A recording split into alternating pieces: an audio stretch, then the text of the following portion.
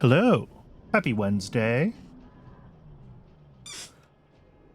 Where are we at? My brain was turning to mush at the end of yesterday's stream, so I'm gonna have to try to remember what we're doing. Dog food flora decay I took care of, right? I can find that. Yes. Yes, we did. So that's done.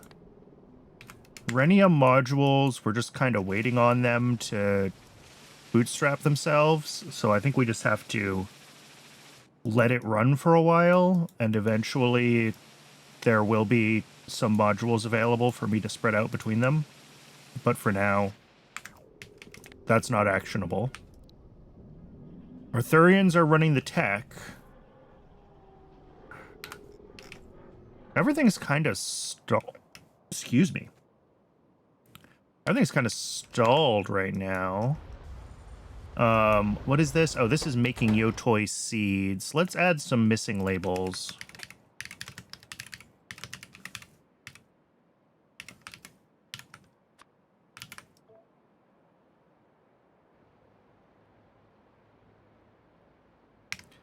Hey, Kobo Bear. What is this? This is Fanyot food. This is Fanyots.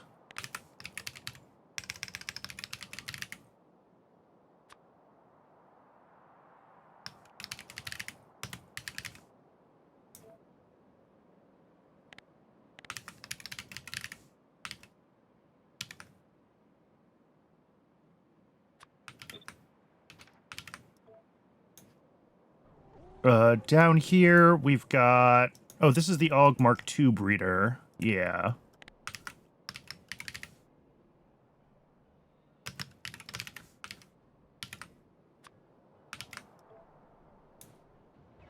Over here, we've got quality Og food.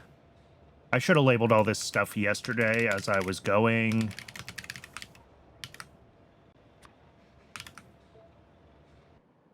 And then over here, we've got Renias.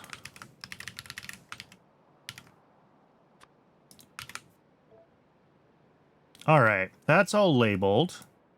What is this? Oh, that's just one of my saline mines. That doesn't need a label. Ditto up here, right? It's just a saline mine? Yeah. Okay. So I think... As far as the known bottlenecks in the base, the big one is still lard, and that's blocked on waiting for Renias to start up. Oh.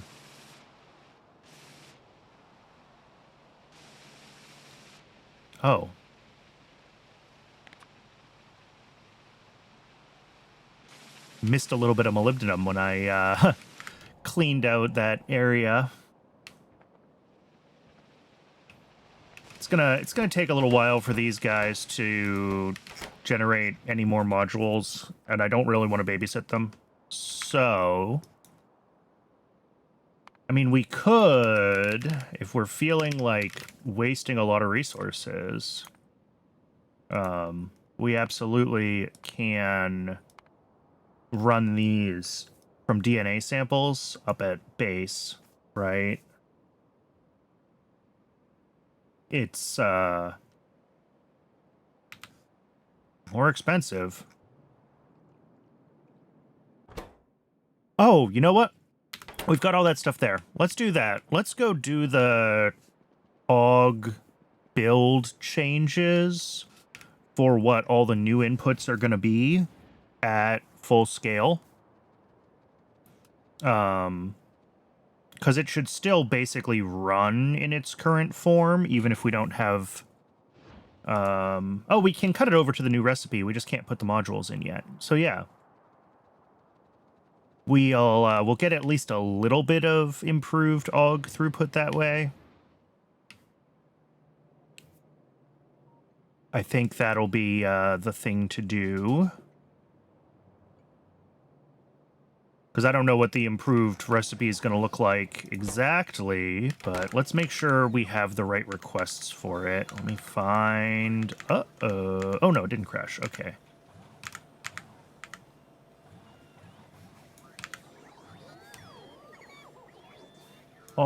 AUG.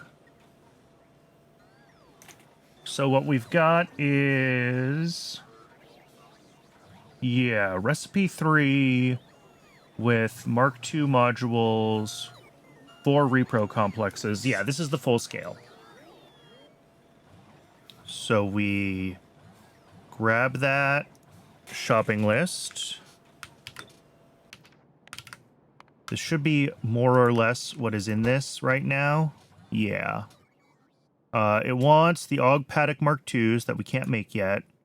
It wants a bunch of AUG Mark IIs as modules. We can't make those. It wants a bunch more sap trees, which we have some. 100, 200. Actually, there's like 300 of them down there. So we might have enough sap trees, actually, to fully set that up, fully module it.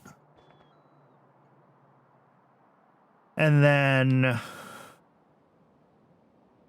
since we're using AUG Mark 1s as modules, not AUG Mark 2s, those are going to be in the... we'll grab them from the existing AUG build, right? There's AUGs that are being output just very slowly.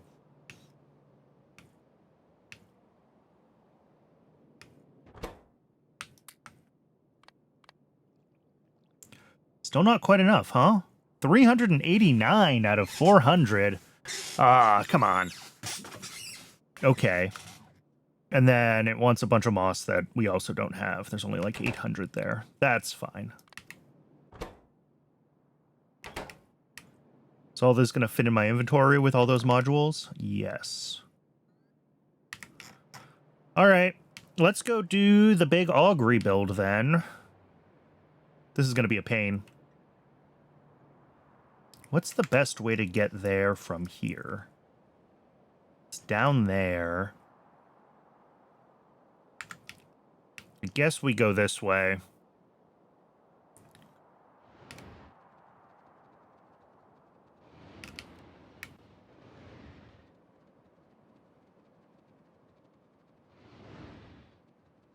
It's a little bit out of the way, but it's less out of the way than the other options, I think.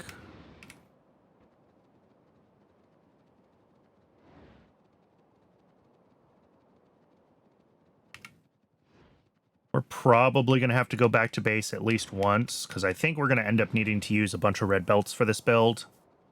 Unless I redo it in, like, chunks, which is also an option.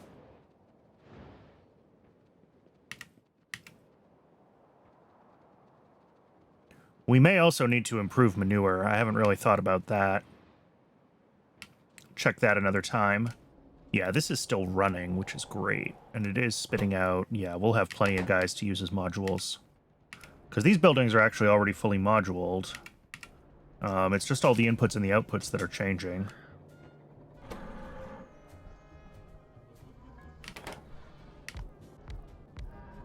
Alright. All of those upgrade. So we're going to need just like 8 AUG modules. It's really not that many. We'll need a bunch more when we upgrade these buildings, but... Alright, and this is now going to use recipe 3, which is going to be missing a ton of inputs now.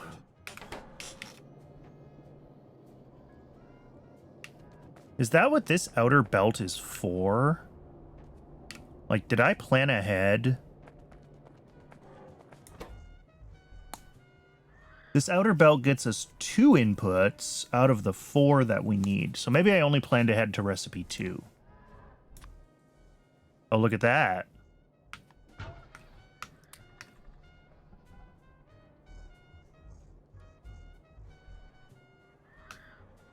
It does appear to be that I only planned ahead to recipe 2. But on recipe 3, yeah, we're going to need one more, like, set of belts. And I think we can make that happen without too much hassle. And then for these guys, recipe 3.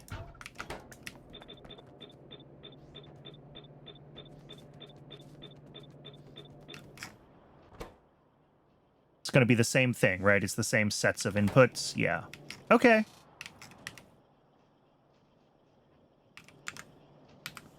That is fine.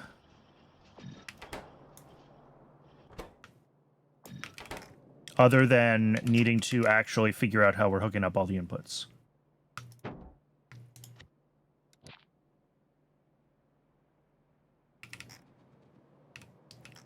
What is this currently requesting? This currently requests moss. We're not going to be requesting moss anymore. We're going to make it on site because we make too much moss. Or we need too much moss. We are going to set up a requester. I'm going to start here. We'll, I want to be able to take this one apart, basically, and not worry about, yeah, it's already got moss on the way. Oh, and the other thing I need to think about is how much space, like, we need on each belt. Because we need 12 water barrels a second, and that's... If we stack them, that'll fit on a yellow belt.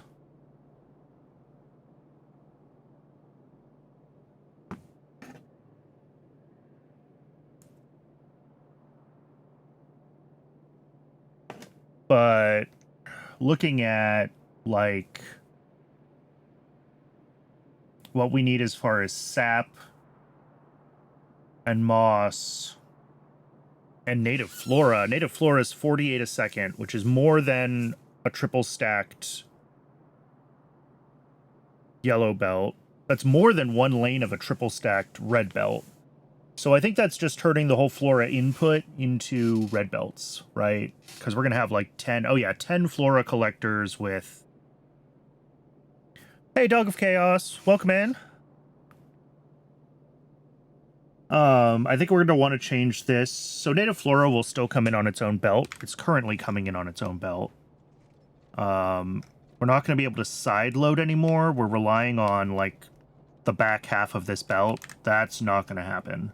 We're going to have a double-sided red belt that's stacked to get enough flora into this.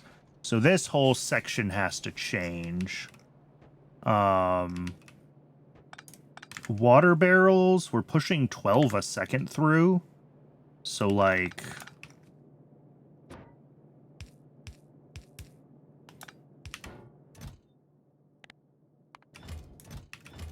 I'm not sure how I want to do this in a way that... Oh, actually, let's do that. That way we have a shared buffer.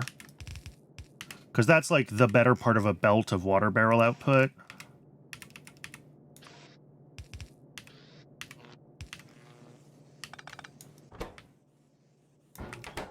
That should do the job there. But yeah, this whole top belt section is going to have to change so that we can use it for... It's going to have to be a double belt for the flora, which means we can't be putting any other outputs or inputs on it.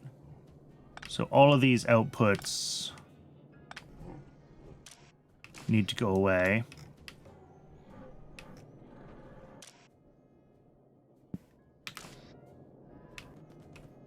It looks like right now we're using this belt just for the og pups.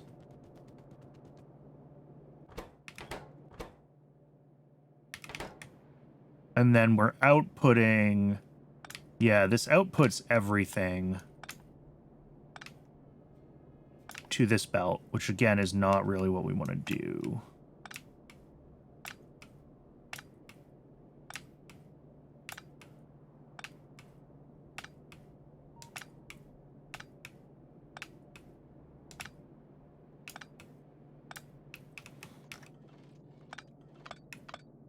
All right, so if this sushi belt is going to be just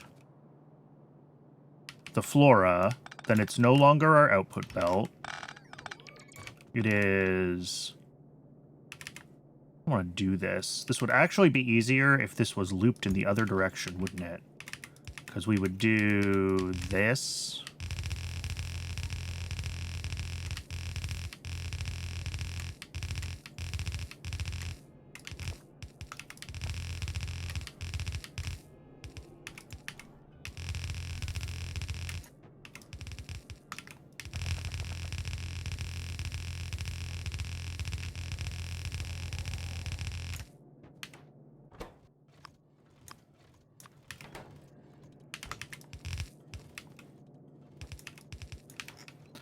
There we go. And that gets us our full 2-lane sushi belt. Except these are no longer the right miners. We're going to use the Mark IIs.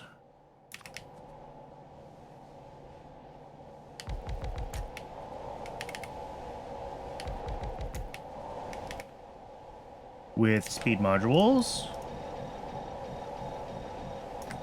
And that is a lot of native flora, but it is what it is.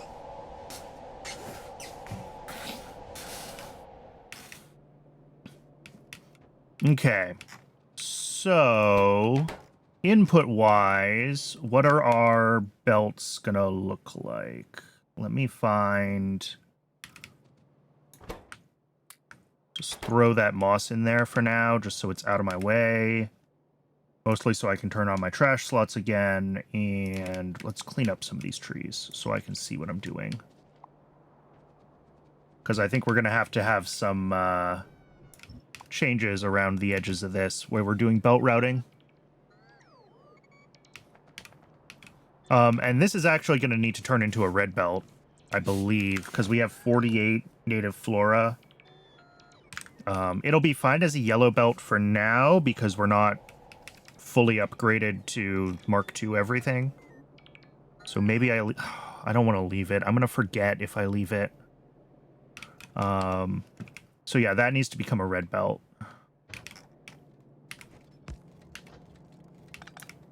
Which means, like, this as well.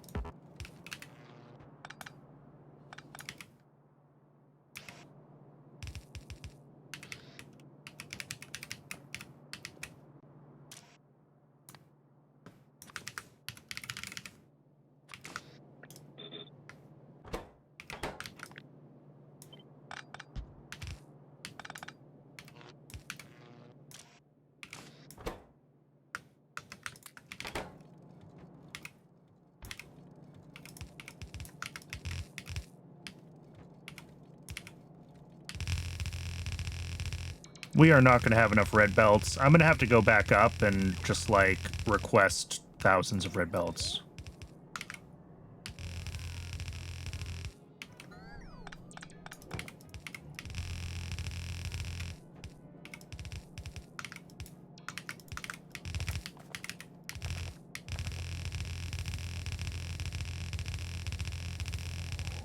Yep, we're out.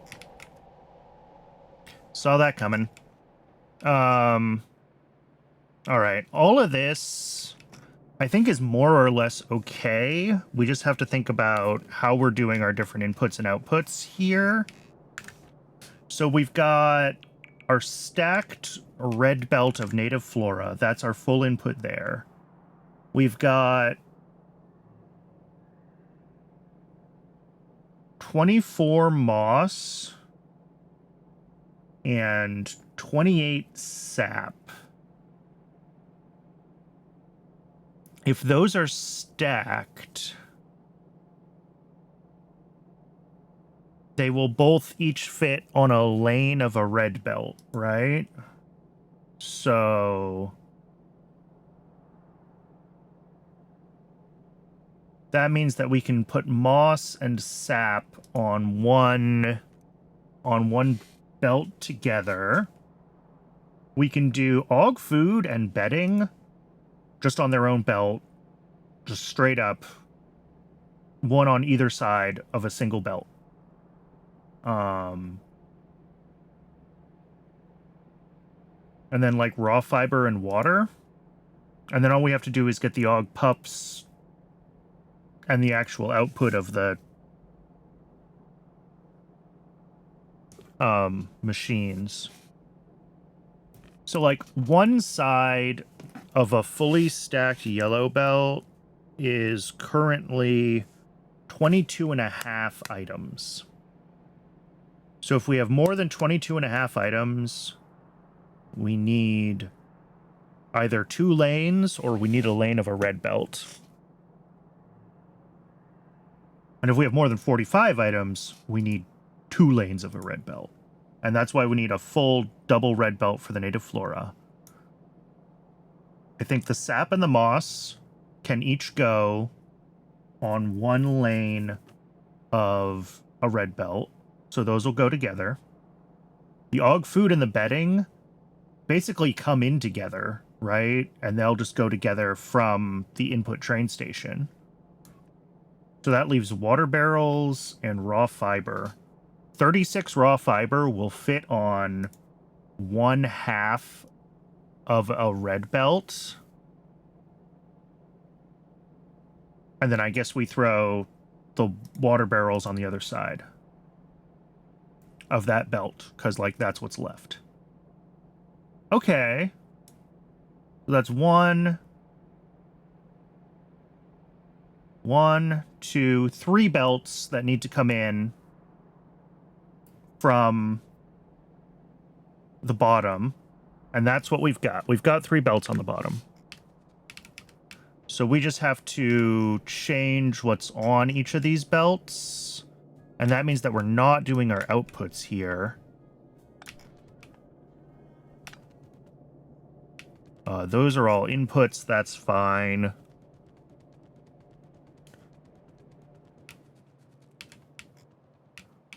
Yeah, so this is going to bring in og food. It's going to bring in bedding.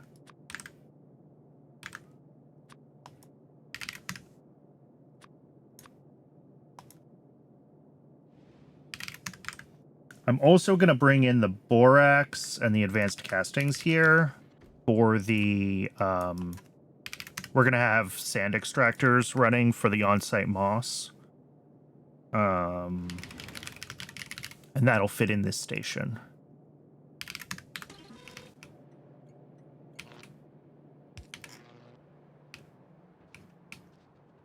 We're never going to use these, are we? That one we're actively using. Don't erase the ore patch that our ore mine is actually on, Brandon. That would be bad. So this is going to get replaced with a high throughput station because that needs to spit out half a red belt of raw fiber. Like 36 items a second. Sorry, half a stacked red belt of raw fiber. So that's fine. Let me grab you.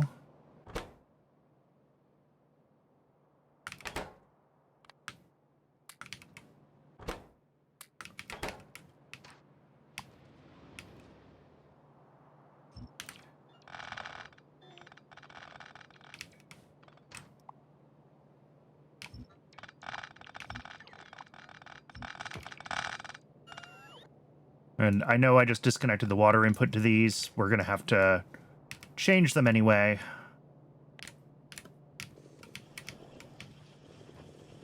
Oh, God. Stop.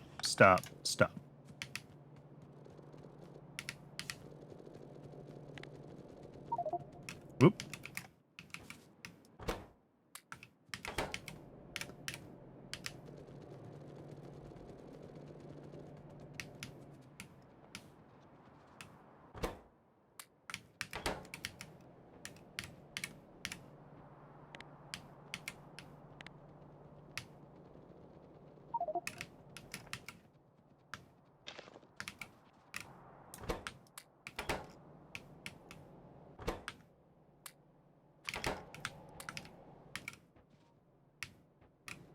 That is a lot of water barrels that we're going to have to deal with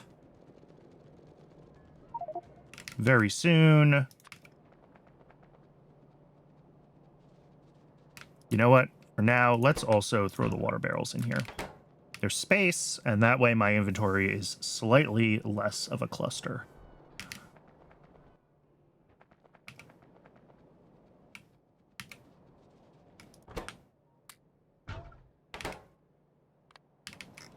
So, input belts. We have 3 of them.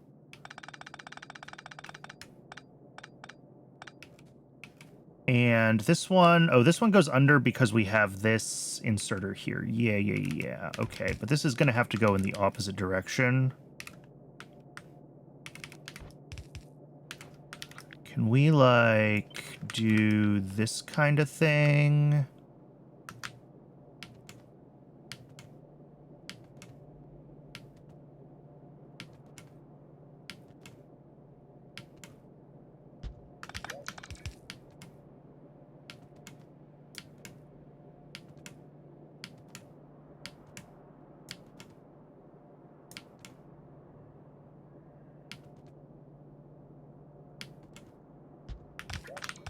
Oh, interesting.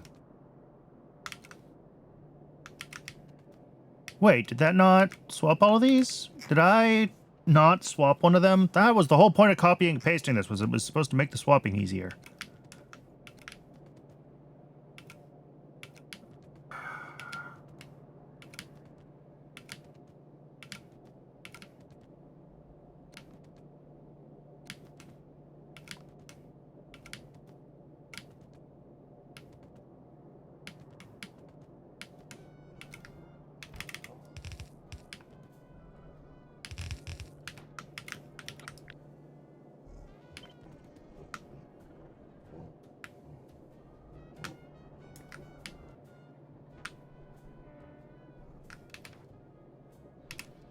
Okay, there we go. So, one belt is going to be bedding and og food, and it's like 7.2 on each side, so it's basically just 2 half belts.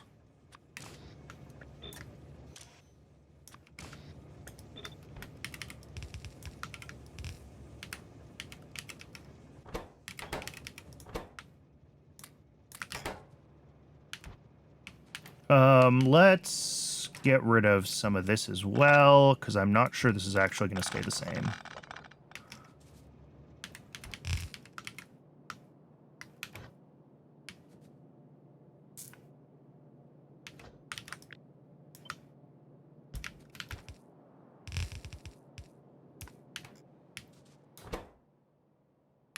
All right, bedding and og food.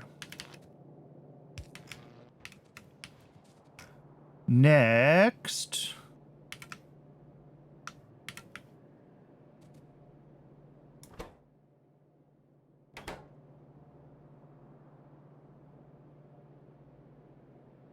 what next? We're going to have one that's raw fiber and the water barrels. So let's get the requester in for the raw fiber.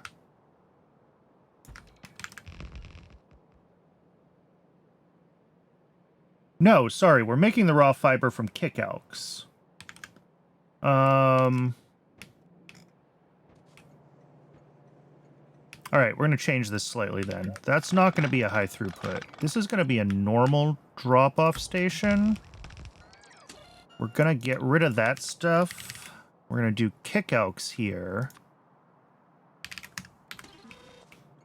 We're going to take these out.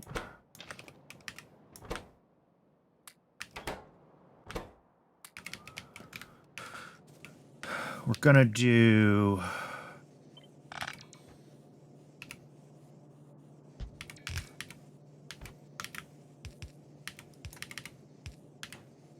that.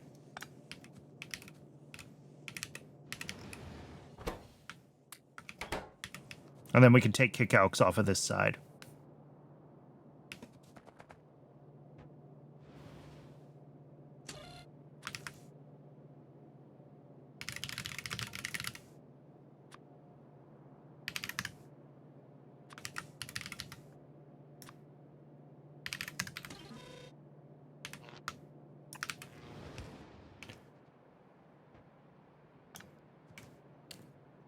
I think that's going to work for our train setup.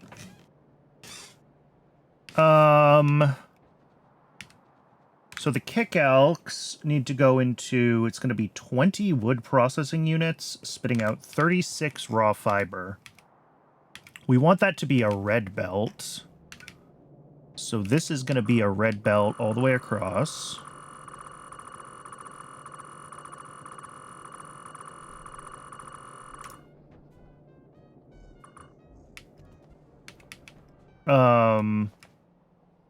It is entirely possible that... I think as a yellow belt, this is going to be fine.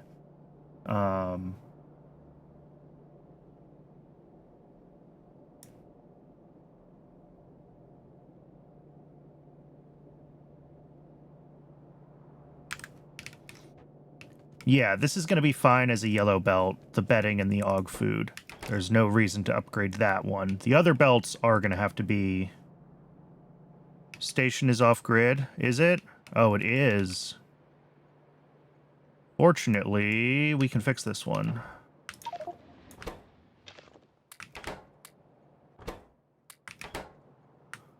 Can I get this out? Yeah.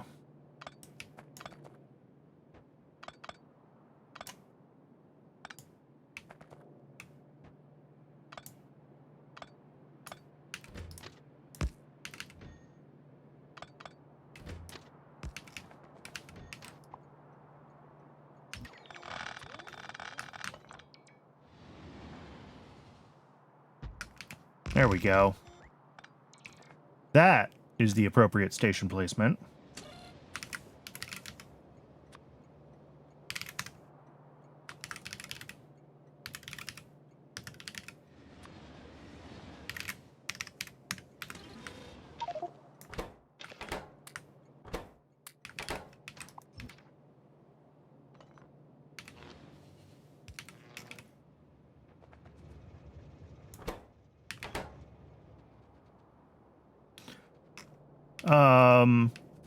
So yeah, this...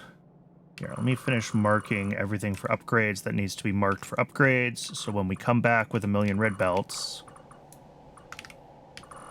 the bots will know what to do.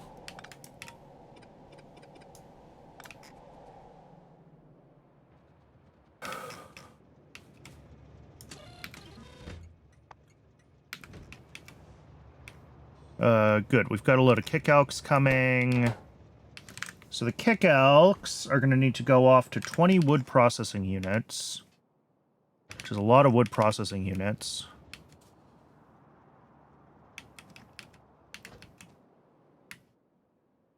We're gonna have like 2 barreling machines here.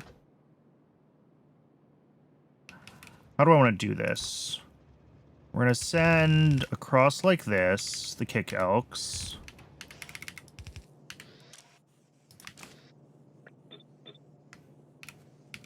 Pole in front of Flora Miner. Oh, is it like in the wrong spot?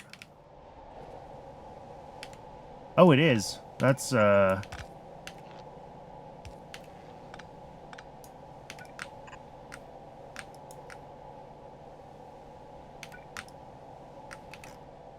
yeah, I must have offset these by like 1 from where they were previously. Because the poles are in the same place they were. Do I just move all these over by like 2 instead of moving the pole? I think I do.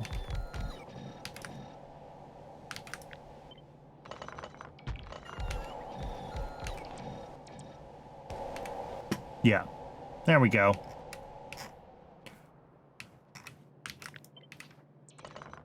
So the kick-outs are going to come out here. And they're going to feed a bunch of saws.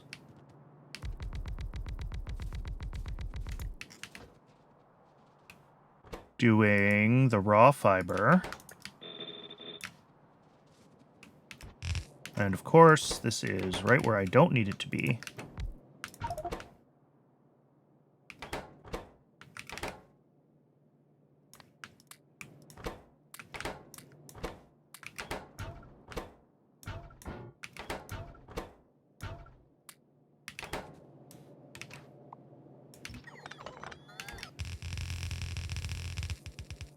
Each of these wants just 0.2 kick-outs.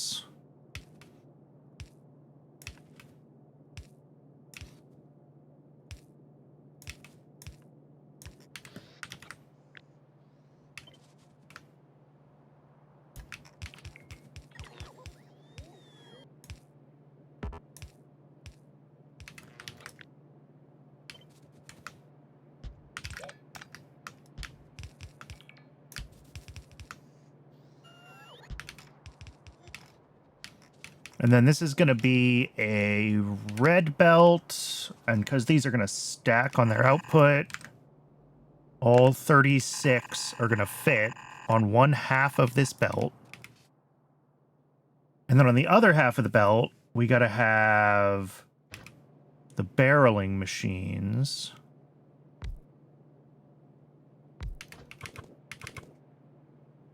Which...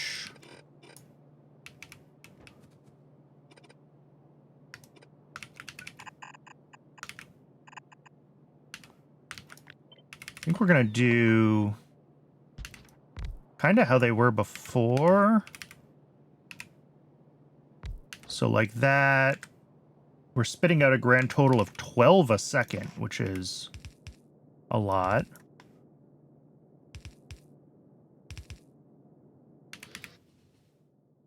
And let's grab a warehouse isn't big enough. Deposit.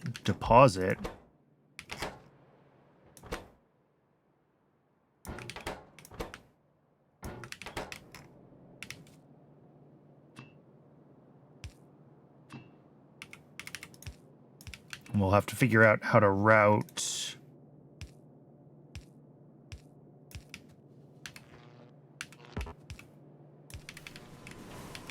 all of that in. We also need speed modules in these. The kick elk raw fiber, is also all speed modules. All right.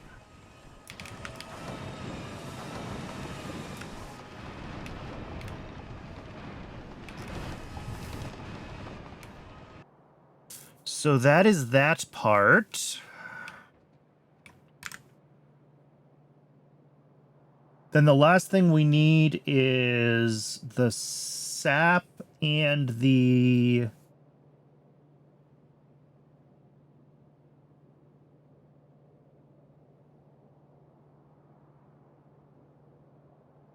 the sap and the moss.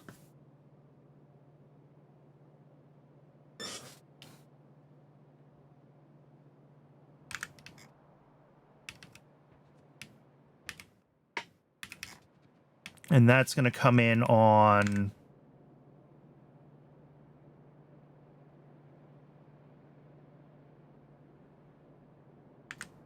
this last belt, which is also going to have to be a red belt.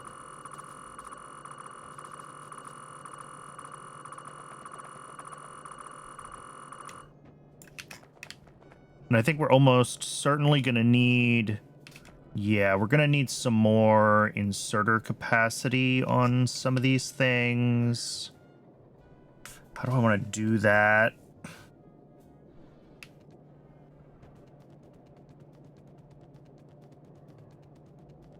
Kind of built myself into a corner here. All of this... I'm going to pull this belt out for now. Which I don't love doing, but what it's going to let us do is figure out how much inserter capacity we need to pull off of these two stacked red belts.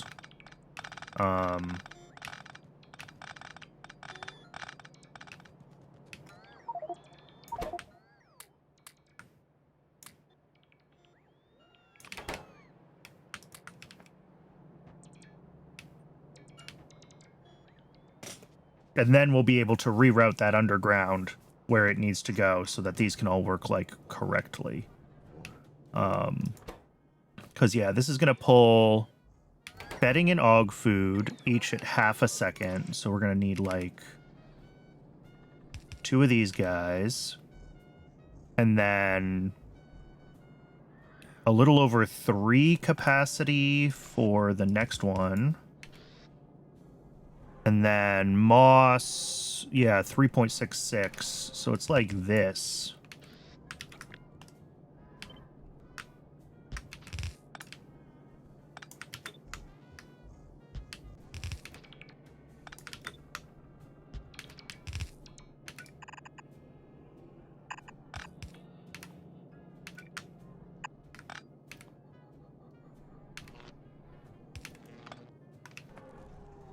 Okay. And that tells us where we're going to run the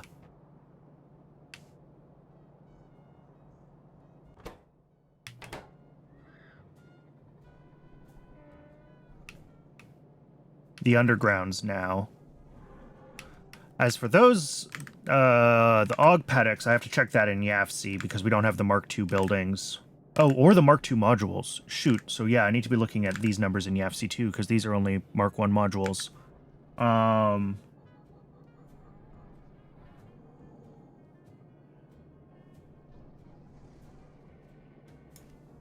So yeah, raw fiber is...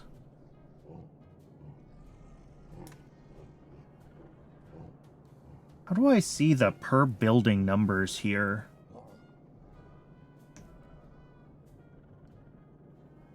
I can see the inserters per building. And maybe that's what we should do, is just use the inserter per building numbers for each of these. All right, let's switch our inserter. We're just going to have to switch it to a couple of different...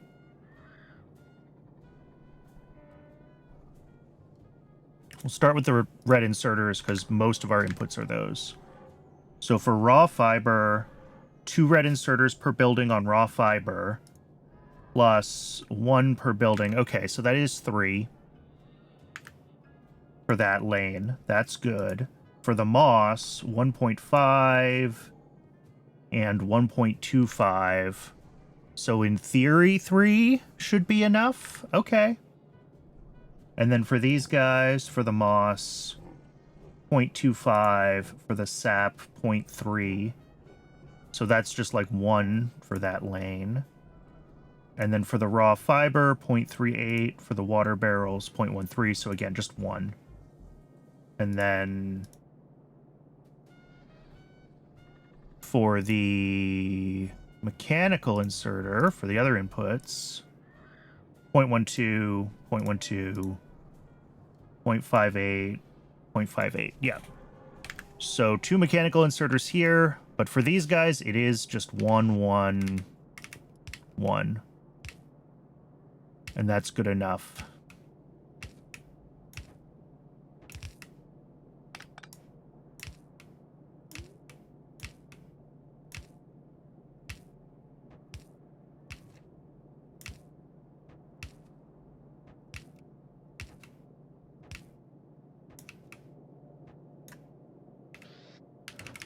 All right, so this part I didn't really have to change.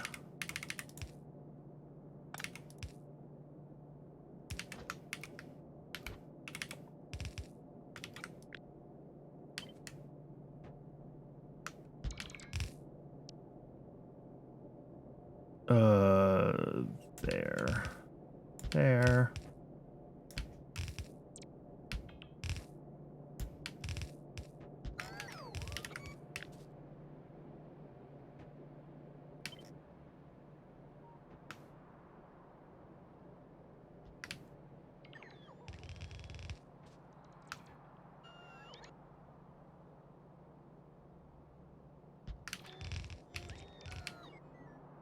Then at this end, it does change.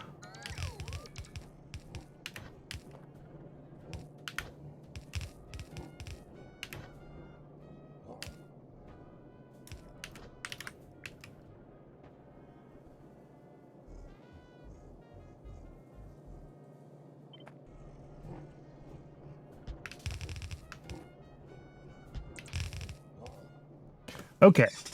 So that should be all of our input belts correct.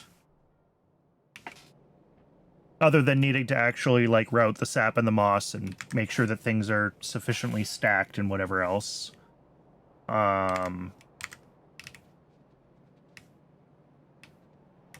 other thing is we're going to have to still figure out how I want to move the inputs and the outputs out of these guys. And I'm wondering if that means, like, changing the sushi belt here.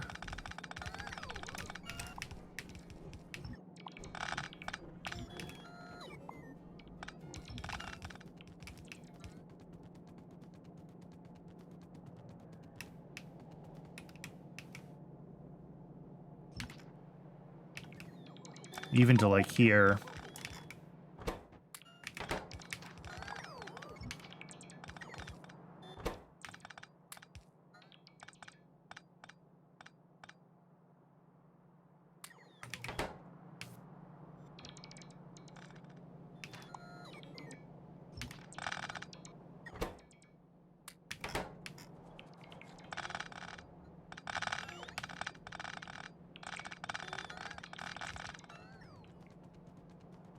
So if we do that, we can take our outputs of all of these guys up top here.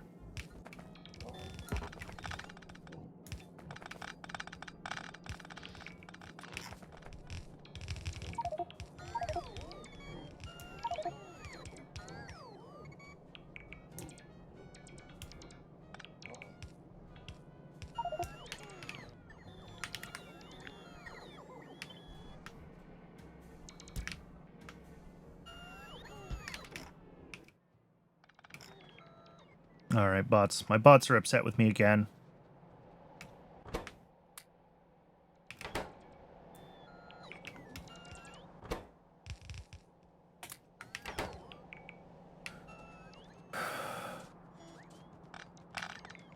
But we do something like this, and this is going to have both the Og pups and the empty water barrels on it. So we got to remember that. But that's fine. Because we'll, like, split it here. We'll say to the right, we just want the pups. How many Og pups are we making at a time? Oh, 14.4. Okay. So we do have to do that. Oh, wait, but plus 14.4 plus 6 a second. That is 20 items a second? Fine. It'll be a red belt. I just don't care anymore. It's all red belts. All red belts all the time. I'm gonna red splitter here. And then we'll bring the pups down here and across.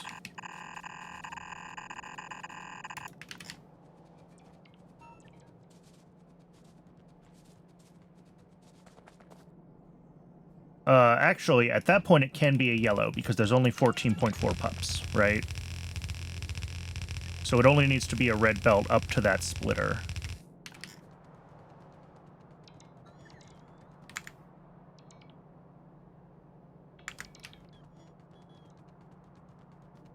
These guys will have an input, and then they're also going to have an output. And we'll do something like that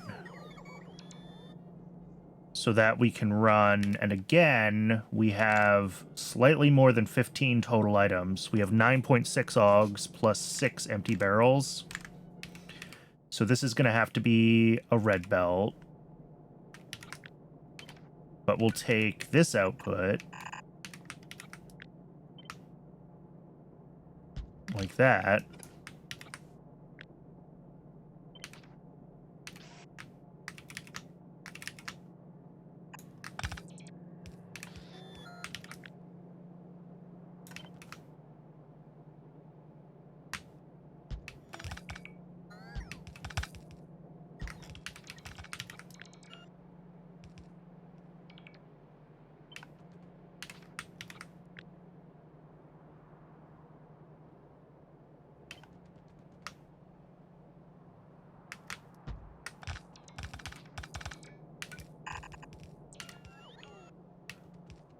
And then again, after half of them, we need to do some lanes, shuffling shenanigans. So that'll be 10 and 10. And let's make sure this lines up the way we expect it to.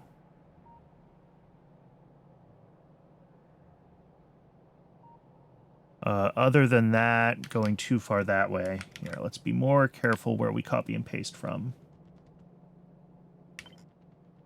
Bare minimum.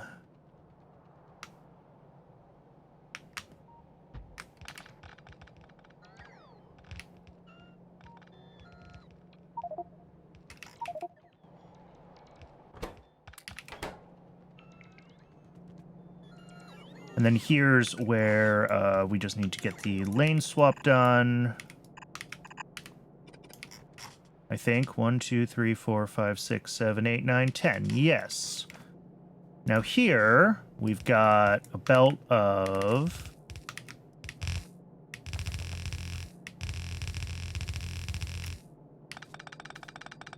you know what? That's a good reason to do this one higher, isn't it? So this is just going to be empty barrels, this belt.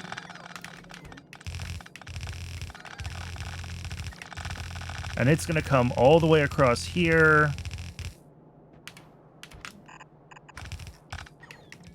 And it's going to have to merge with this belt.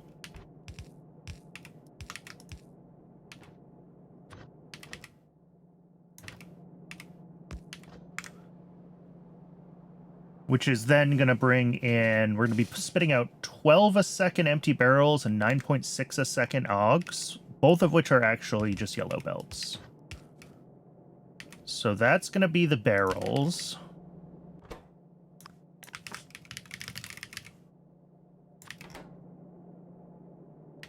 And then this is going to be the OGs. And that's our OG out.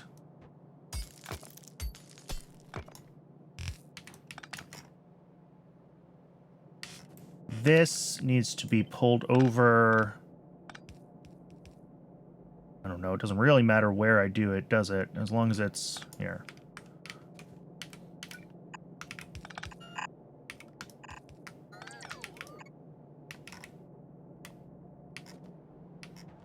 And then, oh, we need to bring back the actual loop of our sushi belt here. Yes. Okay.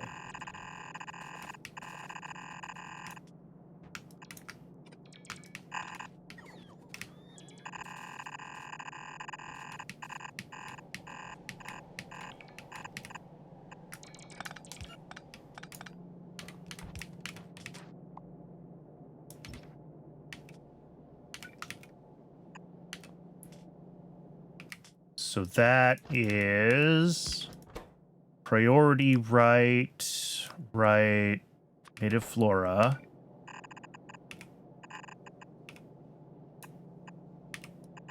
And then here is decay out. And we also need to account for any decay out from all of these machines. And that's going to end up on this belt here. So that's here.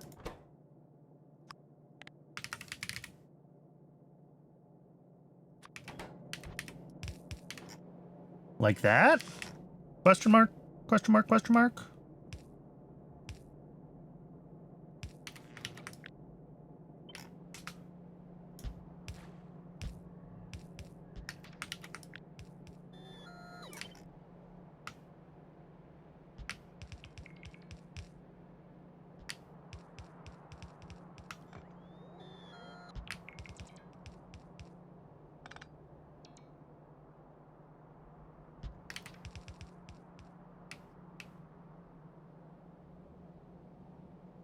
Okay, I think we've pretty much got this at this point.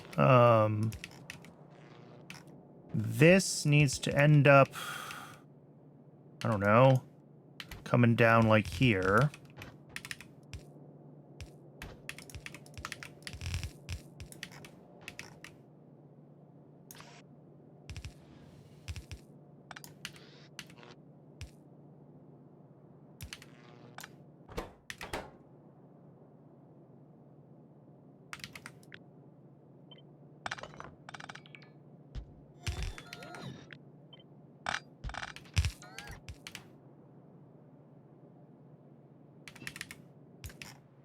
How much water does this actually pull? 600 a second. Okay.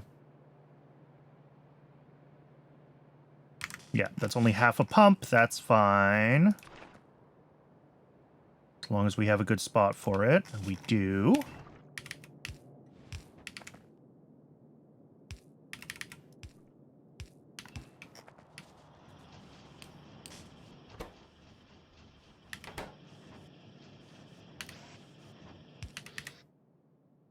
And just to get everything running in the loop here, we've got a bunch of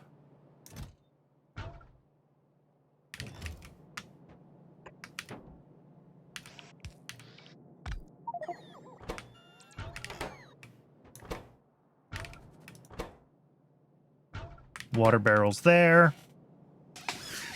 And let's even turn this output off for now. So we'll just pull the ones that are buffered. That should be fine. Bunch of flora that we're just going to let decay because I don't care. So what is left? I think all that's left is doing the moss and the sap and getting that last belt hooked up. And then going back to the mall to get all of the belts that we need, because there's a lot of red belts that we need that we don't have. We'll do that when we're back from the ad break, though. It has been an hour already. I'm going to get a little bit of water during the break. I recommend you do the same. Take care of yourselves as human beings. And when we're back, we'll get the moss and the sap plumbed in, and this should be able to turn back on. I will see everybody shortly.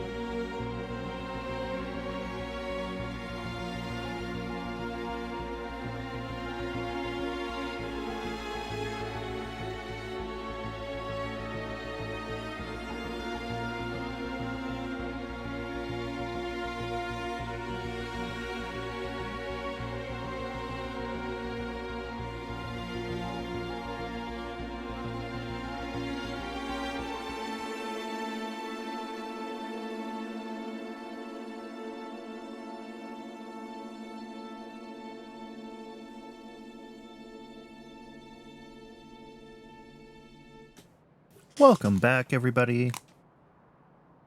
Okay, we've got moss and sap trees to do. A total of 28 sap a second. Each of the moss and the sap trees, like, individually fits on a stacked yellow belt, and then they have to merge together onto a red belt, I think is how this is going to work.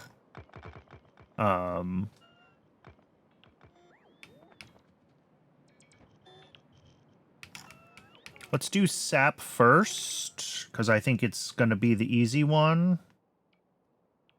I say easy. I mean, we just have 100 of these things, right? So, where are we going to route this last belt? That's also a question. What did we... Oh, I did not mean to try to deconstruct this. Okay.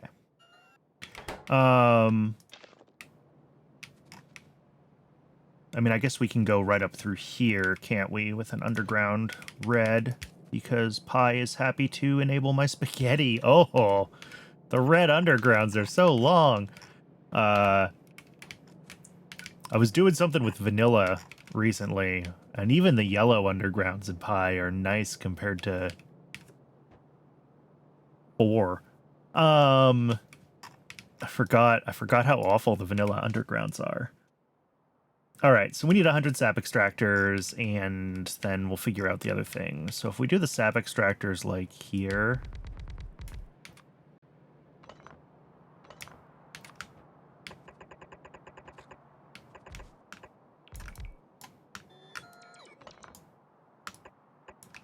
Is that 25? It's 24, and one that should go there, except I somehow screwed up my alignment. All right, and then we are actually going to move this.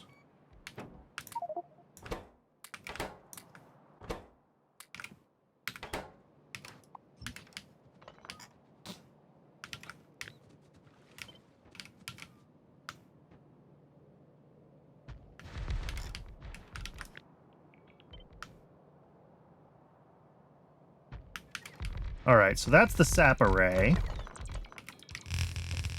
And these are just going to come right out, basically, to one side of this red belt.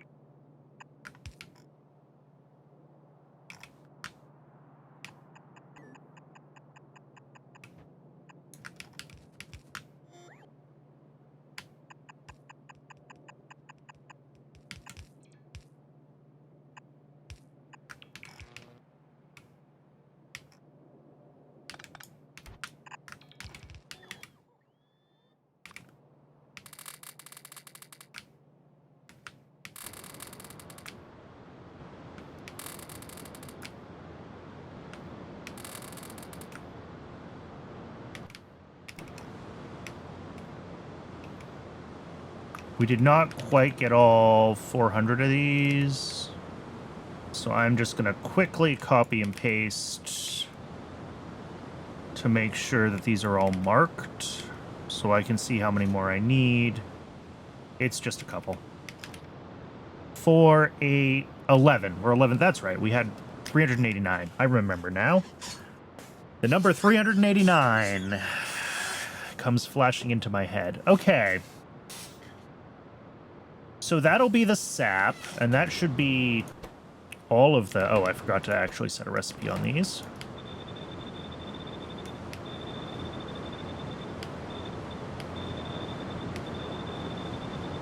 There we go.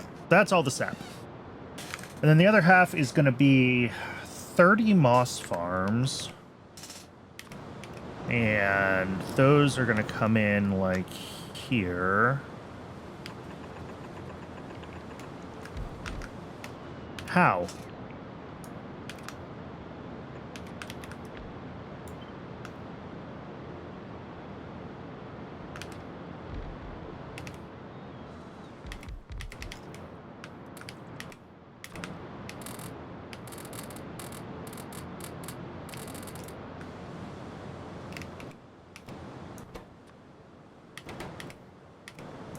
And we're doing Moss 3.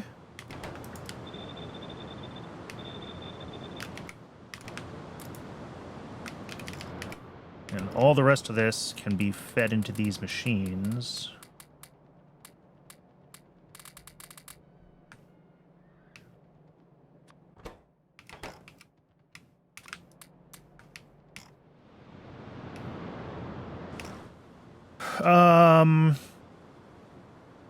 Oh, I already did this wrong. This needs to be stacked, which means I need a little bit more room between these. So it's gonna have to be like that. Because we need a stacked output. I guess I could. It's 24 moss a second. If I want to save on stack inserters, we can do normal inserters out here.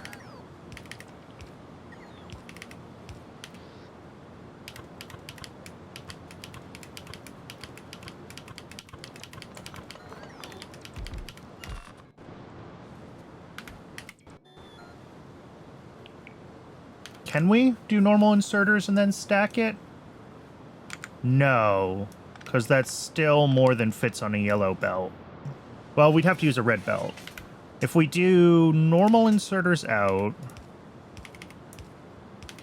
with a red belt,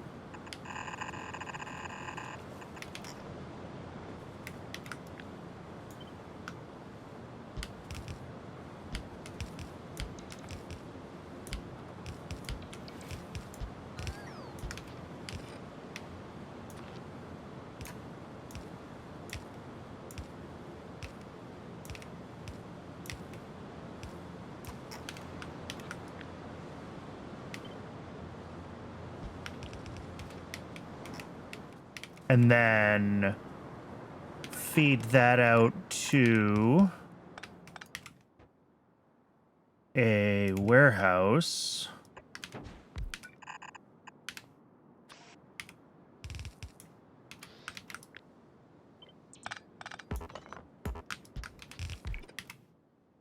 With stack inserters here.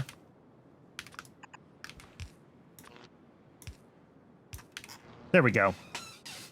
And then we can stack the moss in one place, and we only have to have 6 stack inserters instead of however many. Instead of 30.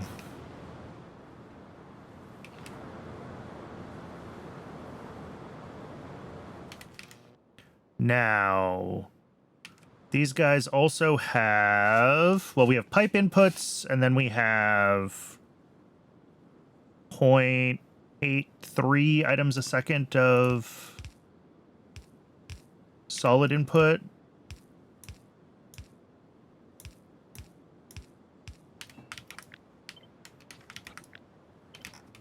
And then the solid input like that. We're using a grand total of 25 a second, of course, because the stone is more than, well, yeah, 20 a second. Oh, no, but if it's stacked, it's fine. If it's stacked, it's still on a yellow belt, so we're good.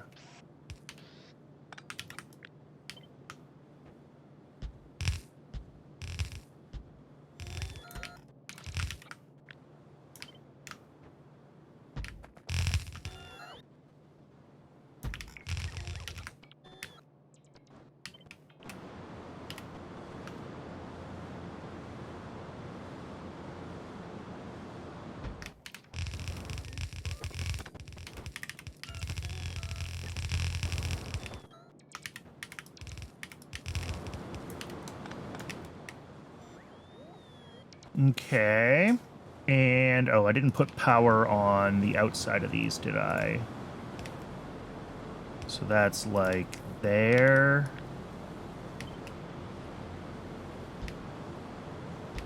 Out of power poles, as well as red undergrounds. Or red, not undergrounds, overgrounds. Overgrounds? Pipes, Brennan. Pipes is the word you're looking for.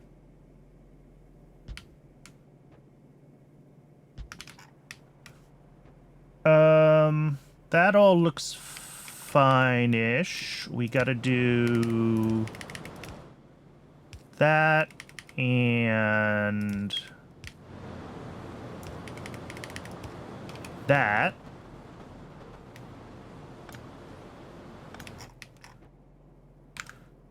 So now we need to bring in fluid. Oh, shoot, we have fluids. All right. Let's...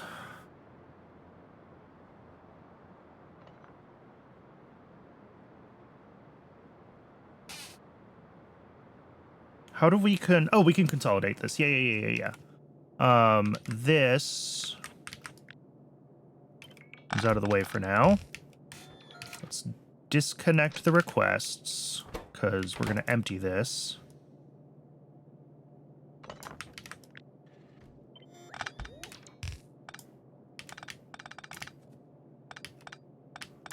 If I make this a deposit, then I think we can fit all of these things in here, along with this stuff. And then we just have to get all of our, like...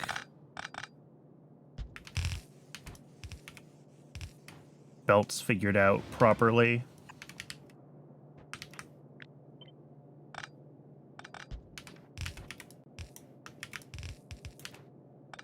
Throw that through there. And then we're gonna have, like, here... borax and advanced castings. Something like that. And then this station gets turned into our fluid input.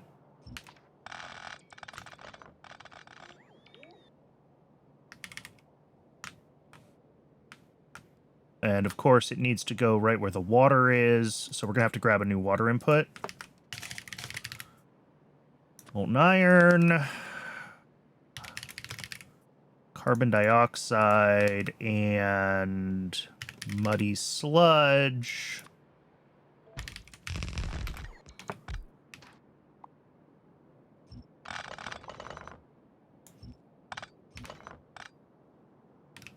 Actually, haha, we can get our puddle back.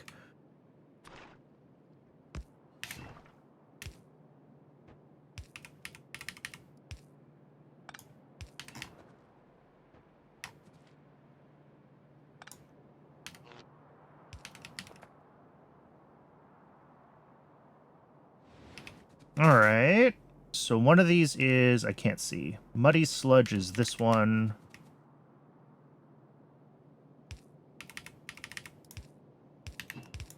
Close enough.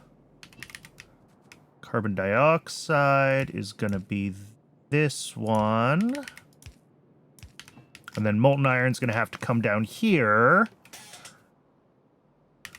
We're getting there. We're so close.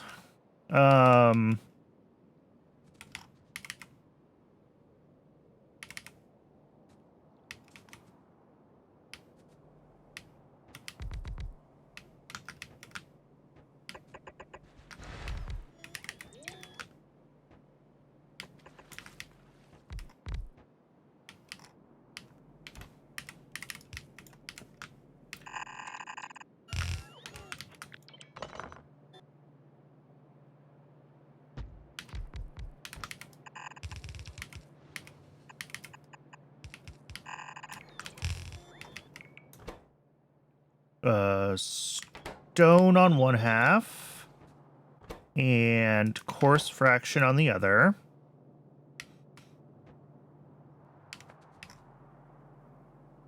All of these are going to need power somehow.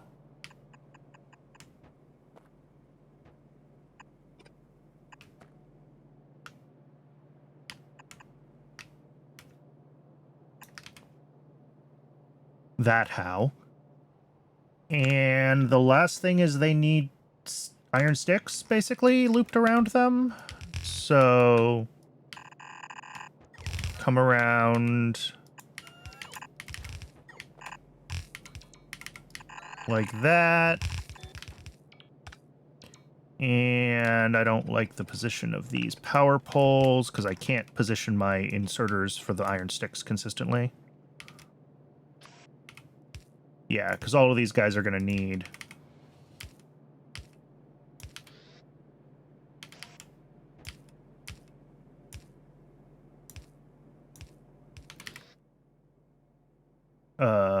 prod modules.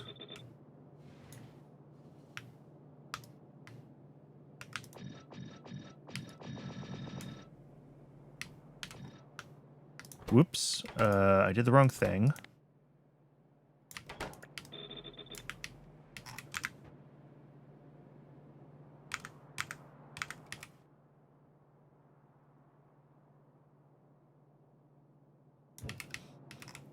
And then at this end, we're going to have the casting machine making iron sticks. That also gets a couple prod modules. I have the right number of prod modules. That's a good sign. Well, take that out one further. Did I forget hot air in our requests? I did.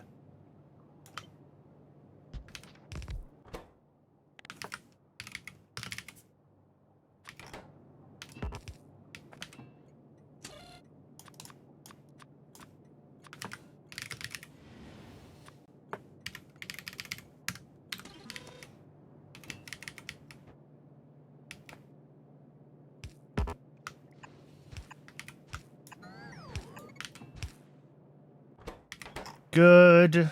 And then we've just got this belt of casting materials that has to be zigzagged down.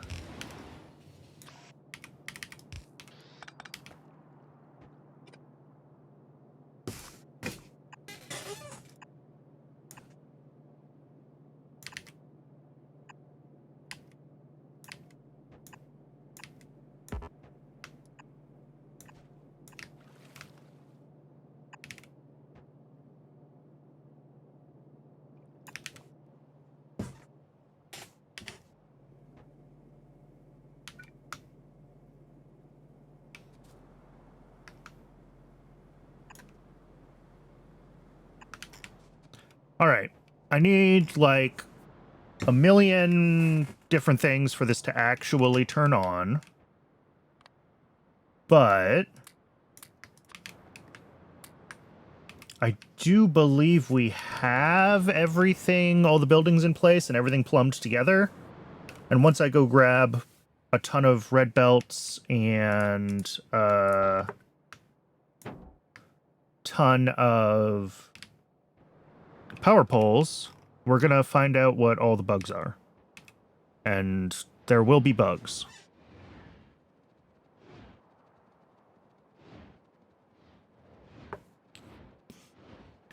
There's always a belt backwards or a missing inserter.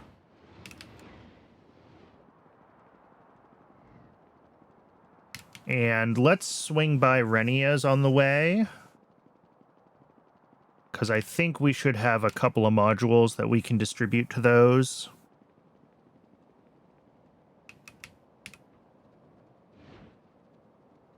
It's not really on the way, but it's not super out of the way either.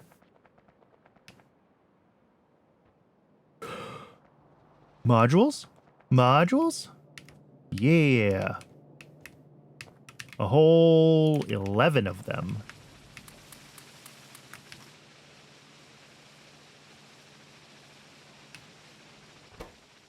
Six, five, six, six, six. Okay. Sure. We got one more somewhere? No. I mean, we could. There we go.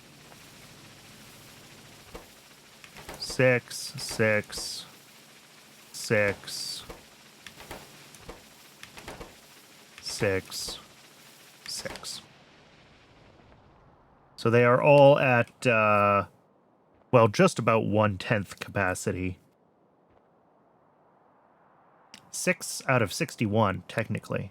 But that's real close to 1/10.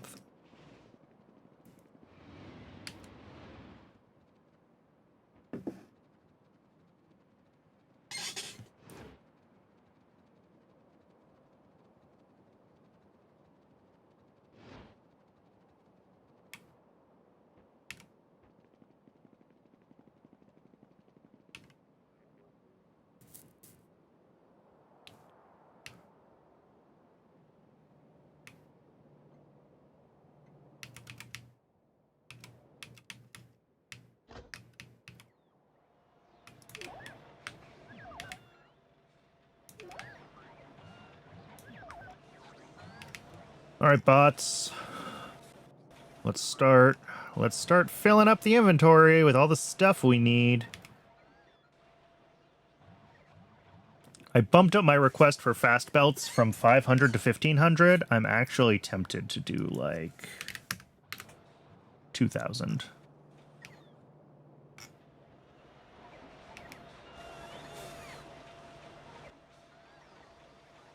Just because I know we have heaps and heaps of red belts that we know that we need over at that build. Let's do some extra medium power poles. Do an extra stack of those. Those are the only two things we ran out of, right? We weren't out of inserters yet. We weren't out of pipes. So I think we're going to be good.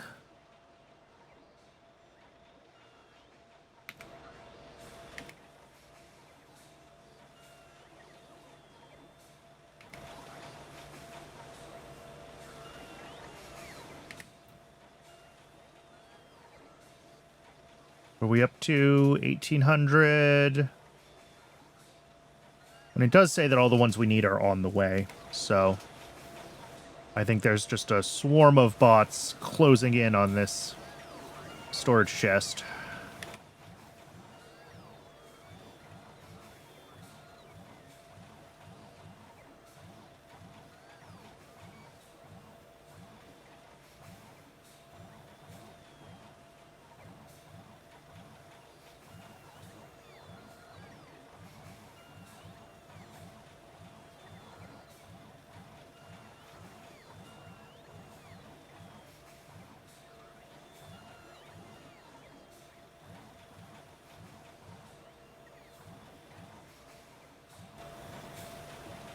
Are we getting those last two? Are we getting those last two? There we go.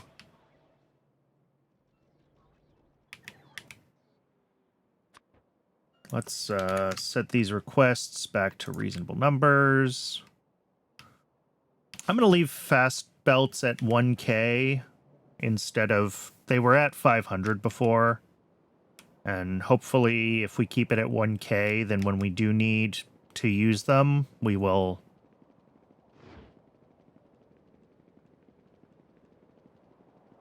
We won't run out of them as often. Because we burn through 500 of them pretty easily when we do builds.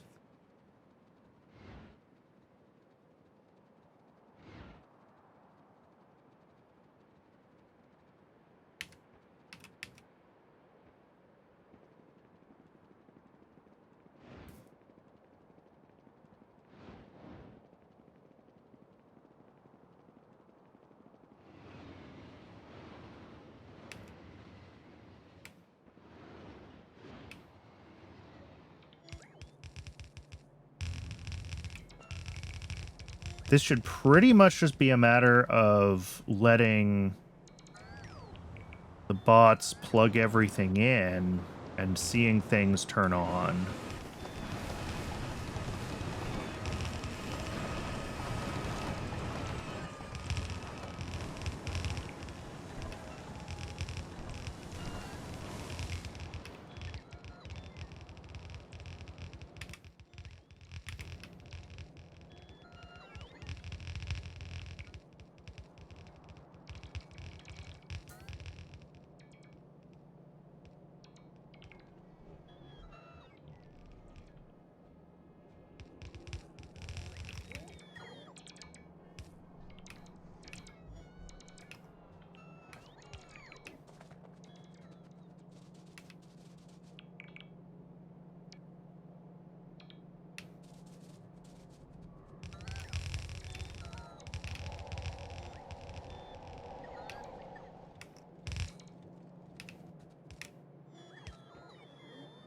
Okay.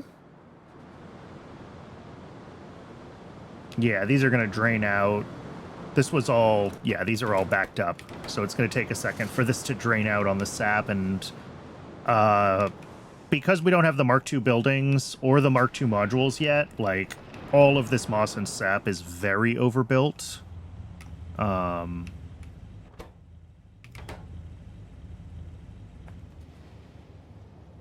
Oh yeah, molten iron's going to be a thing, isn't it?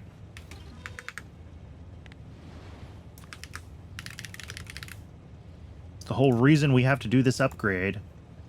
Alright,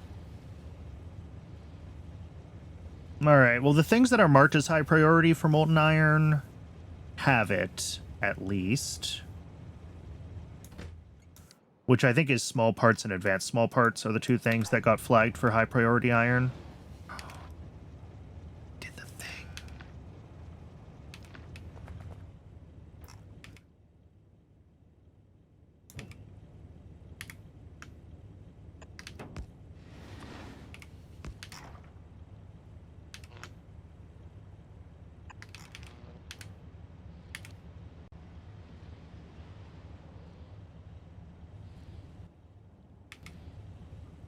It's fine.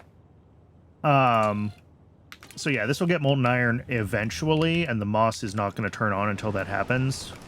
I did drop off moss in most of these, though. So they should all have some moss to get them started. Oh. The way I positioned these undergrounds is just wrong for where I put these inserters.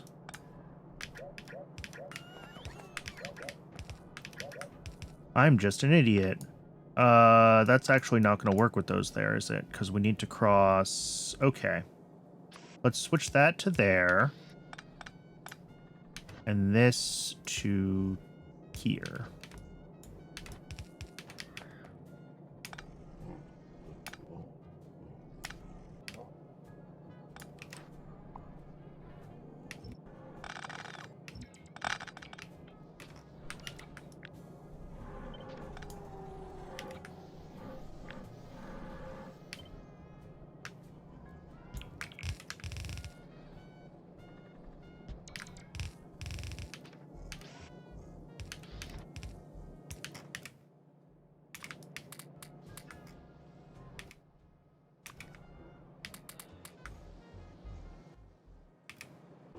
There we go. Making pups. Pups and barrels get output onto that side. Which is more than one red inserter's worth of stuff for each of these. Okay, that's fine. We can fix that.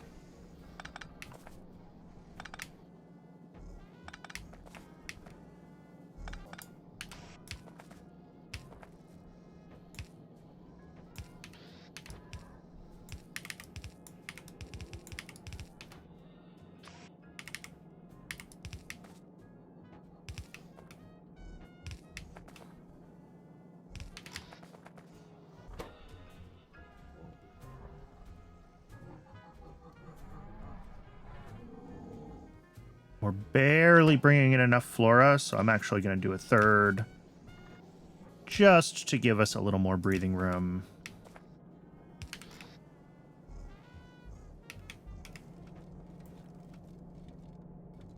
And then again, on each of these belts, we're only going to have 14.4 aug pups and 6 empty barrels, so it's fine to go down to yellow belts at this point.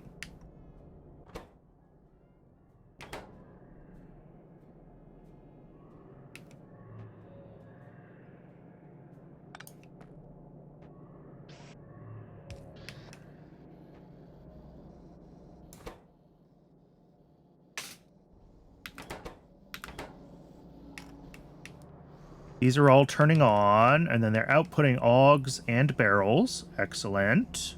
Excellent. Excellent.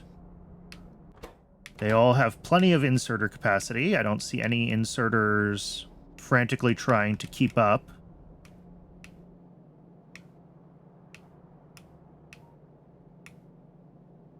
And the ones down here haven't gotten pups yet, it doesn't look like. So give that a little bit longer. Yeah, we've got the pups coming down the belt still. Cool. Oh, these all stopped. These all stopped because... Oh, because they're out of moss. That's fine. The moss hasn't turned on yet. I'm okay with that. I want to see at this end that, like... Well, we probably won't be able to see this until everything kind of turns on to full speed. Which it won't.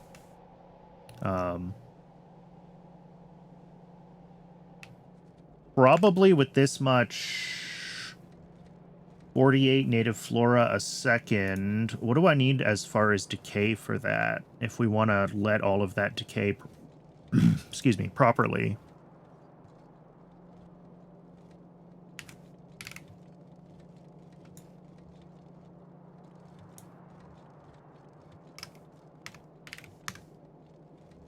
$48 a second is 576,000 slots. Oof. Maybe we don't do that. Maybe what we do is...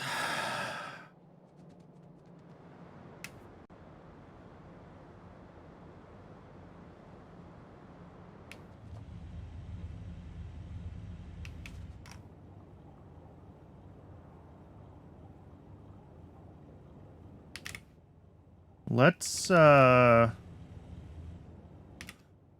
let's do this.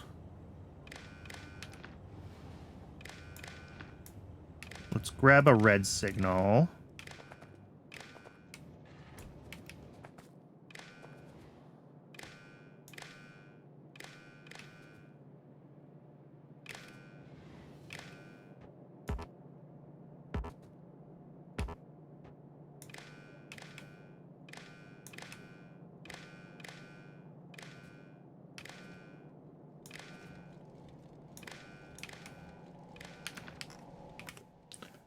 And we'll throw in a decider combinator here.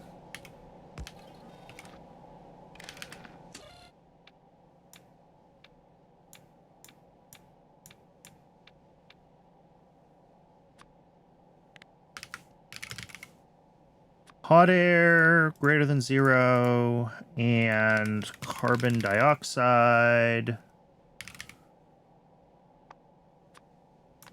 greater than 0 and muddy sludge greater than 0 and og food greater than 0 and bedding greater than 0 and advanced castings greater than 0 and borax greater than 0 and kickalx greater than 0 and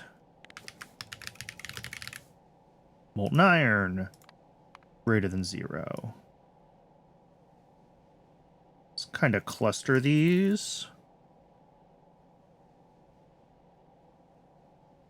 Moss, well, this is all the moss stuff, but the direct moss inputs, the iron processing inputs, and then the og inputs. All right, and if all of those are good, we will export a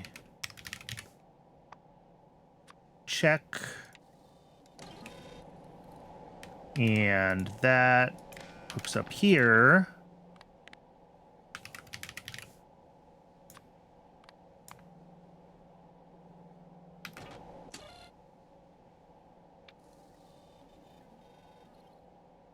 All right. So that'll just turn off the native flora if we don't have all of our other inputs. And actually, the last thing we want to check is that we have space for og outputs. So that'll be like ogs less than 5,000.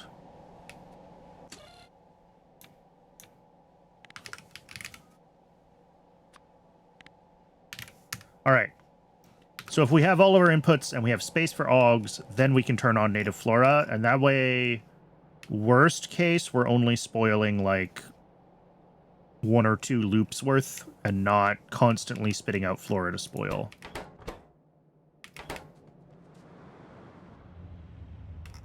I can turn this requester back on and add the borax and advanced castings back to it. I had turned this off when I was shuffling some of the inputs around.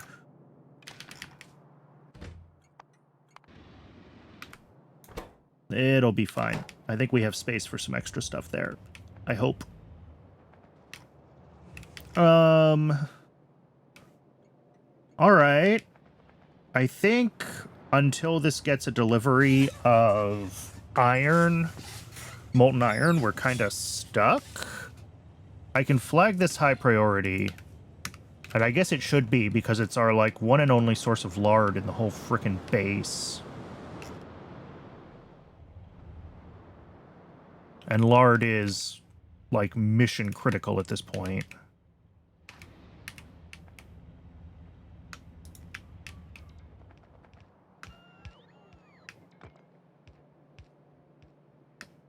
What did we just disconnect here? I don't think we disconnected anything. I think it was just a rock in the way.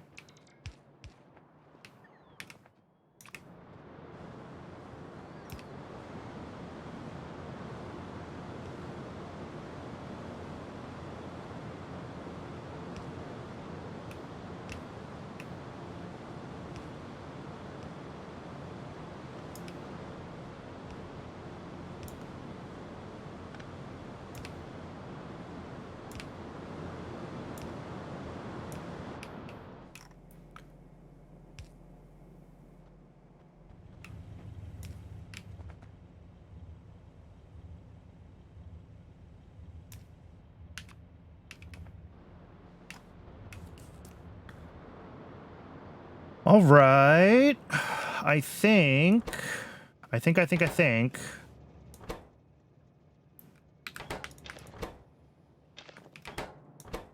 Unless this overfills because I screwed up and I didn't have it connected when I turned on the requests, I think it's going to be good to go.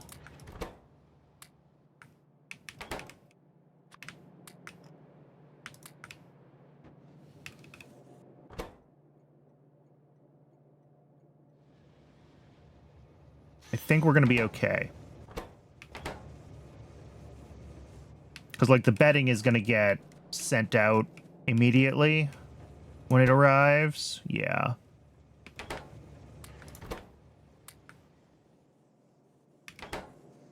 Because we're waiting for bedding. It's not going to do advanced castings yet. So, yeah, the only thing we're waiting for is bedding. That'll fit just fine in this. Okay, we're good. We are good, even though we got quite a few extras of a couple of those.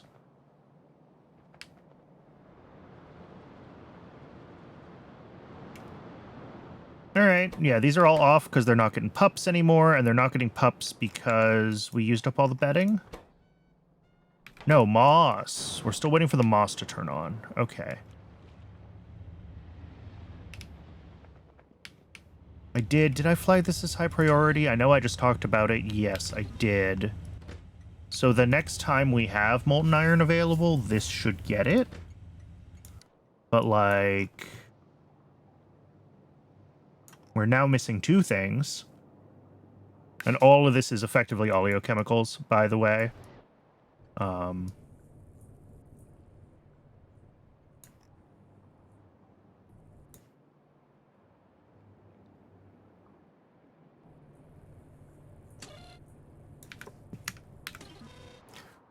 Eventually, I'll have everything marked as high priority, and effectively nothing will be. But my concern is that if we can't close the loop on this, then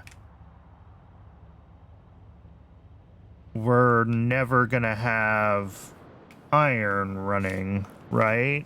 Like, if we don't have enough iron right now to make the lard that we need to make oleochemicals, then we're stuck. Like, I can go hand deliver this lard to oleochemicals before it spoils. And if that's enough to get us iron, then great. But otherwise, we're going to have to change something about augs so they at least temporarily don't rely on iron sticks to run.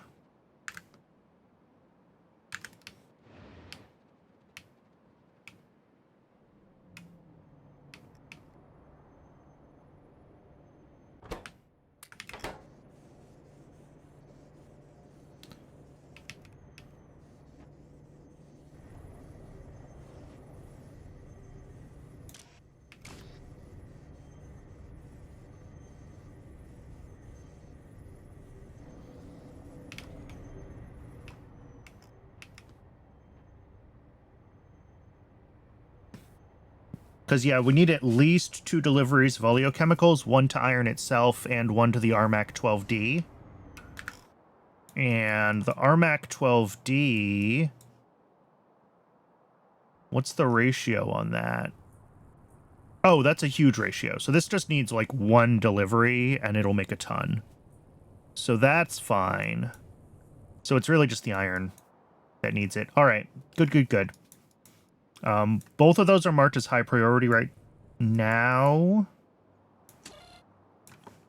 There we go. Did I accidentally mark the solid input as high priority? I did. I don't care there. So either iron will get it first or this one will get it first. Either way, we do need 2 deliveries. We need 1 to iron and 1 to the Armac.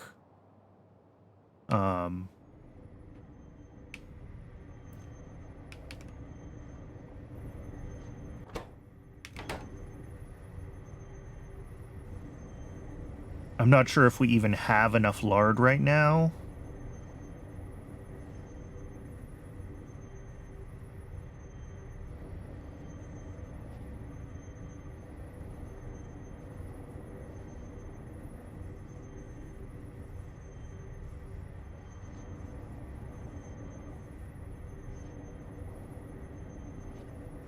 All right, here's what I'm going to do. We don't need the truly astounding amounts of moss until this build is fully scaled up with the tier 2 modules and the tier 2 buildings. And we're still running on tier 1 modules and tier 1 buildings, so it's going to pull like a quarter. So that's only 6 moss a second. Given that it is only 6 moss a second right now, this is what I'm going to do. We're going to get rid of these requests, and we're going to add moss. We're going to bring in from Central Moss, and we're going to hope we have enough, because Central Moss is also dependent on iron. But, like, whatever. We'll do moss.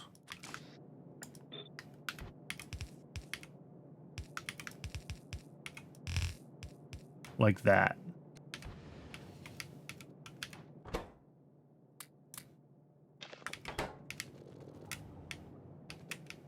I don't know why I just did that.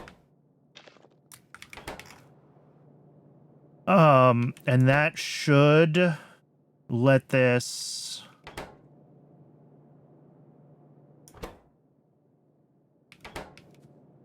start to pull. Hopefully, if it gets a delivery of moss. Yes, it is getting a delivery of moss. Okay, then we're good.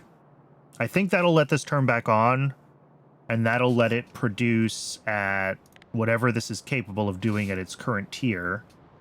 20 of these, 3.2 augs a second.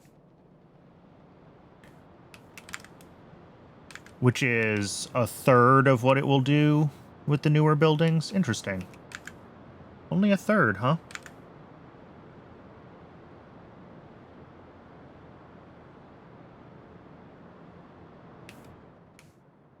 All right. Hopefully that's good enough.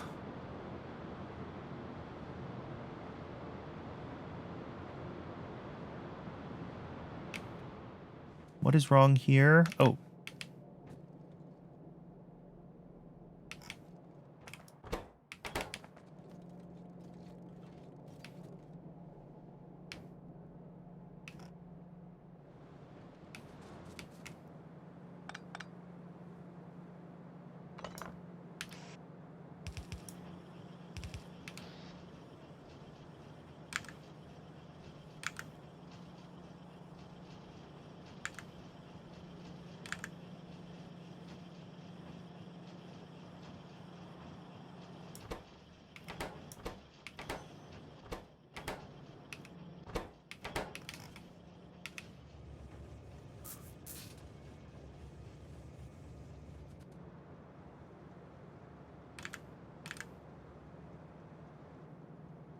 And half a yellow belt here should be enough moss for the scale that this is actually running at. Although if it's a third, it wants 8 a second.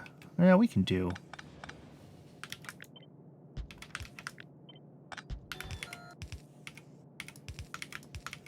We can do that.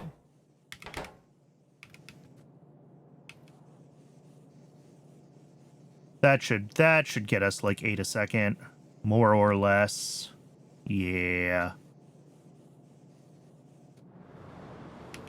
All right, water barrels are hooked back up. Moss is going in. Hopefully that'll keep this running until...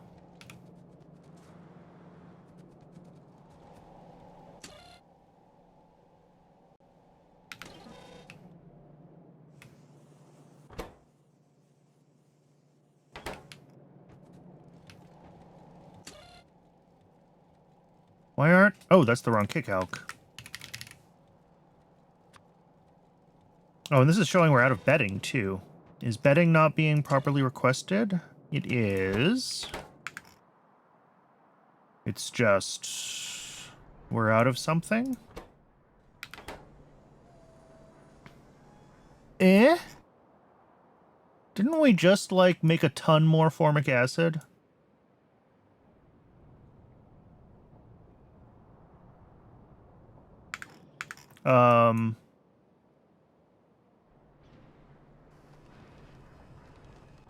Oh, I just literally didn't hook it up when I built this. There's just no formic acid here. I'm...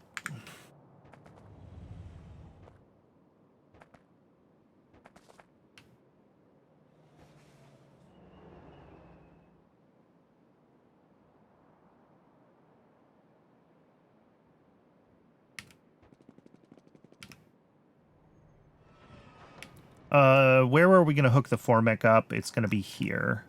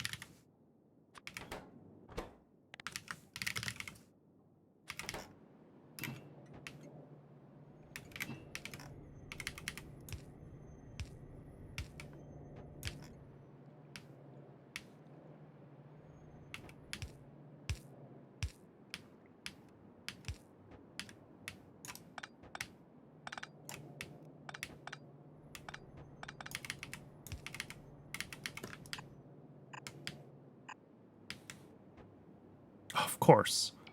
Really? Okay, we're doing this here.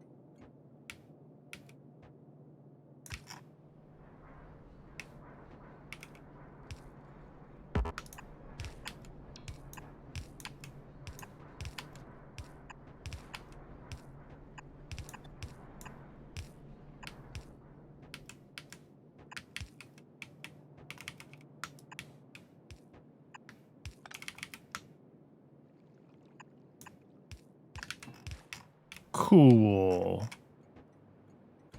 That gonna do it now? That should do it now.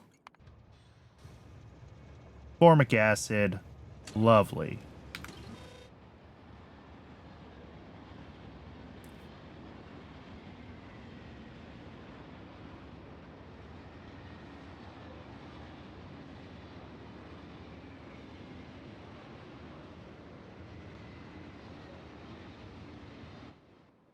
Really? That's the route we're going. That's faster than going around this way? Yeah, maybe.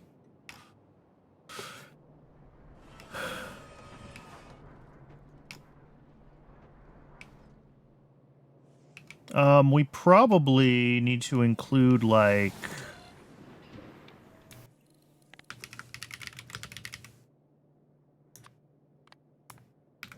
There we go.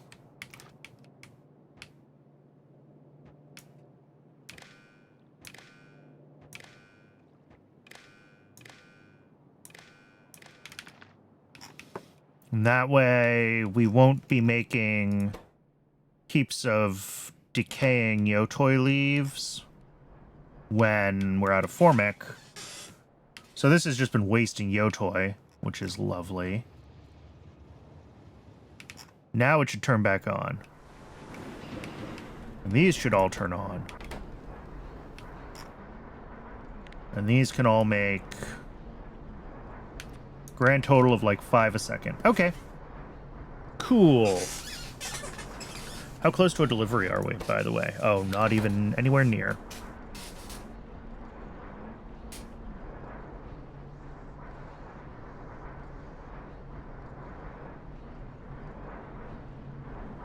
Alright. That's fine, though. This will stop just spitting out heaps of biocrud all the time. Oh, that needs to be flagged as a byproduct station. That's wrong. Where do I have one of those around here? That's at... Ooh. This also needs to be flagged as voidable. Brannon.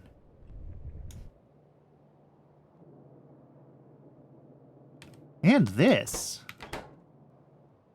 Wow. I am just all over the place with those. What about down here? No. No.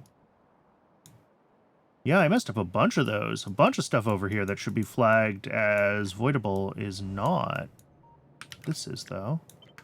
Alright, we're gonna have to fix a bunch of these then.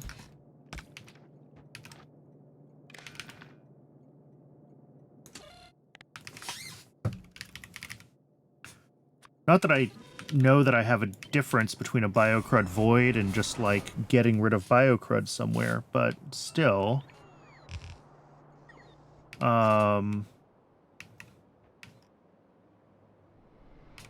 Ash here.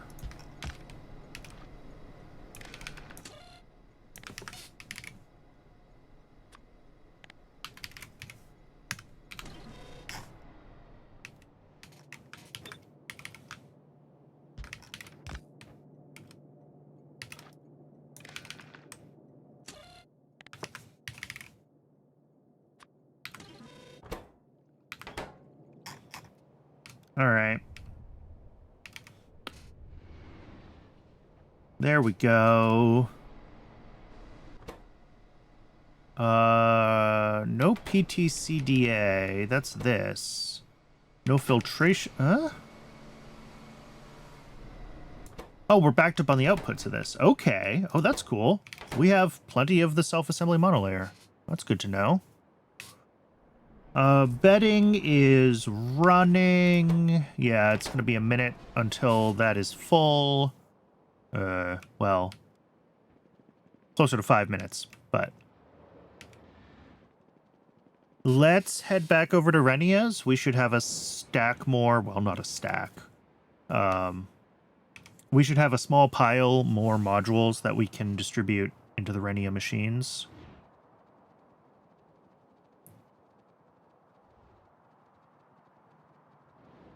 And it does also look like we're coming up on an ad break again. I do run just one ad break an hour, just long enough to keep pre-rolls turned off. I'm going to get a little bit of water during the break. I recommend you do the same. Hydrate, take care of yourselves as human beings. And when we return, I think it's Arthurians, because we got the Arthurian tech. So we can start, like, pushing forward on things. Oh, look at that. So many more. It's weird that they're in weird positions, but...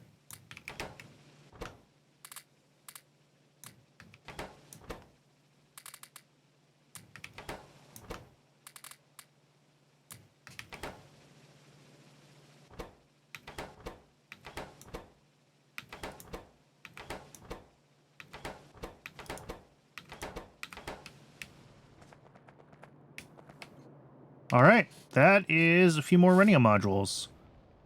We'll be back in a couple minutes, and we'll start working on the Arthurians. I'll see everyone shortly.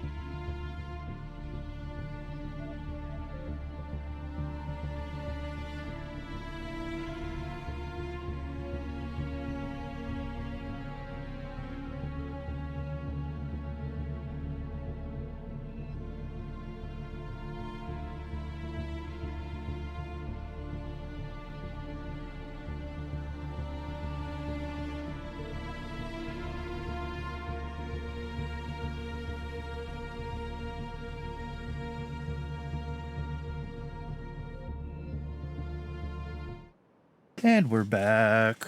Okay. What are we doing? We're doing... Well, one thing I noticed during the break is I was once again tricked by Pyanodon's weird building hitboxes. None of this is actually... Well, these are connected. These aren't. Um,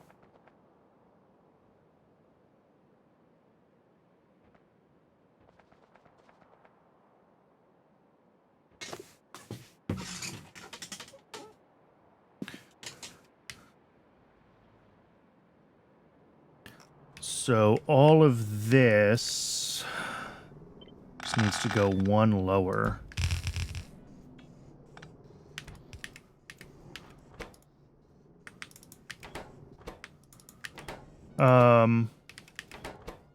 Oh, right. That's all for the next tech. Yeah. Confused myself for a second there.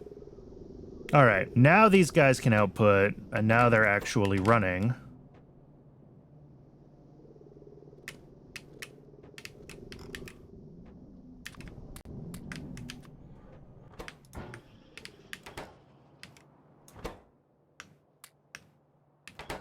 But that should be fine. We're not actually going to need these guys for quite a while. We just set them up because we could. Arthurians, we've got the requester chest for their build, but we need to throw stuff into the allow list. So, creature chamber for one thing.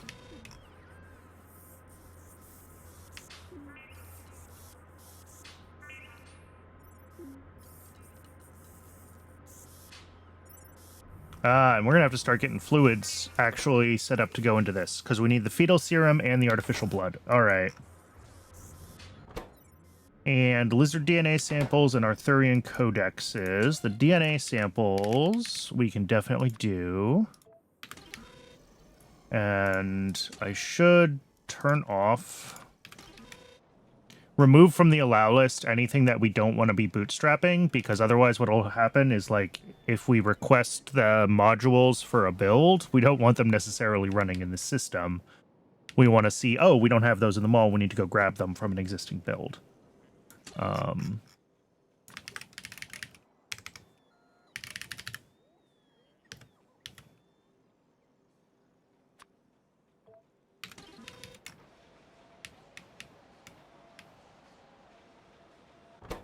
Cool. We got everything for that. Lizard DNA samples. We will have everything for. Yep.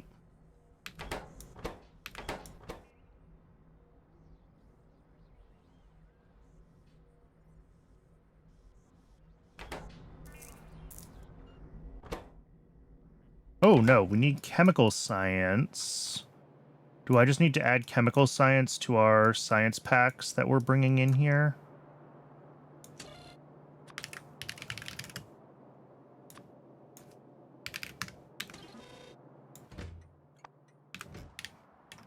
Chemical science, and then we're also going to need to bring in a couple of fluids for them to start. So let's head... Is this system running still, by the way? Yes. The Yotoi fruit to seeds is fine, actually.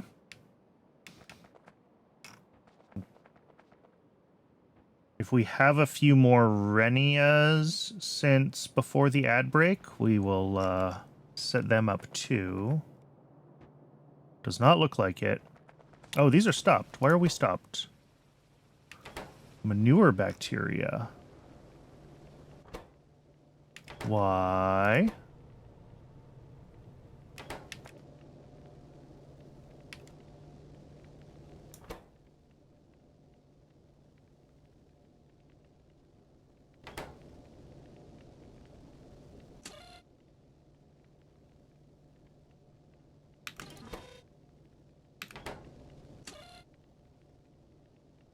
You're outputting 2.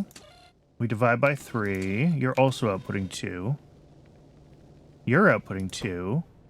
Greater than 0. No. Oh! One of those needs to be a less than or equal to. My min function locked up when it was identical. And it does not matter which side gets the less than or equal to.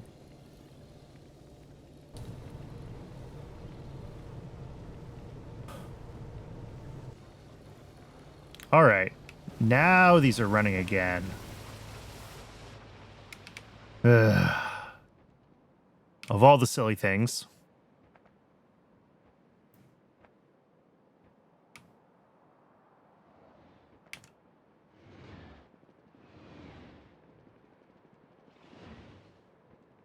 And setting up the fluid input to them all, I guess I could have done remote. Actually, maybe we can just do it remotely. We have bots.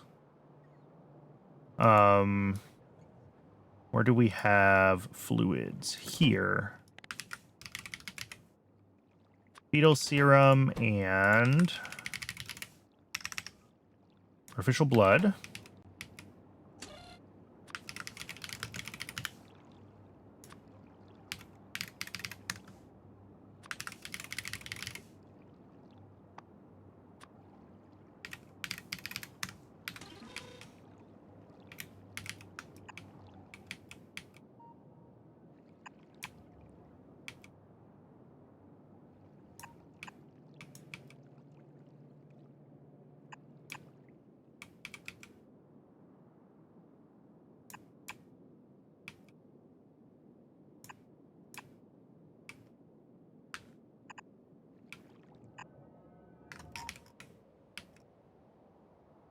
Oh, we're getting outside of construction range. All right, never mind. I do have to go up there.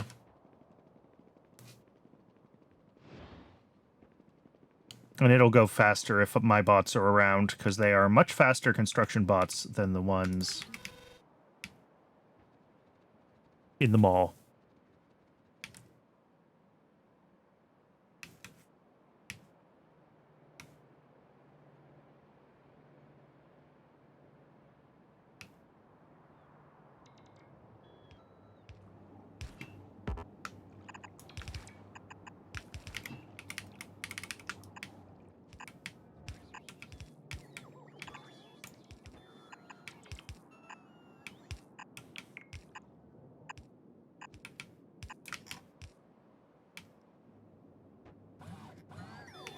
All right, this is fetal serum. This will be the artificial blood.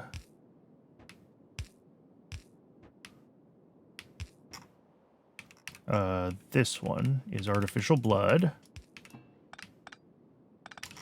Worst case, I can turn that around, but I'm pretty sure the left one is the artificial blood right now.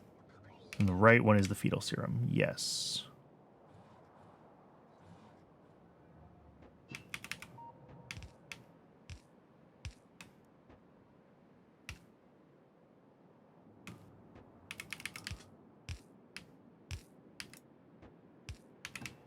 Okay. So that should be good.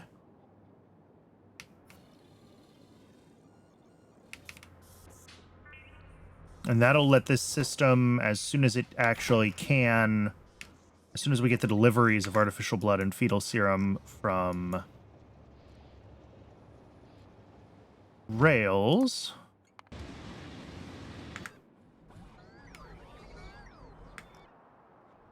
that should let the Arthurians turn on here. The Cridrons are made in a botanical nursery from nothing special. Yeah, nothing special. Their codexes are a little expensive. But we need all of, like, 2 of those modules. 1. We need 1 Cridron module. That's how few Cridrons we need. Initially.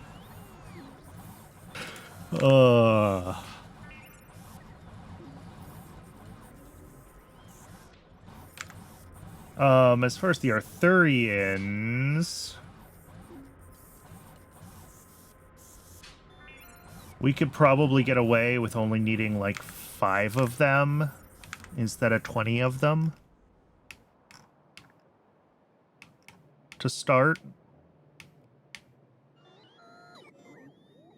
And that will be a little bit cheaper. So let's do that. And then, oh, the Arthurian paddock needs to be allowed.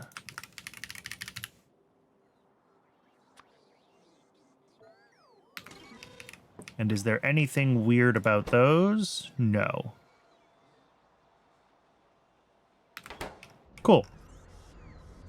So that's everything for the Arthurians. How is Oggs doing down here?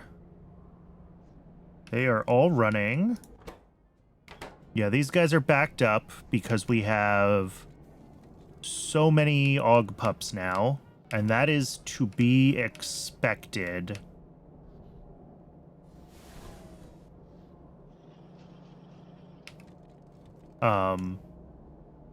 Just because 4 of these machines, these are tier 2 machines. So until these are upgraded to tier 2 machines, we basically have twice as many of these as we need. Other than that, we're looking good. Everything's looping fine.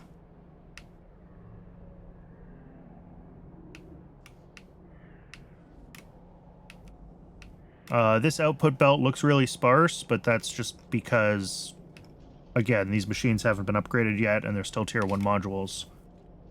So there's no we're not running at full capacity on these belts yet.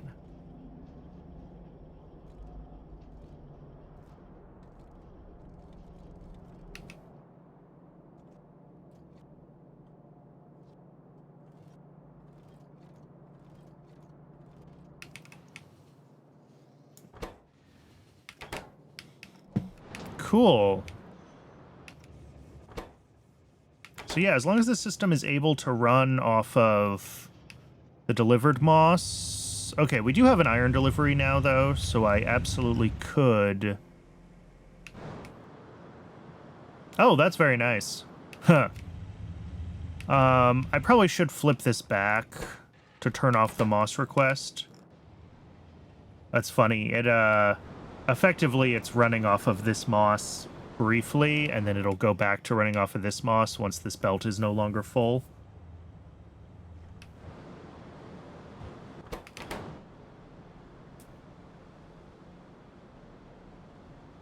All right.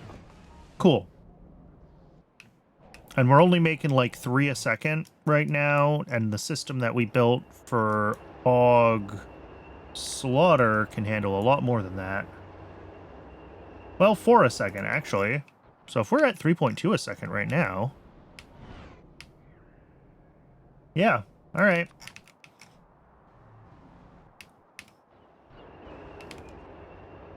Really? Only 4 a second here? That's all we built for? That's all we built for.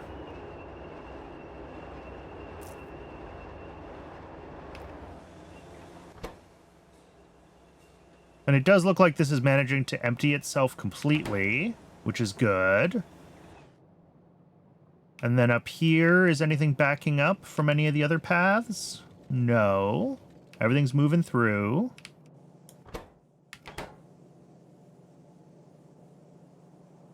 We're making a lot of meat. We're making a lot of brains. Most importantly, lard.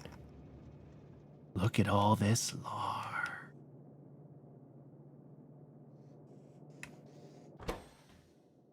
And that lard is the key to this base not being a complete mess anymore. So I'm happy to see it. It looks like... Oh, yeah. The auto fluid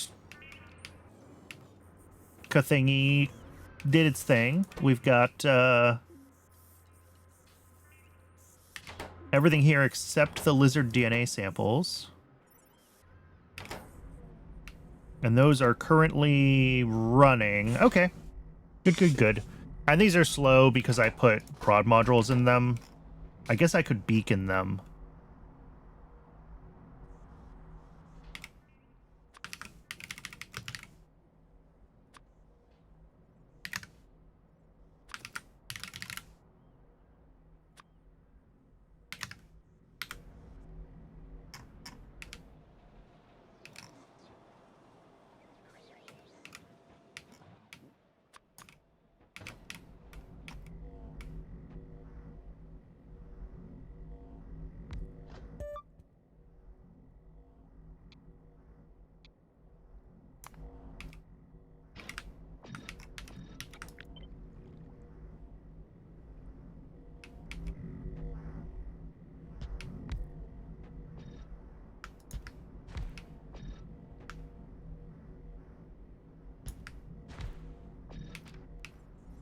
There we go.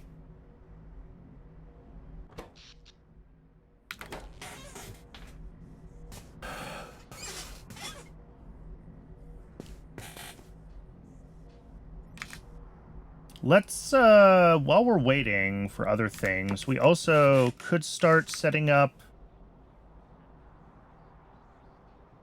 LFR power plant, maybe? Because we're gonna need some stuff for that.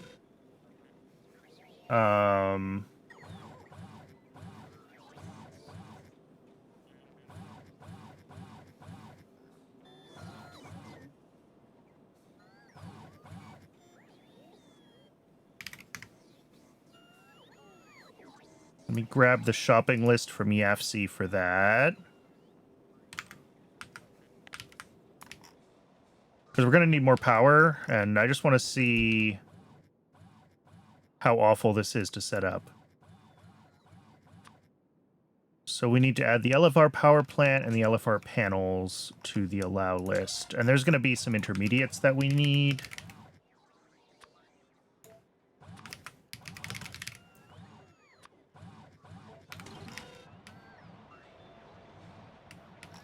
Yeah, LFR panels need... Oh, we need quartz tubes. We don't have those yet. Trackers, I think we can make on site here.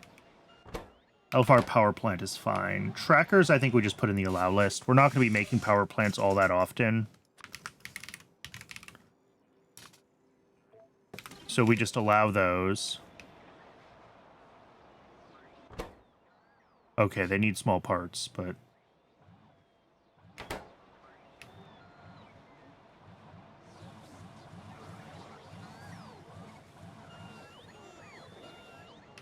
And then... mirrors...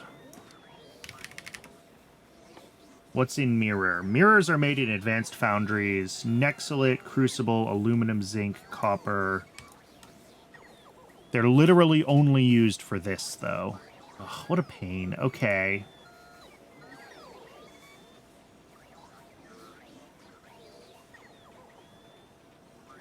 And then... quartz tubes have got to be from, like... glass somewhere?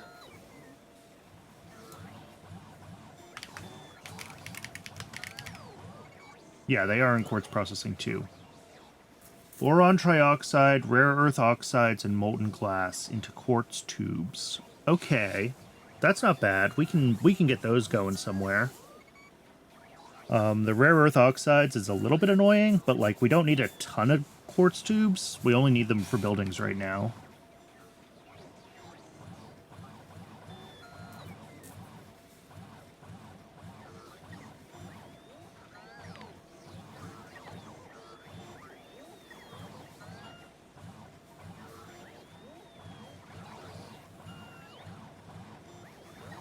All right. Yeah, so I think the mirrors... What I almost want to do is set up, and I've done this before, come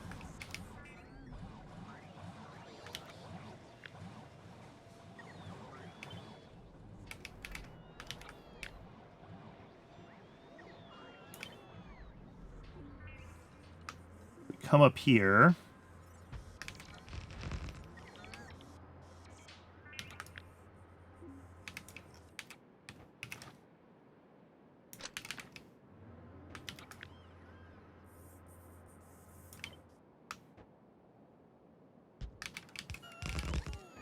All right. Now, this gets mirrors. These aren't going to be assemblers anymore. These are going to be...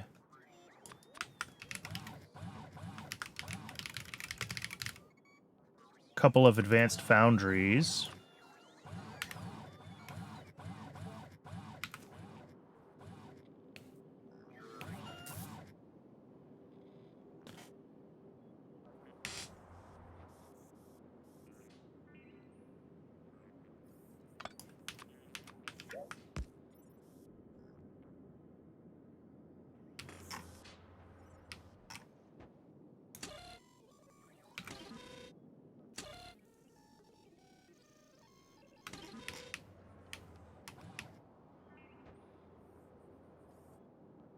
Ooh.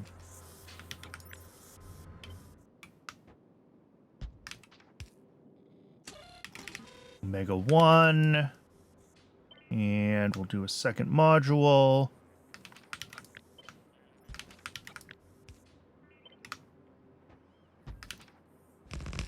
Try to have 2 of every type of module. Advanced foundries. All right.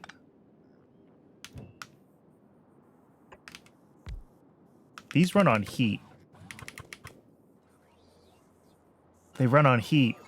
Ugh. I mean, that's fine. Is it fine? I don't know. Green to that one, red to that one. All right. And then this one is green to there, red to there.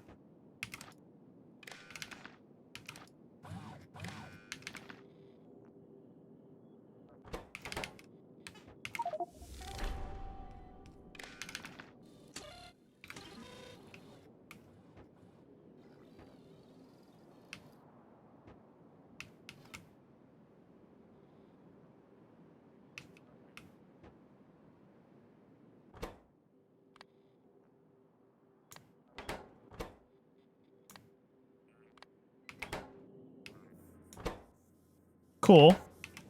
So other than needing to give this heat, I think this is fine.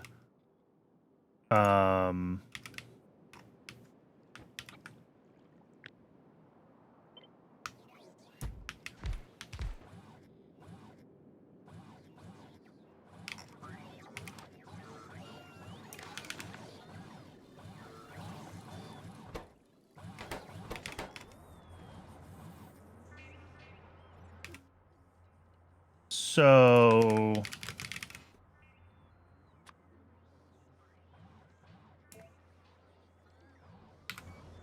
let's just request some coal power plants here. And let's see.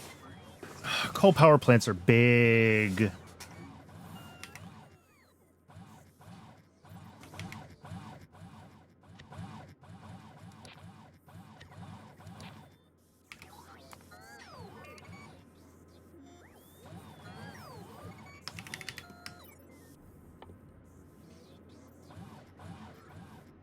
We don't get RTGs until...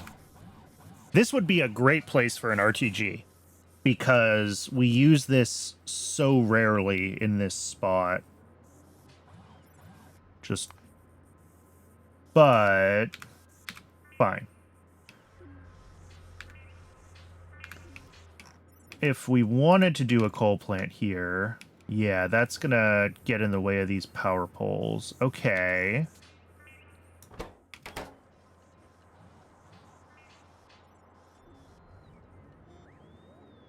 What if we just lift the whole thing up like one power pole section, though? So let's cut all of it. We'll go up 2 even. And then paste. Ooh.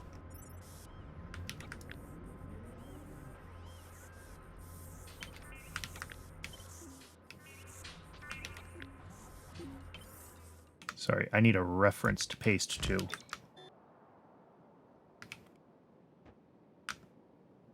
Paste there.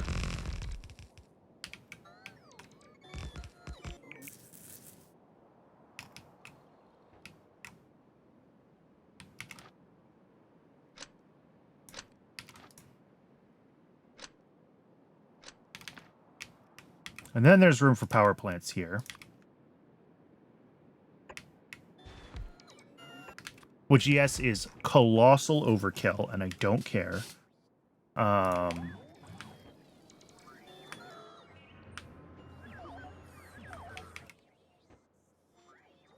then each of these is going to be like...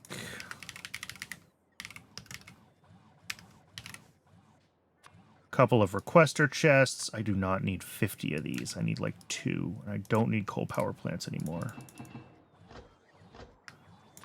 and a couple of active providers.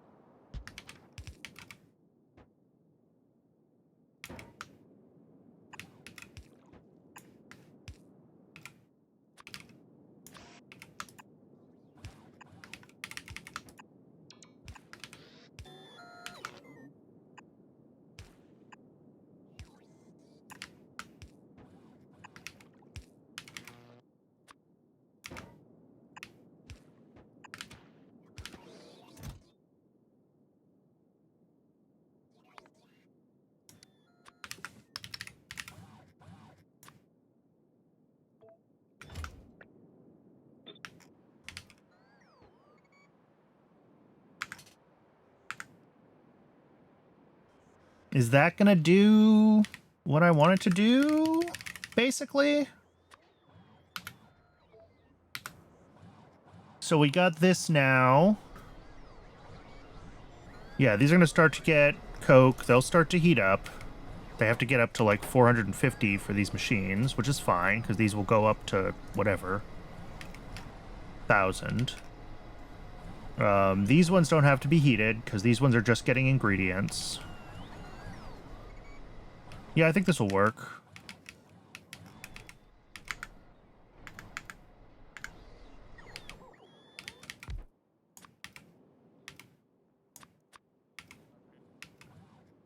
And now this is saying it needs 250 mirrors. It needs a lot more than that, but that's fine. And this is just going to start spitting out mirrors. We don't have crucibles. I need to add crucibles to the rail requests. That is also fine. There was one of these that I was adding stuff to.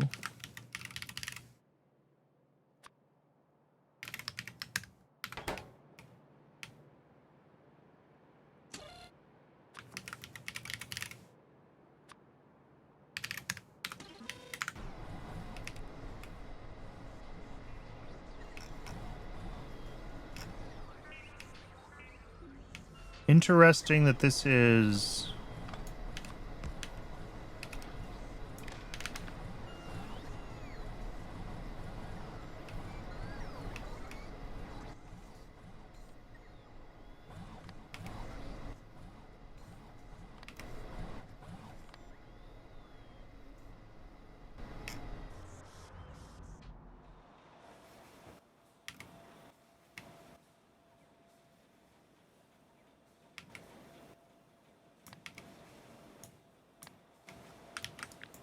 I don't know exactly how those got those settings, but we're just gonna paste them back in and trust that they are somehow correct.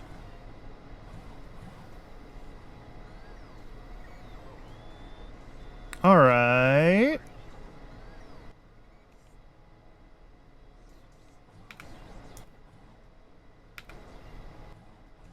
If I set you to greater or equal to 0, do you show a 0 yet? No, you don't. All right.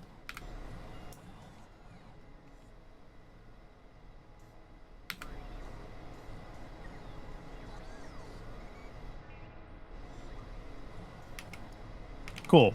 Those are up to temp. These are up to temp. This will run as soon as it starts to get crucibles. No prod modules can go in. Doesn't matter. Okay, I think we now have another type of building in the auto mall. This is fun.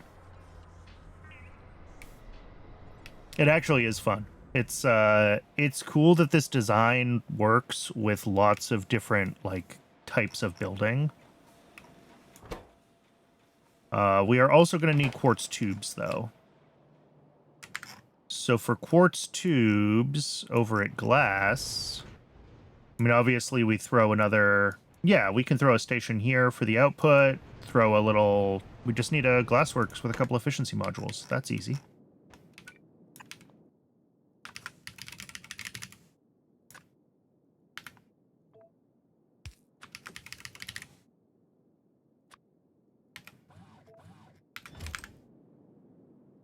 And let's add that to YAFC so we don't lose track of it. We're here.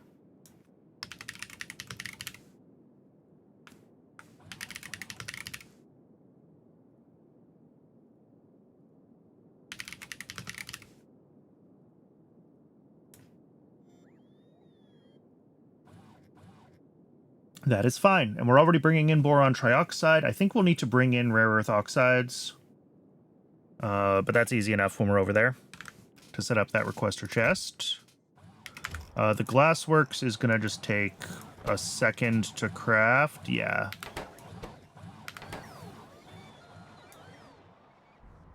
Awesome. The Arthurians are rolling as well. How close is that to being done? We got the buildings. We're just waiting for the Arthurians themselves. We need 3 more. And that will be fine.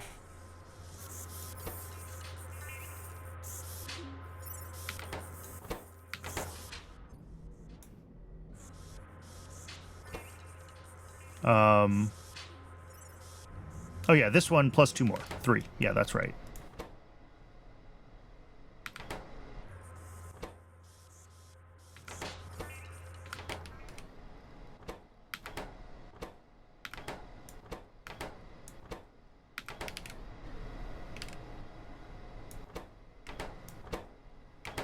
Oh, and we got our delivery of crucibles, so bots are going to start working on that.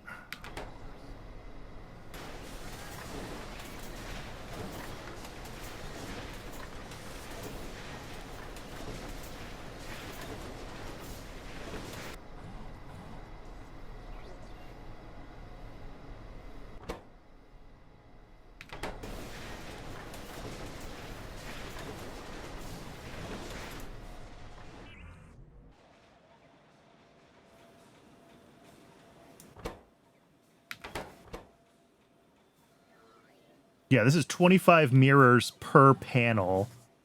And we're going to need 50 panels. So that's like 1,000 mirrors for just one of these. Wait, is that right? That is right. 1,250 mirrors for one full LFR plant. Wow. All right. And let me also, while we're over here, let's add quartz tube, because we are going to set that up shortly.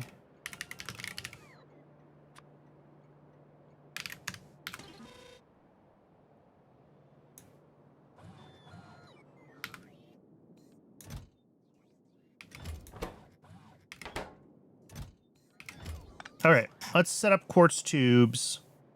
And hopefully by the time we're done with that, we will have the Arthurians ready to go.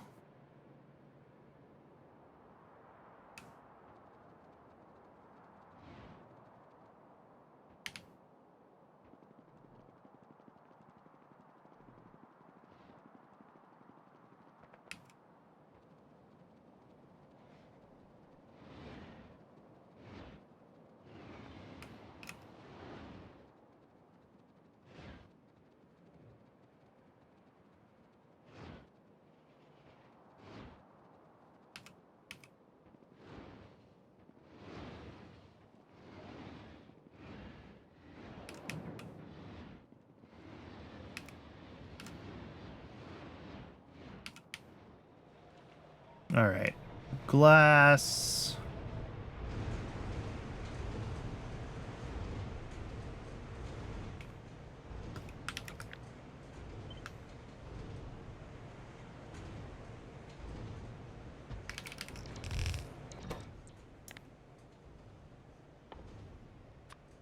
Quartz tube.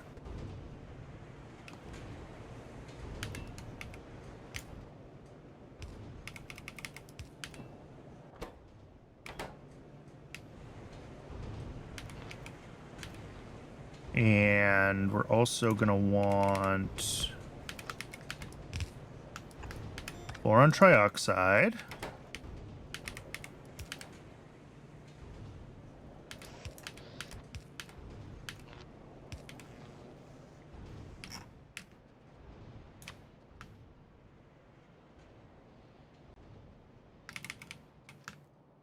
We're gonna have a solid pickup and a solid drop-off over here now. The solid drop-off, we're gonna request the rare earth oxides. Yeah.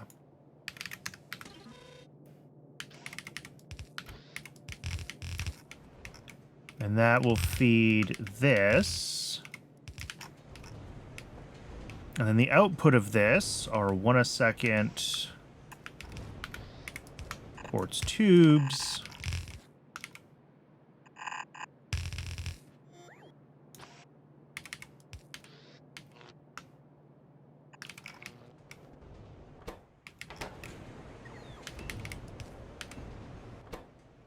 All right. Once we get the rare earth oxides, quartz tubes will turn on, and those will eventually make themselves available to the mall.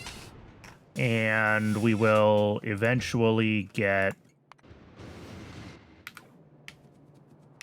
some LFR units out of that. Yay. So that wasn't too bad to set up for the LFR units. The quartz tubes are fine with the rest of glass. Getting the mirrors themselves, I mean, they're fine in the mall. Maybe we want to switch them over to running on belts, just because we need 25 mirrors for each LFR panel. So, like, building up a provider of those might be worthwhile. Rather than trying to do them on demand. This is just going to be very, very slow, right? Is the real situation here.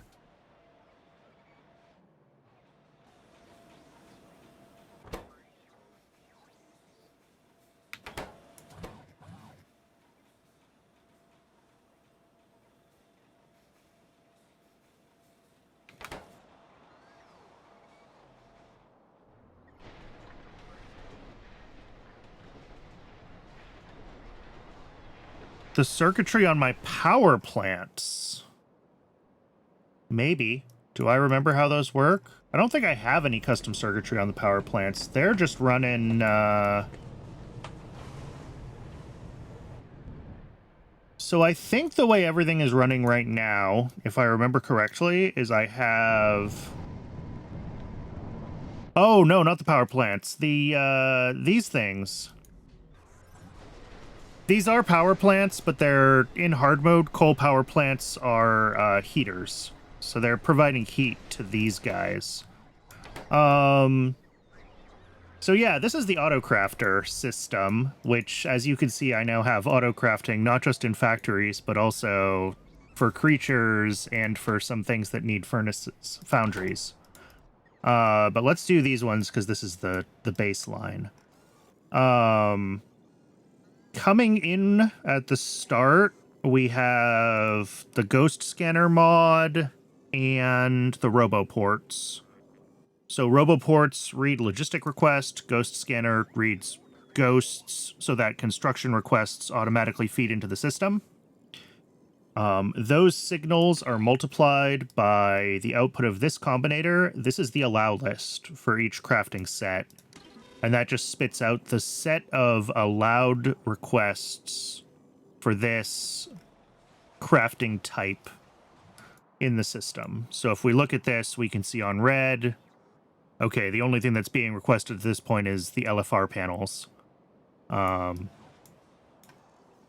of this right here is just a counter. This outputs alpha, which increments through. You can see it flickering on and off and counting up.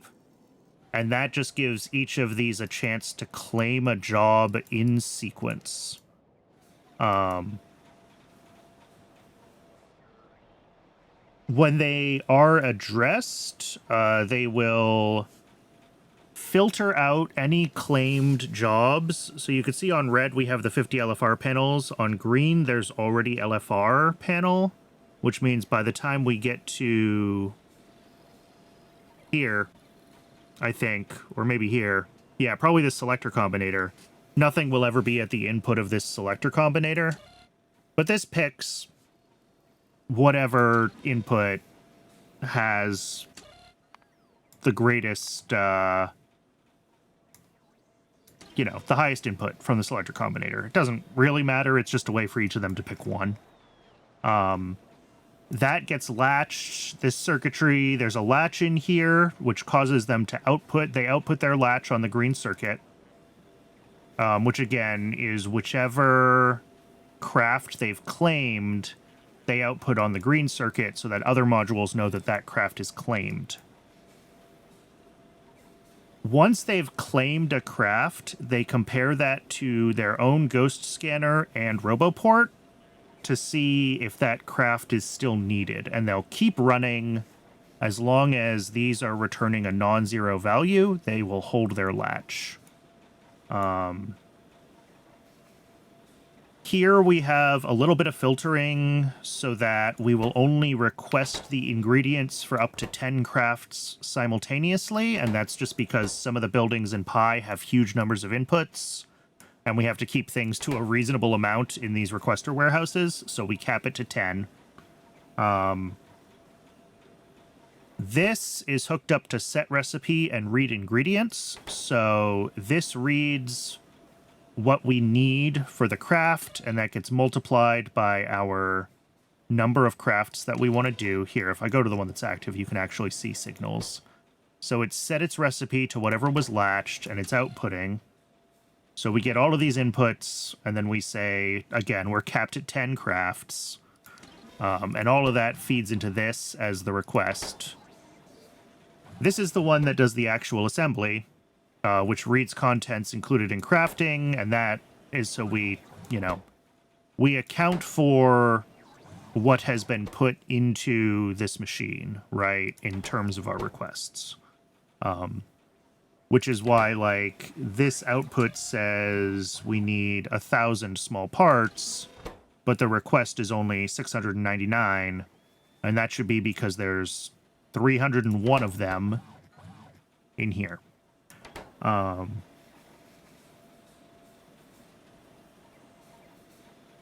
think that's pretty much it. Basically, each of these modules takes its turn based on, again, the alpha signal to have an opportunity to latch a crafting job, and then it just keeps requesting the inputs until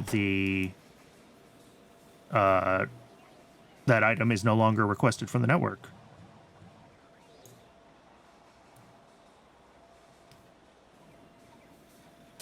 This took me 2 streams to get working the first time, plus probably a couple more hours of minor tweaks here and there. So this is probably, I don't know, 10 to 20 hours of work to figure this whole thing out and get it all working. But I went down like a complete dead end previously, where I was trying to... I wanted modules to be able to... Yeah, space exploration definitely forces some understanding of circuits. It's hard to brute force some parts of space exploration without them. My initial attempt at this, I wanted to be able to have crafting modules... When they realized they were missing ingredients, I wanted them to, like, shelve jobs and put those jobs in a, like, check back later queue and stuff like that. I never got that working, unfortunately. That would have been cool if I could have gotten that working. Because then I wouldn't need an array of 20 crafting machines. I could have actually just had 1 or 2, and they'd be able to, like, work through their crafting tree and then pop the stack. Alas, I never quite got that to work right, and the reason it didn't... Right, I need enough so that the whole tree can be built, or potentially multiple trees in parallel. The reason it doesn't work is really stupid. What would happen is it would build all of the prerequisite, say, okay, we've made enough of the prerequisite now, start making the thing we want to make. The bots would pull all of the prerequisite out of storage, and as far as I can tell, I couldn't find a mod that fixes this, but in the base game, items that are in flight are completely invisible to the logistics system. There is no way to tell the difference between a bot grabbing an item to deliver it and literally nuking your storage. So what would happen is it would finish crafting a prerequisite, flip back, the bots would grab all the prerequisite items, it would say, oh no, we don't have my prerequisites in storage. I need to make my prerequisite. It would flip back to the prerequisite, the bots would bounce off of the storage that was no longer requesting the prerequisite because it was trying to craft it, go back to storage, put it away, it would say, oh, I have my prerequisite. And it was just flapping. And it's really too bad because, like, the logic worked. I built the thing I wanted to build and I was really proud of it. And just the way the game exposes the logistics system to the circuit network didn't let me do what I want to do. Because there's no way to see that items are en route at all. When you look at these guys, you can read contents, but that doesn't read what's en route. That only reads what's actually in the container. Read logistics storage from this. Logistic network contents only reads what's actually in chests, not what's in the bots. So when it's on a bot, it's gone. It's invisible. And I didn't figure out how to handle that. But other than that, it worked. So then I had to give up, and we went to this system, which doesn't try to latch prerequisites. It doesn't handle it. Doesn't have a stack anymore. It just any missing inputs show up as missing requests on the network, and then they get dispatched to other modules, right?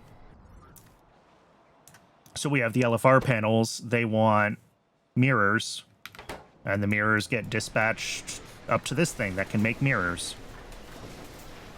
That's it. But that does mean that I need more machines. And 20 of these so far has been enough. Obviously, when I have big... One of the things about the way this works is because each module claims a job and then says it's claimed. You can't have more than one machine claiming the same job. I've been contemplating how to do that, and I'm not really sure yet. But I probably could do something with, like, instead of outputting... Right now, anything that comes in on the green signal gets, like, fully erased from the potential incoming crafts. I think that's this. Each times one.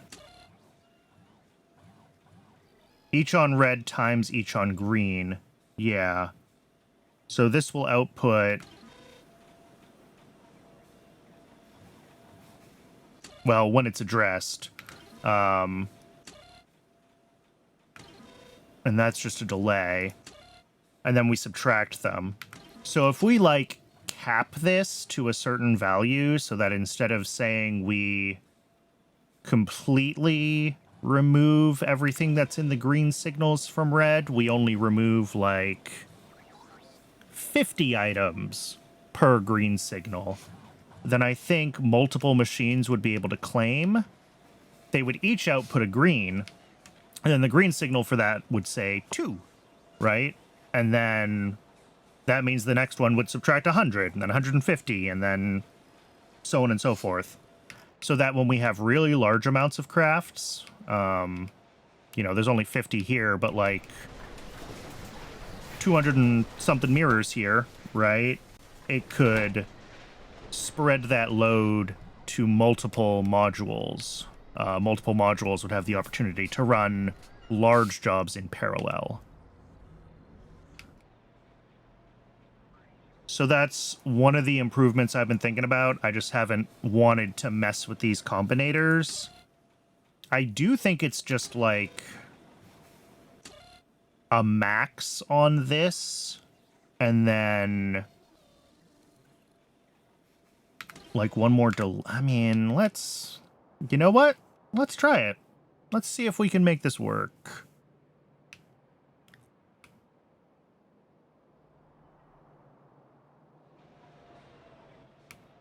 I'm just going to come up here, and I'm going to grab... I just grab this set of combinators. Put red into both of them. And green into this one. So yeah, this is subtracting red from green. Okay. So what I want is just a couple of deciders.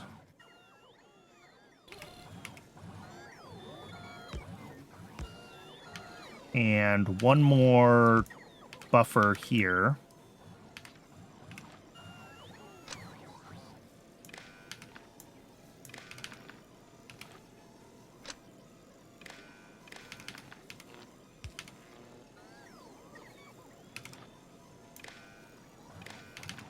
All right, so if this says if each signal is less than or equal to 50, output each signal.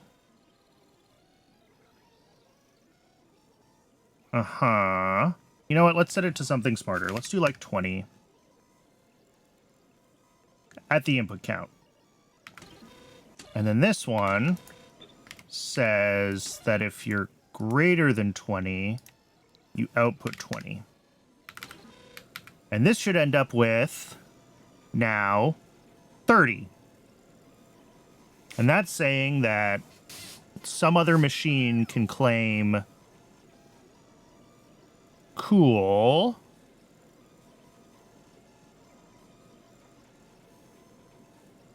so now I just have to get this integrated into these, turn off the system, and turn it back on.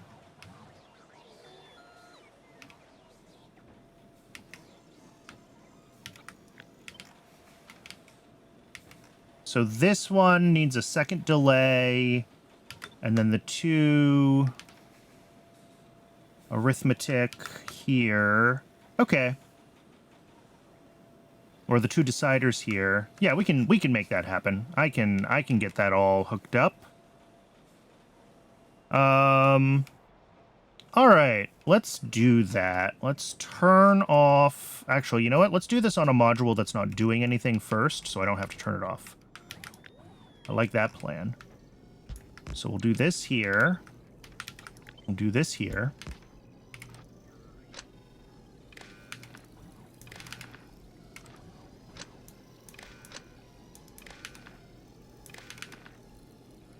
And this isn't actually going to do anything differently, and that's fine.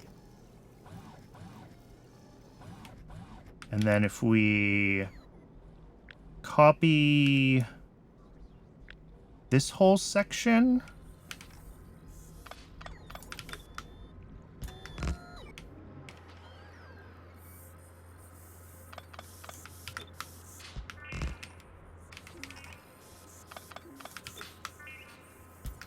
Ooh, no, that wasn't right. I lost a signal input. Shoot. I lost a green into this top combinator. Yeah.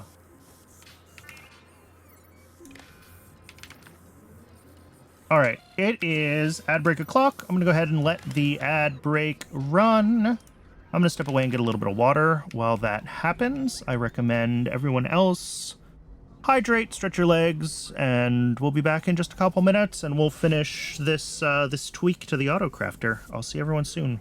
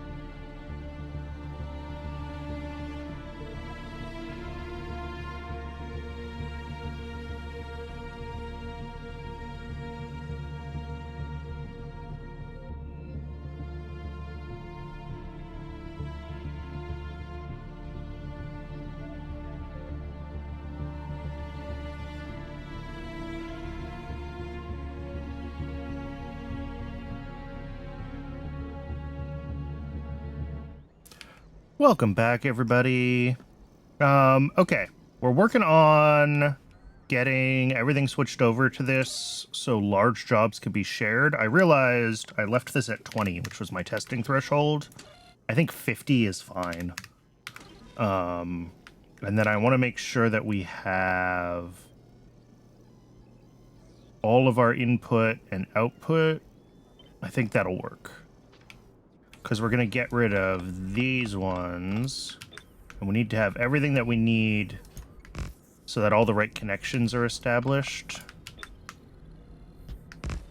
Just because of how circuits work when you copy and paste them.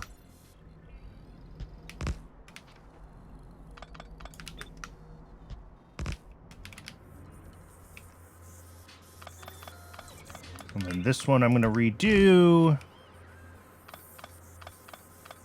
Because I think I pasted that one weird.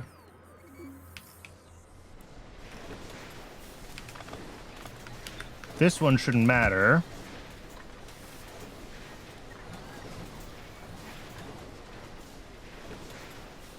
Is this actually going to do what I want?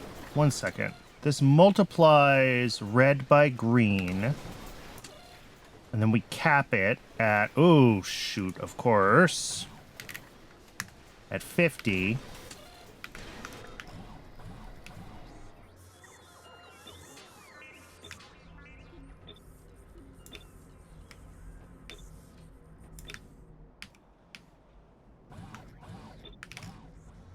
And then... Yeah, so I think this is going to do the right thing when we have green go up. Let's find out.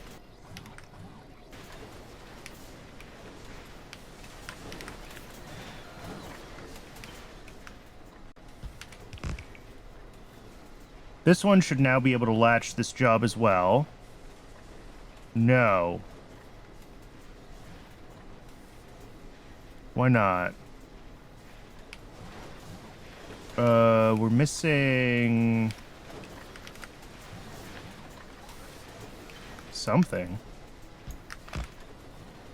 There we go. Yes, this one also latched.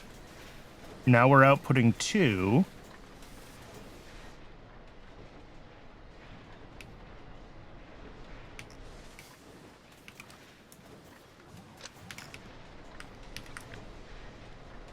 So if we let this do...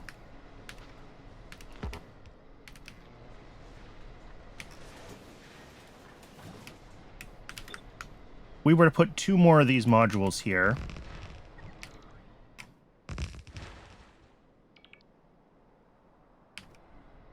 Which should be enough in the construction zone that the construction bots can do it.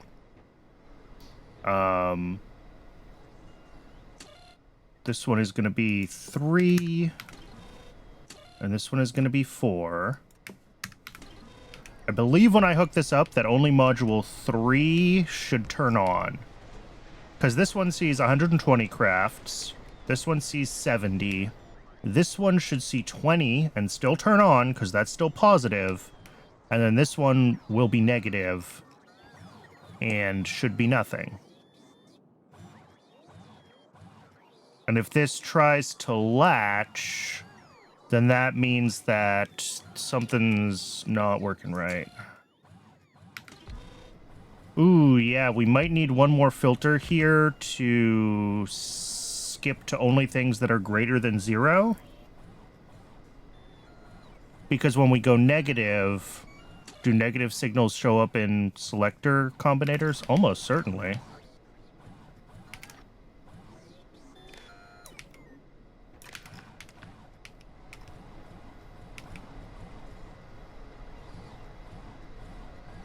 Oh, we have to actually tell this to... that it's allowed to go up to index 4. Latched and latched, yeah. And this latched because...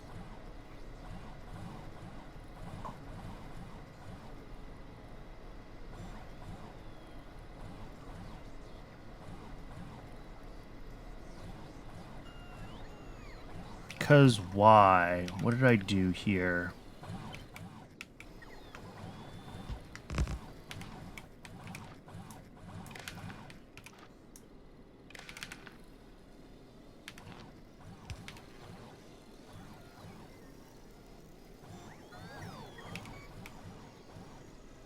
Well...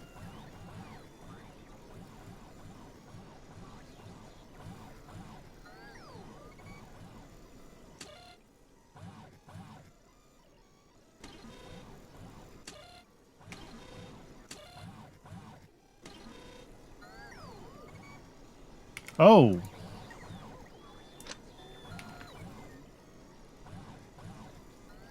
Shoot, is that in all of these? That's in all of them.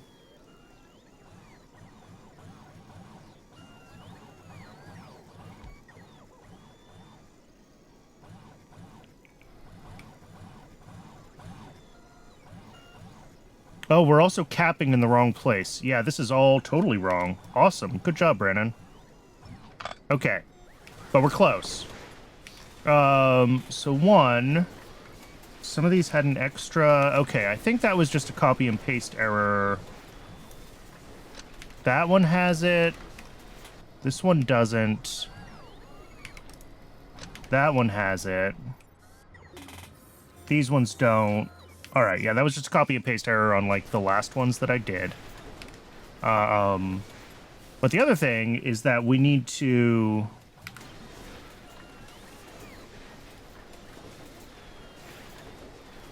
do the...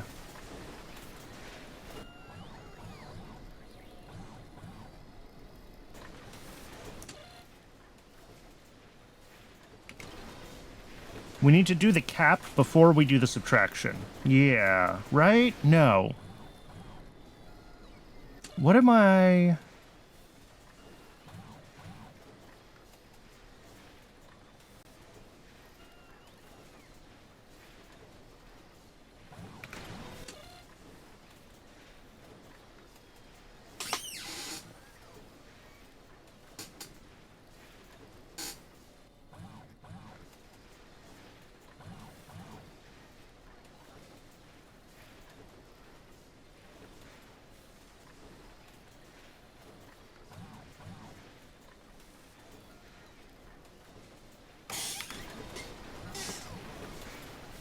This is just wrong is what it is. Okay, let's start over and let's think about what we're actually doing. We want to take our input number in red and we want to subtract 50 times green.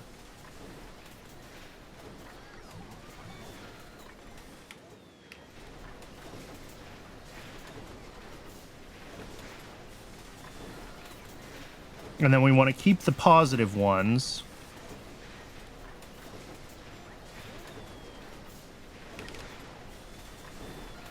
Okay. So we're going to need an arithmetic combinator, 2 of them. This one is hooked up to green. It's going to take each signal times 50 and output each signal. This one is hooked up to red, and it's purely signal delay synchronization. So it's each signal times 1. All right, well, it's not hooked up to this red. It's hooked up to this red. Now, red here, green here. This is each signal red minus each signal green, output each signal, and then decider combinator for each signal greater than 0, output that.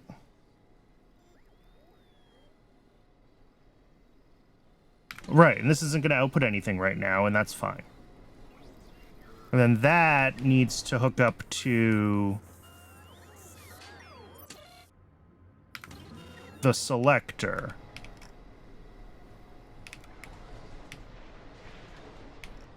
Okay, got it now. I don't know what I thought I was doing before, but... that should be what we want.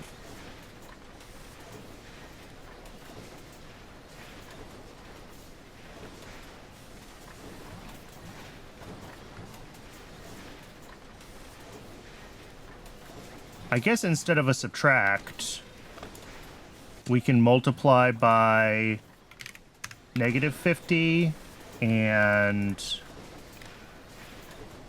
connect those outputs together. Save a cycle, save a combinator, save however much power a combinator uses, 1 kilowatt.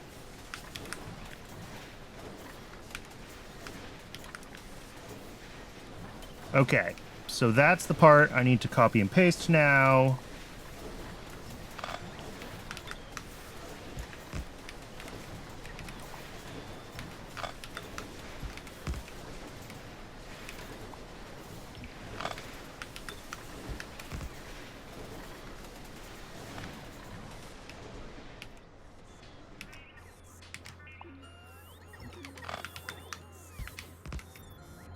And then we can request like 200 or something just to see the system properly dispatch it.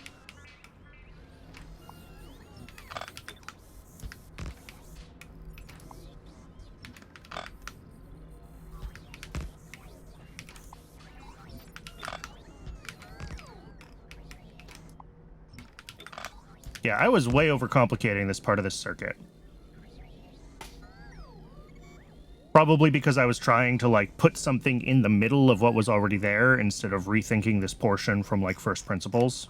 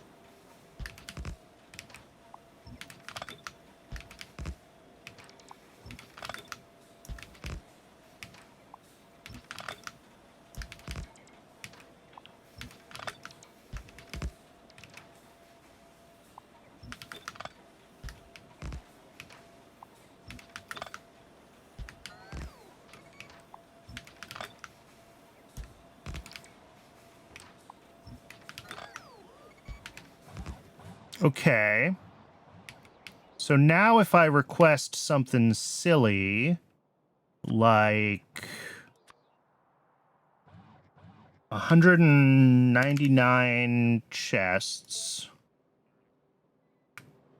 we should see 1, 2, 3, 4 modules claimed chests. Yeah, and that's right.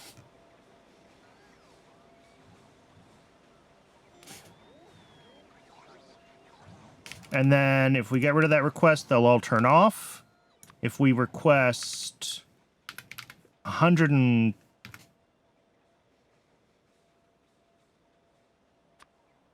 well, if I do 151, there's going to be...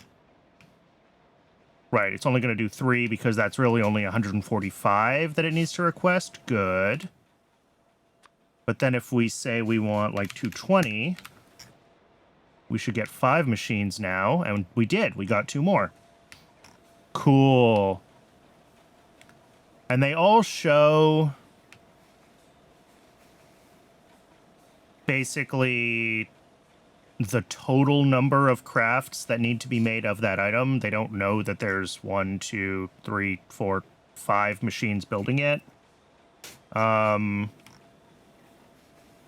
guess we could do that, couldn't we?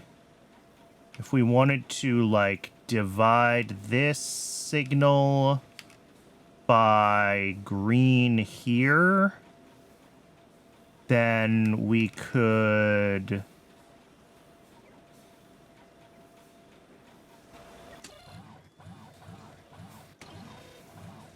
But yeah, we've got lots of weird signals all over the place through here, so I'm not sure how easy it would be to get this signal out. Because they're both green. But that would make each of these show that, like, actually of these 180, each of these modules is only responsible for making, like, 36 of them. If we could get that divide by 5 in there. I don't think that's worth it. All right, let's get rid of this request.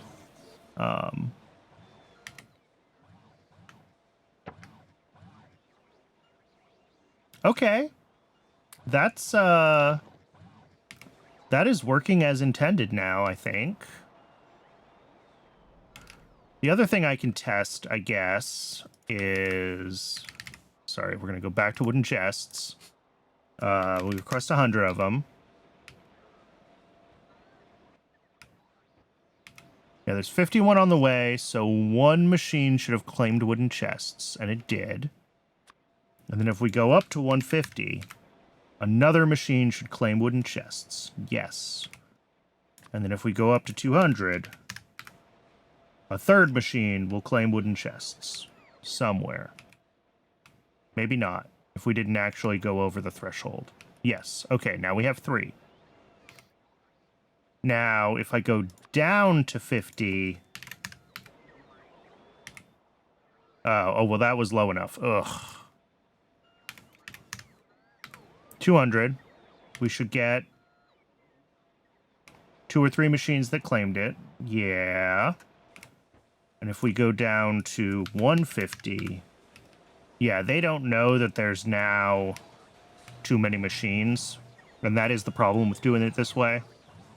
Is it won't, like, taper off. It'll intelligently ramp up production, but it will not intelligently ramp down production. And I don't think there's a way to do that unless I have each machine, like, re-check its craft. Like, unlatch and relatch on its turn. Right now, they just skip their turn entirely if they're currently latched. I think it's fine. I think if something intelligently scales out, then it's fine for it to finish the whole craft before it scales back down.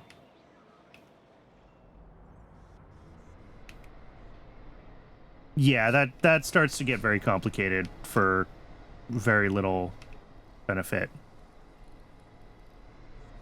Right, worst things first, we end up with a few extra products, and that's fine. They go into storage and they get used later.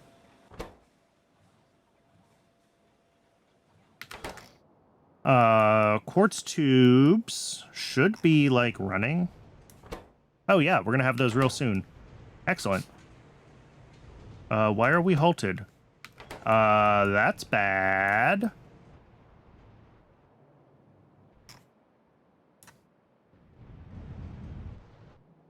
Excuse me. Why are we not glassing?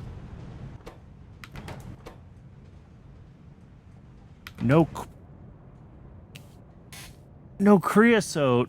I saw we were out of creosote yesterday, and I kind of brushed it off. I forgot this uses creosote. This probably uses heaps of creosote. 160 a second.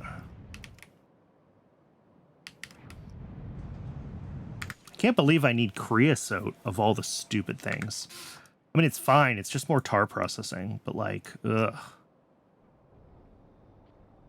Is this currently running? Yes. Yeah, we have plenty of tar. Like, coke output is fine. Wow. Almost all of my tar processing outputs are actually pretty low. Maybe it's worth doing a redesigned tar processing build, because this one's pretty old. Obviously, nothing here is moduled, although I think most of these things can only take, like, speed and efficiency modules, so...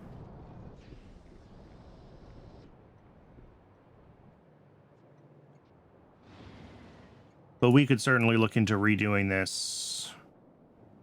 But yeah, creosote is, a problem, apparently. We should have... I mean, we should be turning... Yeah, the carbolic should all be overflowing into creosote at least. Because we're not using a lot of that. And then we get it from tar refining bottoms. But I guess that's it for creosote outputs? Are there other options?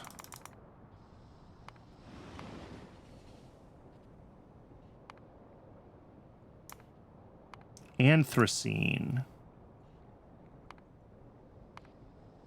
And naphthalene. We're turning the anthracene into gasoline rather than into creosote. And the naphthalene... we're turning into aromatics when we have spare naphthalene.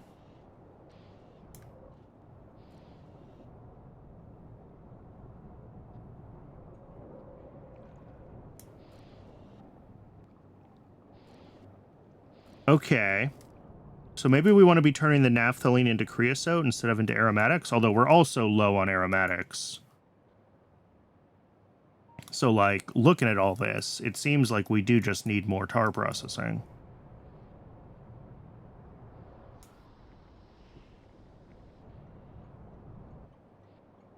But I think we can simplify the new builds, because I don't think we need to care about having a light oil output or a carbolic oil output or even a naphthalene output. I think all of those can just be processed immediately in a new tar build.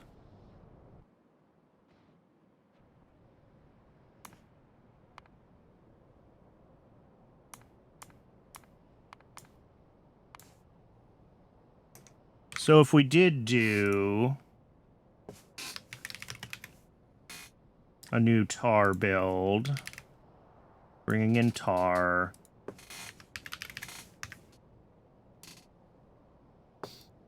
tar refining bottoms, anthracene to creosote, middle oil to tops, naphthalene to creosote, carbolic to creosote, light oil to aromatics and gasoline, pitch to coke,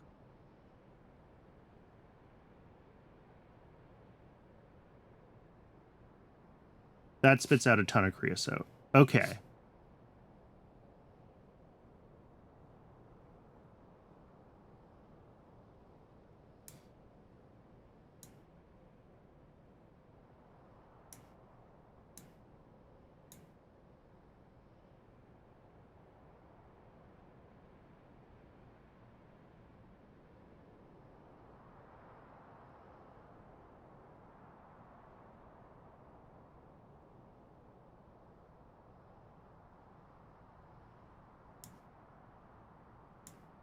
Steam from electric boilers with efficiency modules.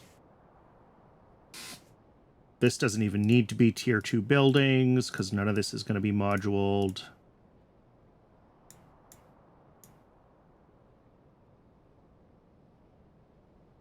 All right.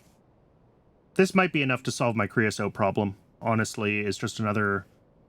Parts of this are like the other the other tar processing builds, just this one is optimized fully for creosote, right?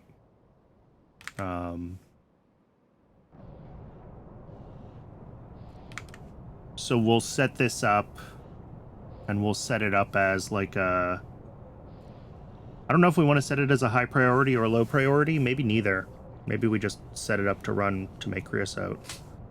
I guess we want it to prefer this one, because the other ones, the creosote will overflow and turn into other things. Whereas this will just stall if it blocks on creosote, if I make the creosote the primary output.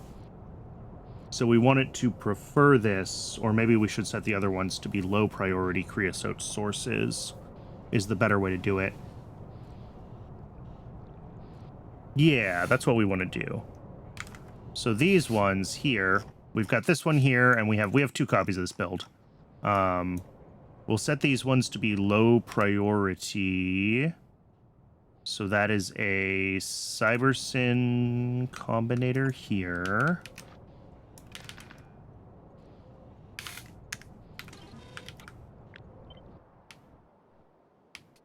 And over here somewhere, we should have a second copy. Tar processing, yeah, there. And then I'll grab the shopping list for this one.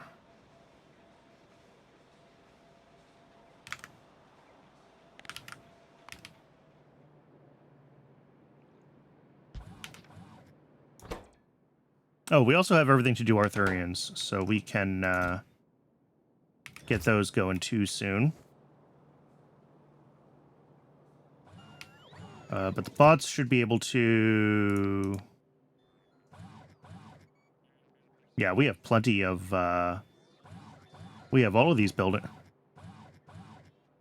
Oh, I make DDCs on the belt. Yeah, because they're used in so many other buildings. Like, why are there 700 DDCs in storage? What did I do? It's fine. It was intentional. Okay.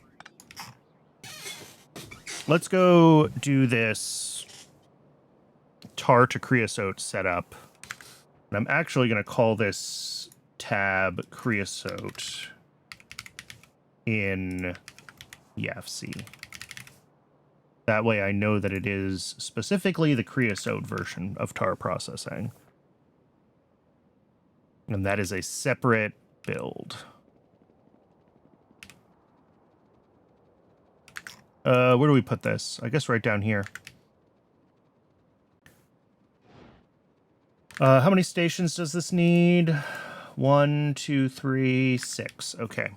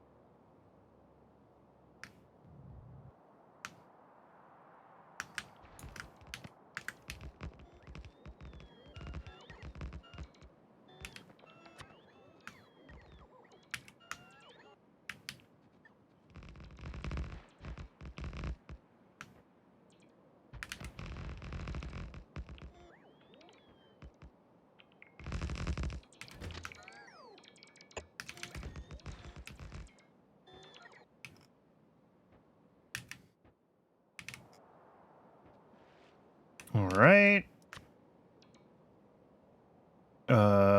Single fluid drop off.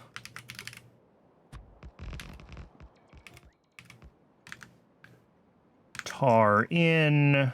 Hopefully we have enough tar. Not that it's hard to set up a couple more tar extractors if I need them or something else, but... All right. Tar processing. Making tar refining bottoms.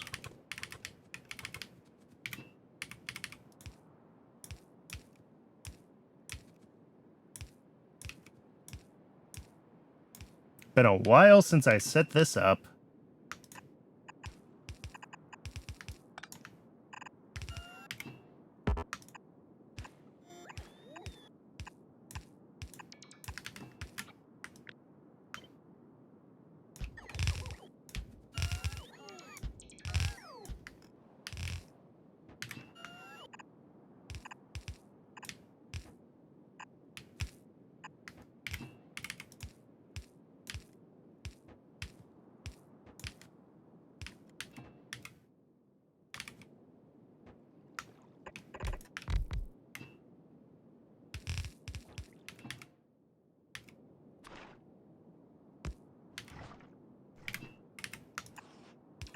Oh, that's perfect.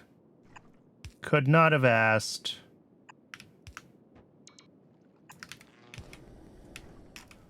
For a nicer place for my boilers.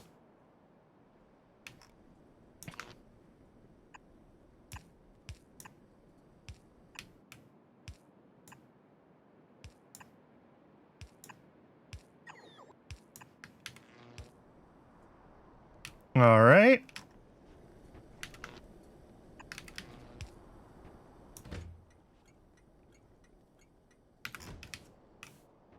So I guess we'll do...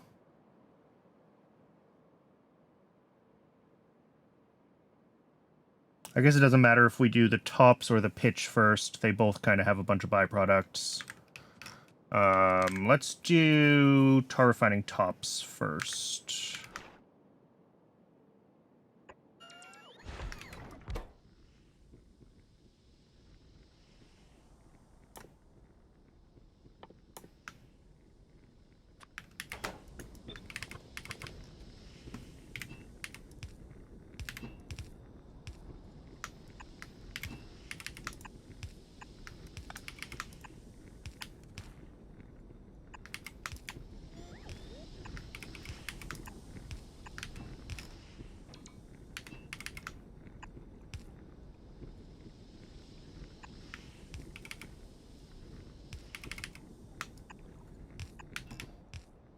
All right, tar refining tops. And that is...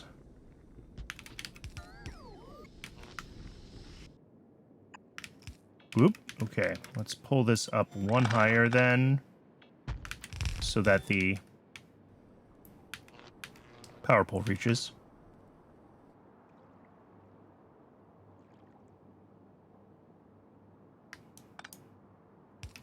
Two higher.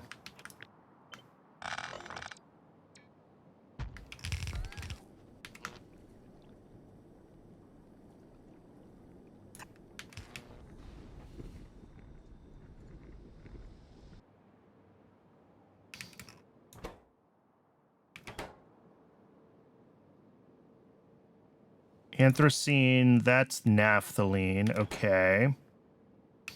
The carbolic we can just do right away, actually.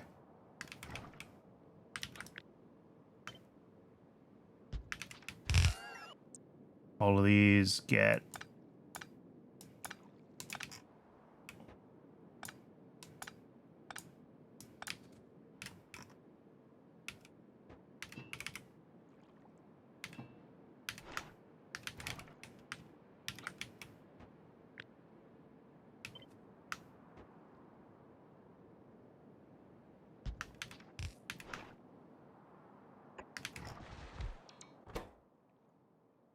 So creosote from carbolic.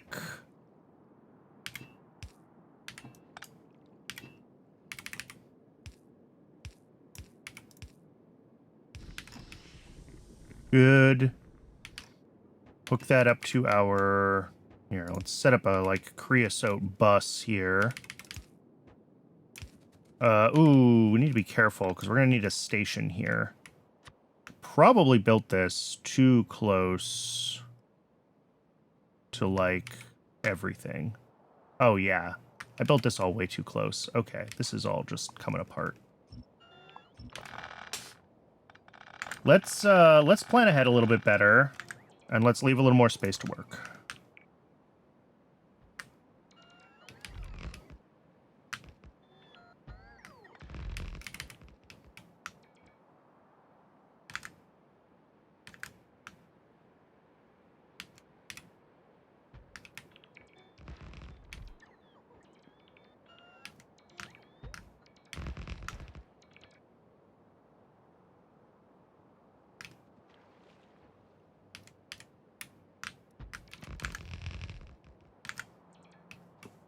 All right.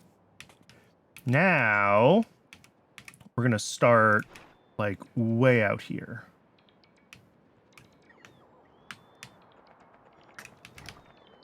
And that way we have plenty of space for pipes over on that side.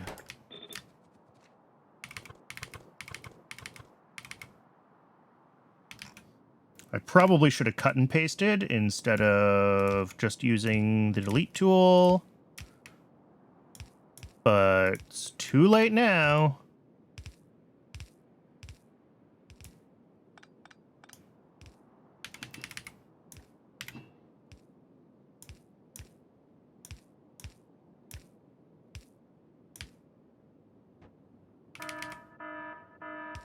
Awesome. Something broke.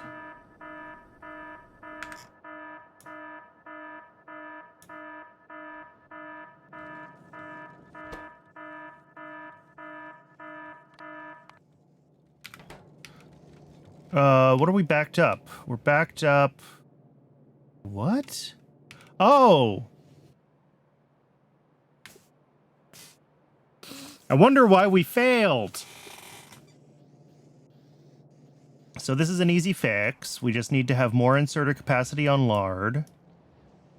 And that's just backing up the whole system, and that's leading to BioCrud ending up here. Which tripped the alarm. Okay. Let's go fix that. At least it's an easy fix. It's just missing inserters.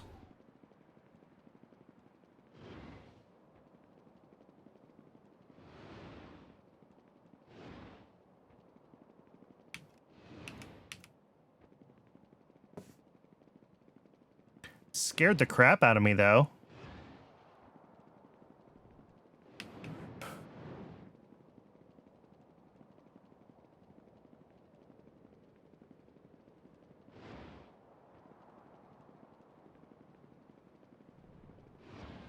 Whoops, too far.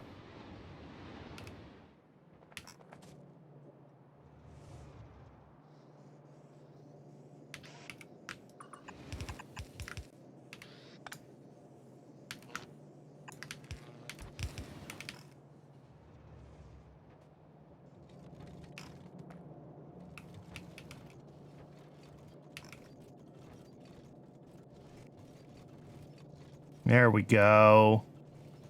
I think we're unborked.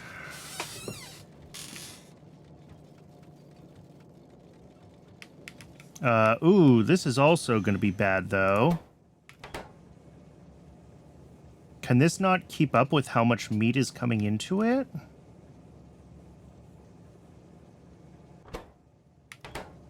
Yeah, these 6 inserters aren't fast enough here.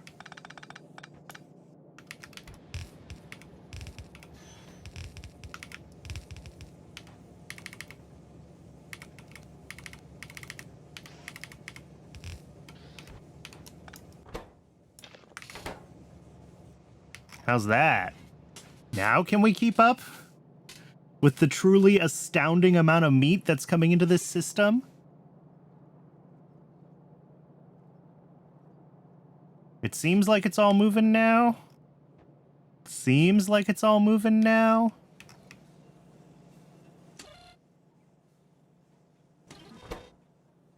Oh boy.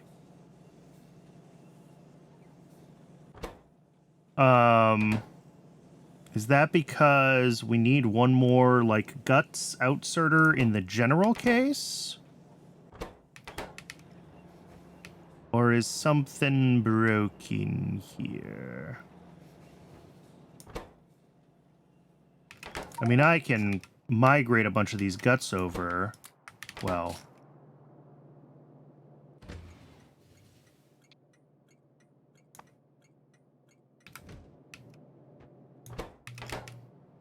But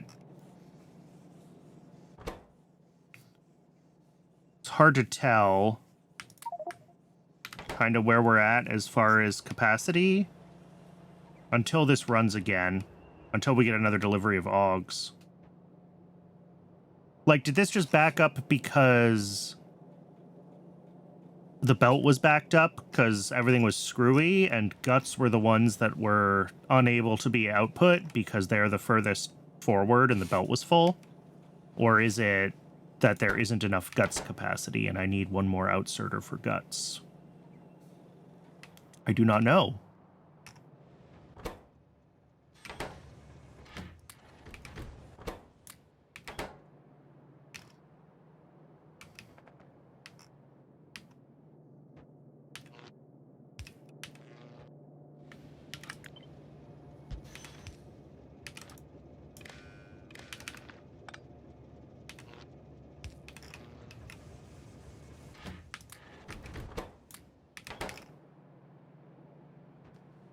Yeah, this is all just lots of guts along here. And we're just waiting for the trains to be able to come through fast enough to void it all.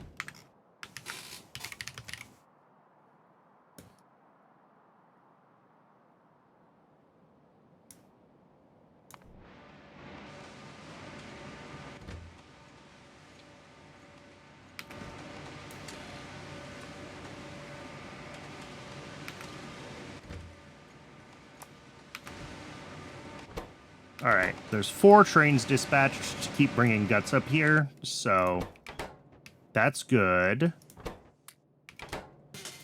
I think we're gonna catch up on it.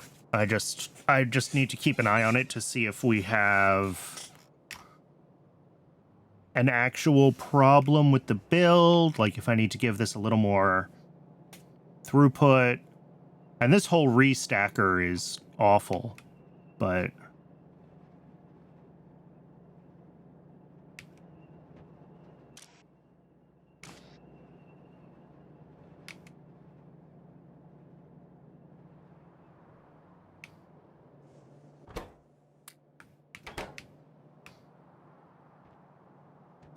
yeah, all right. We're catching up on all these guts. That's going to be okay.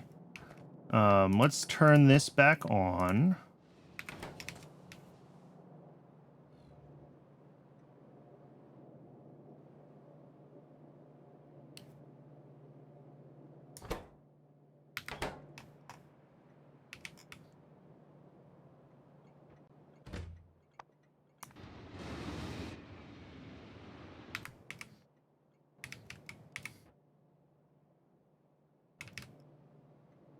I'm just waiting for this last train so I can get these guts out of my inventory, and then we can move on.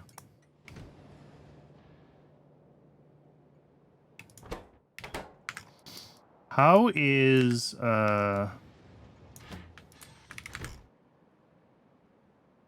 glycerol doing? It's running a lot. I'm assuming we haven't started to buffer oleochemicals yet. No. But, like, we're going.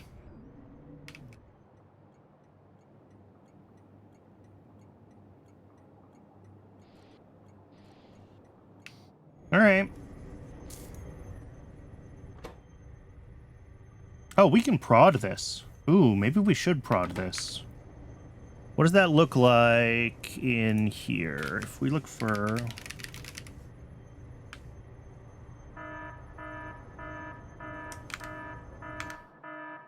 That is almost certainly just a little bit of crap that was still backed up in the system.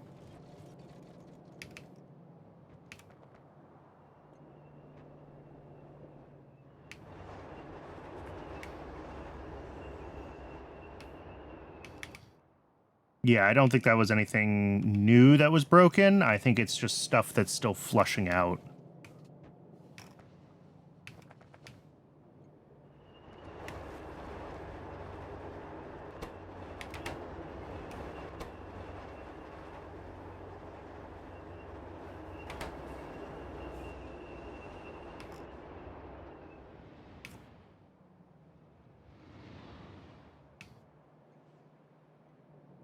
All right. As I was saying, what if we prod oleochemicals?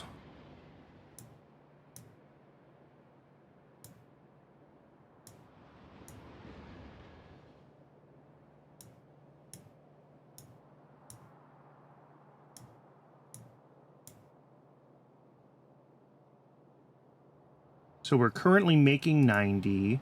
We use 8.5. Still 8.5. 28.5. 68.5.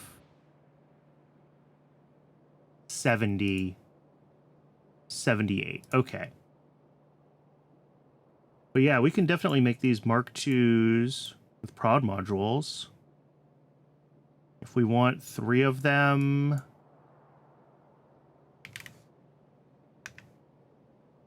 $54 a second.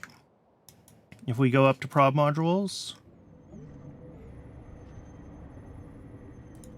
we've already got 2 cooling thingies here. Yeah, that's an easy upgrade. I should have prodded that a long time ago. I didn't realize I could prod that.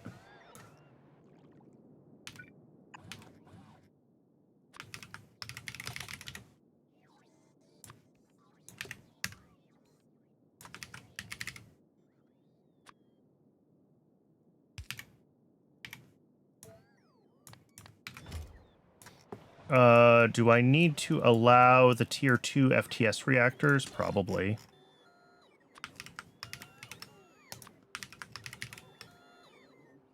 And the tier 1 FTS reactors.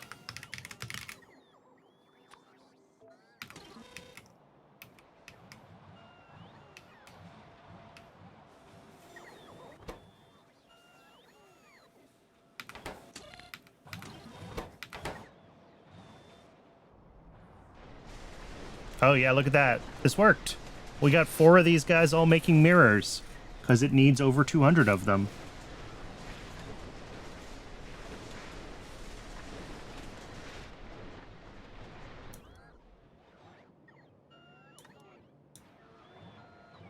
That was the real reason that I did this, by the way, was the realization that every one of these was requesting 25 mirrors, and I wanted to let this run in parallel. The right fix probably would have been to put mirrors on belts down here, but that's like effort, so... The thing is, the mirrors are only used for this tier of LFR. If they were also used in, like, anything higher tier or any other craft, I absolutely would have put more effort into them. But for the case where I'm literally just stamping down a power plant,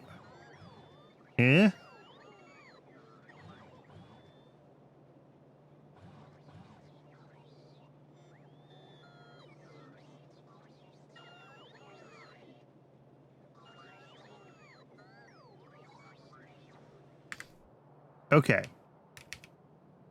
So I think this is working fine. Let's go back to this creosote build, because that needs to get done.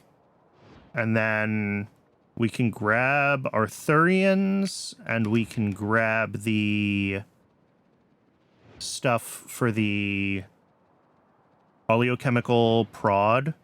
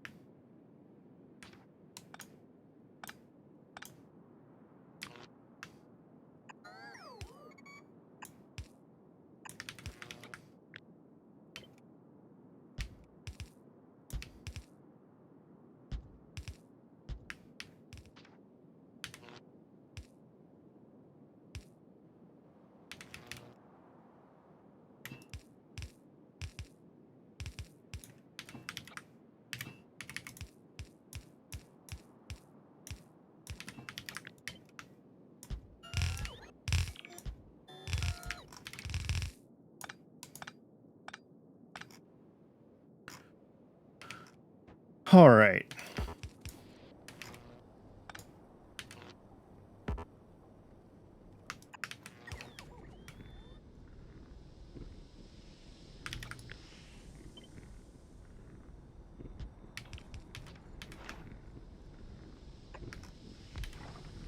So, let me... Sorry, my EFC has all the oleochemicals stuff. Let me find my creosote tab again.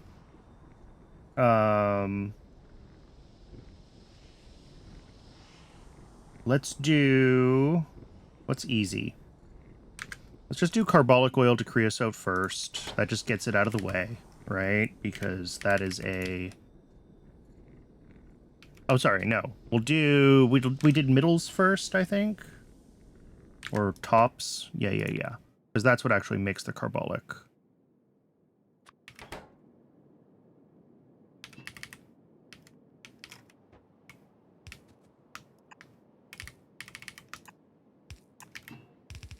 And tar refining tops is 2 tar processing units.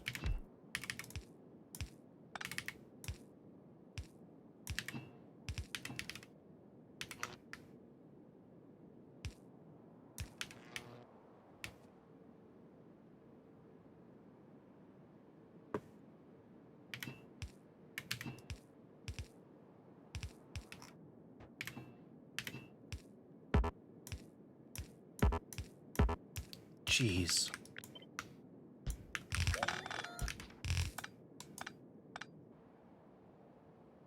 All right. And then I guess the other thing that makes a bunch of the byproducts is the pitch. So maybe we should do that, and then we'll kind of break down everything as we go on the way by. So pitch is in a bunch of DDCs.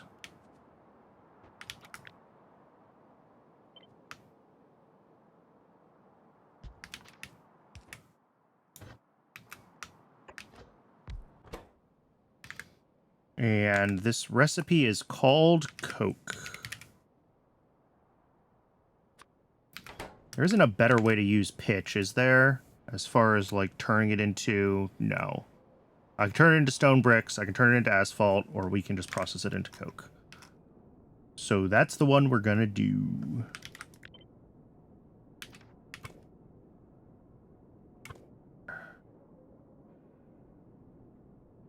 Or burn it. Yeah. What's its fuel value?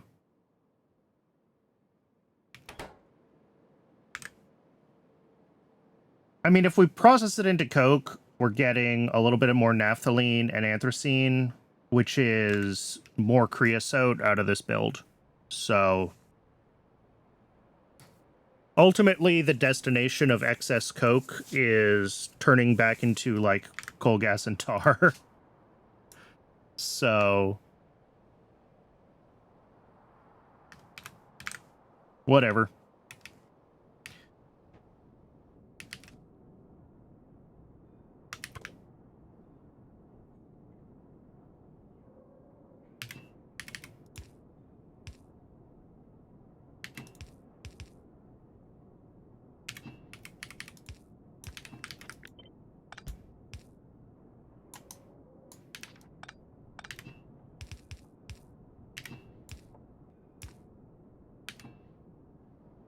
And then hydrogen out the bottom. And we're going to have light oil out the top, unfortunately.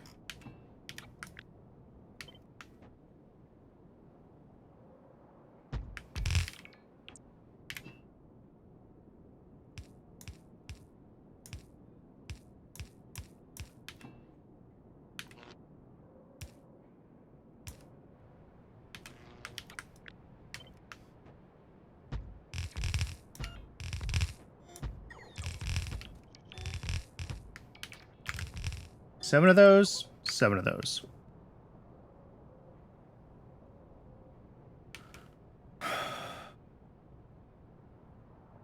All right, steam comes over to the steam pipe.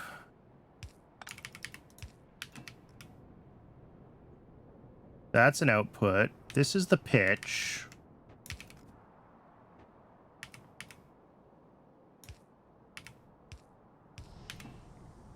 Pitch. This needs to be the...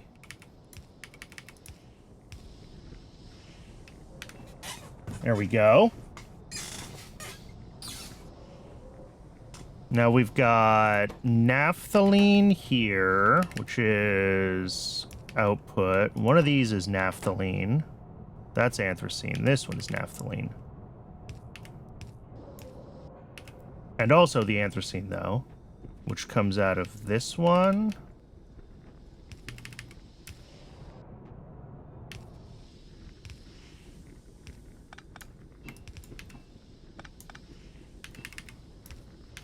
Yeah, naphthalene and anthracene, both of which can just be turned right into creosote.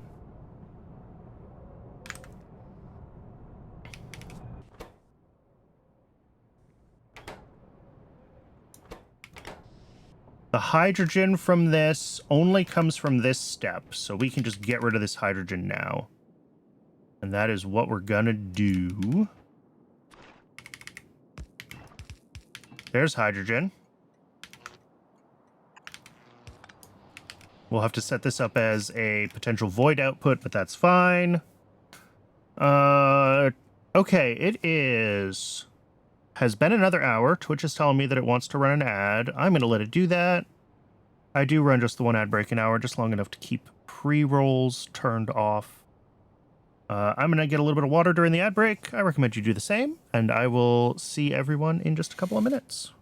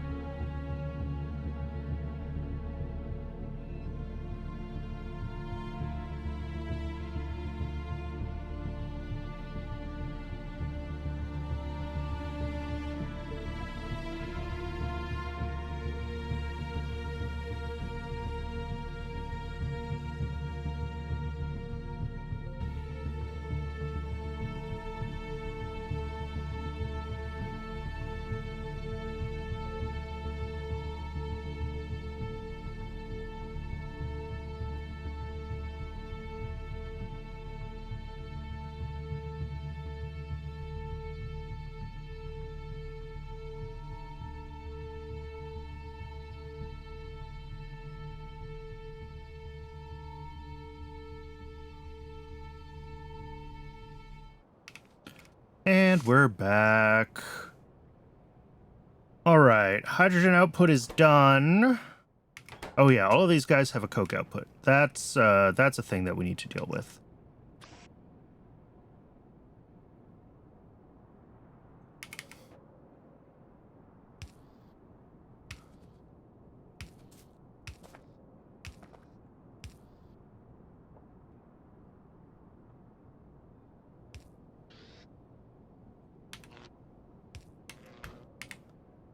How much coke is there in total? 14 a second.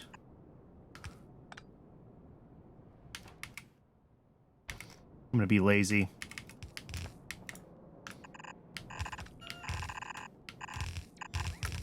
Rather than try to get this,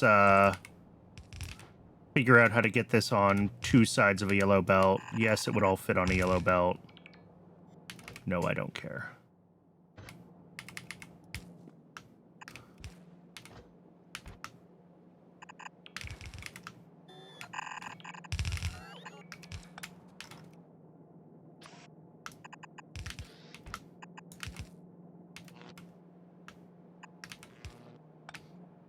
Okay.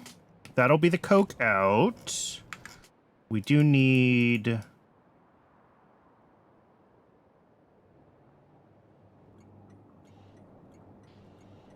Oh, that's not set up to be able to void on the hydrogen output. Interesting. I mean, it shouldn't matter. We have enough hydrogen demand.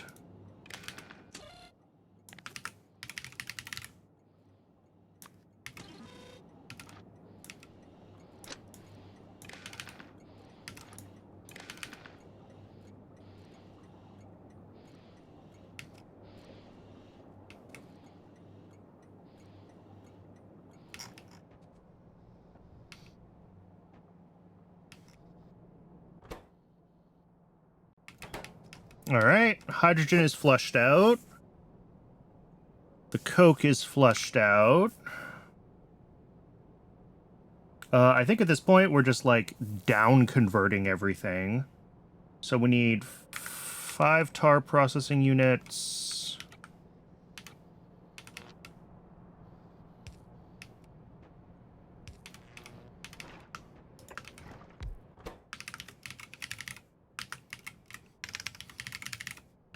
Creosote from, sure, naphthalene first. Doesn't matter.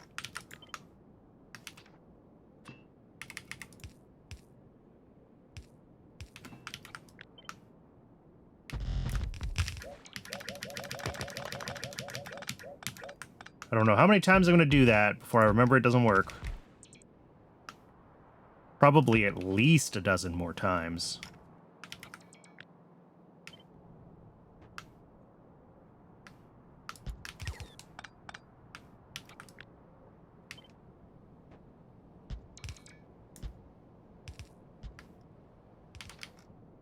Which one is this for? Naphthalene. All right. That's the yellow one.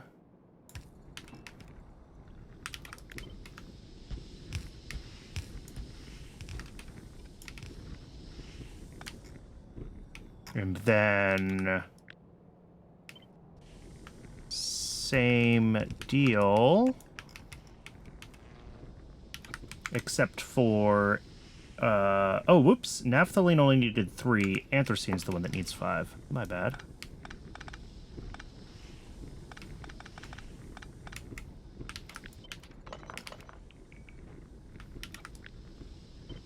But this is basically the same thing. Only creosote from anthracene.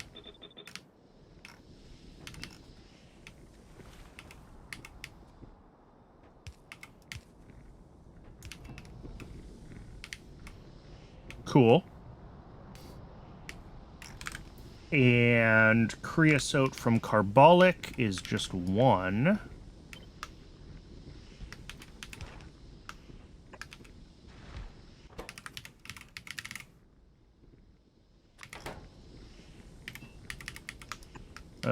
Do I have carbolic out yet? Did I even grab it from this? No. All right.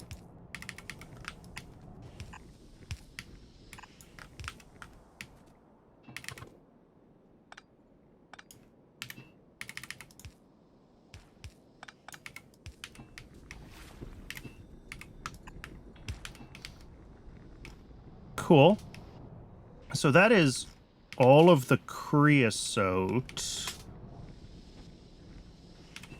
I just have to find a position where I can run it all the way down. How about here?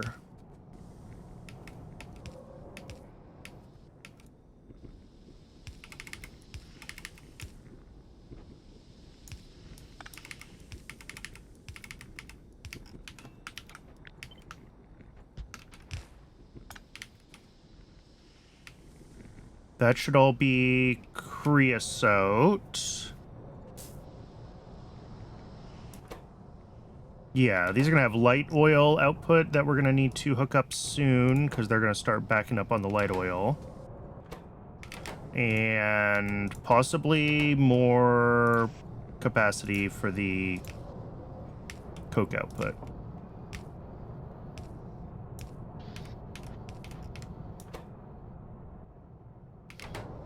And then creosote out is just a pump.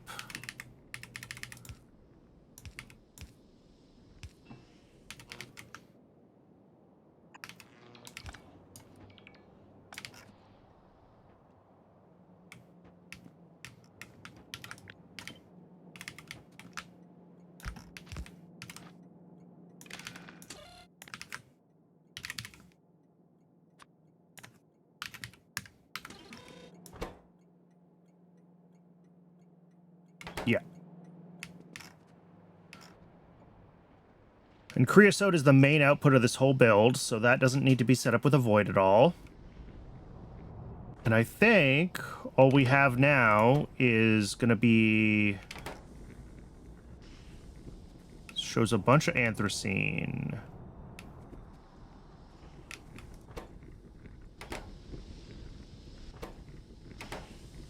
I think it's just taking a second to catch up on the anthracene, because that was one of the last ones that I built. That's fine.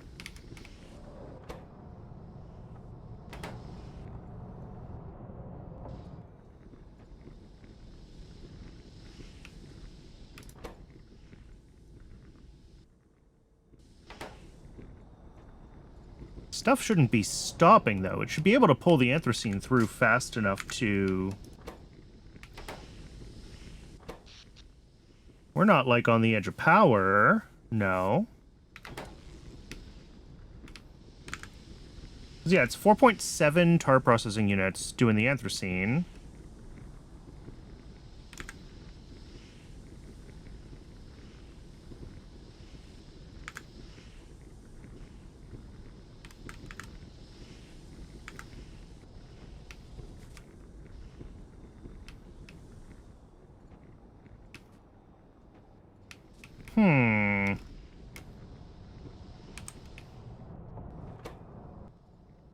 Yeah, okay, these are stalling on light oil, that's fine. Stalling on light oil, that's fine. These guys, well, they should at least be able to burn through the anthracene now that everything else is stalled on the light oil. I wonder if we just had a little bit of pitch backed up? No, it's exactly 7 of these guys to do the pitch, so... I'm not sure.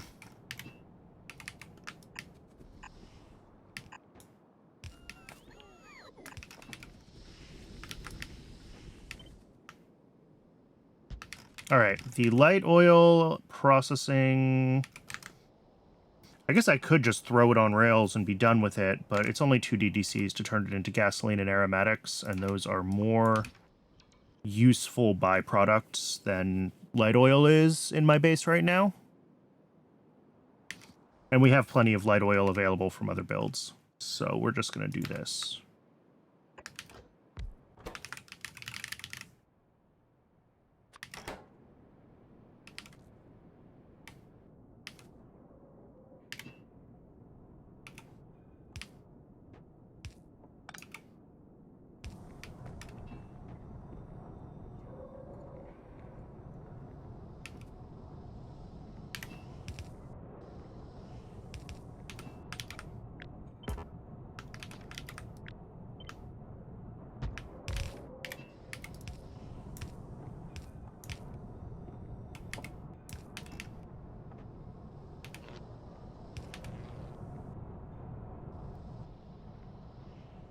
And then those are going to come out to these 2 stations here,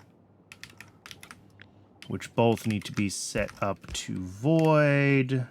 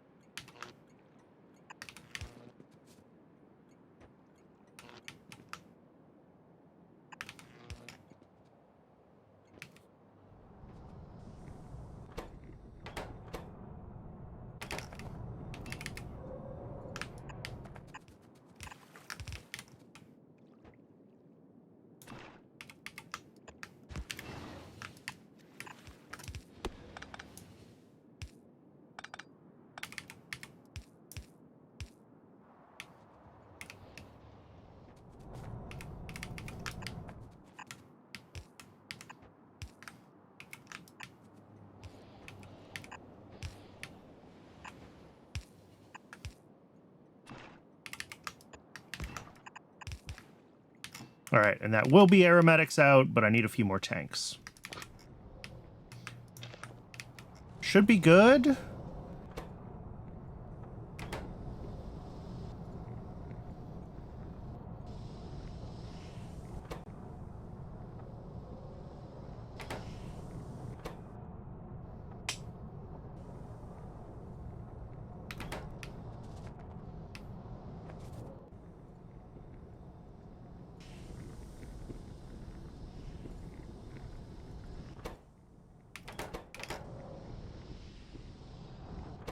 Yeah, this is going to back up on aromatics probably very soon.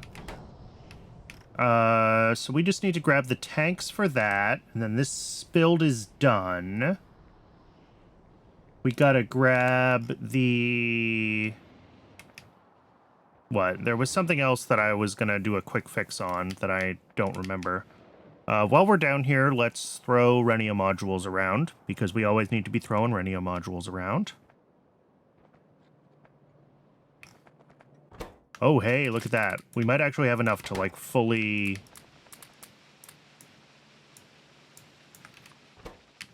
Yeah.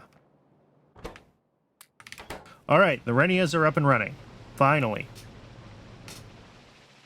With this many of them, it's only going to take a while before we get the first train load. I might hand deliver a couple of stacks of Renias to... energy drinks.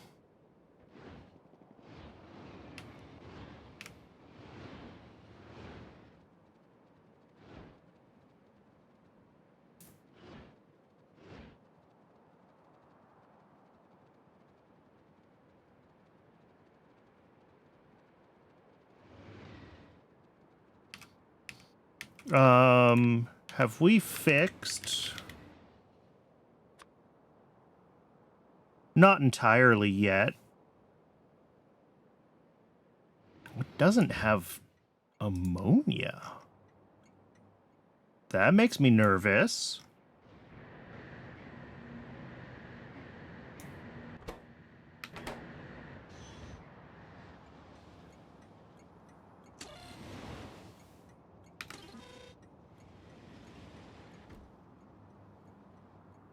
You're supposed to get ammonia as a high priority. Excuse me.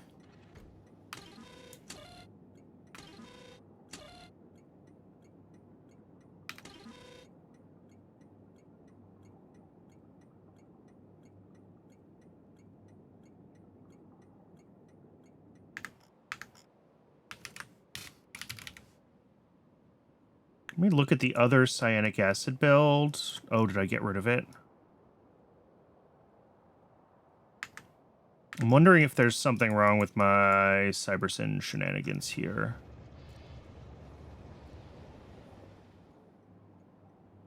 What's this station called? All right, there's ammonia. No, it's getting it. I'm just surprised it's running, like, empty.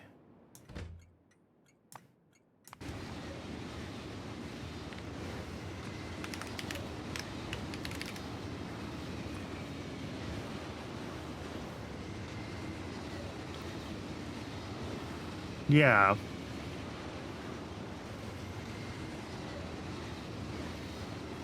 Request threshold for ammonia is 25,000, priority 2.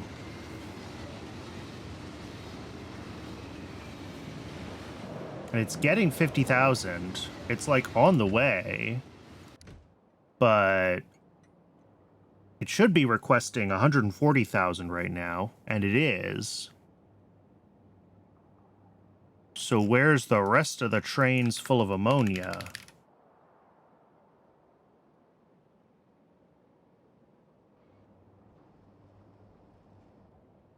Waller is halted?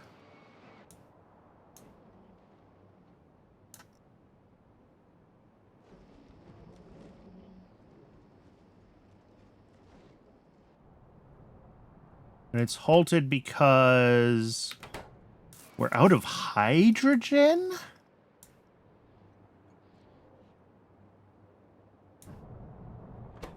Wow. We're out of hydrogen.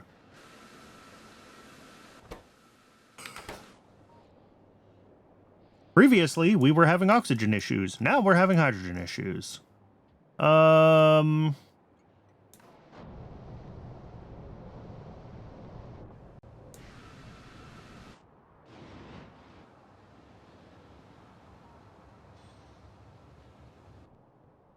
mean, cool. And we're going to get a little more hydrogen from the, from this creosote build, right? But, like...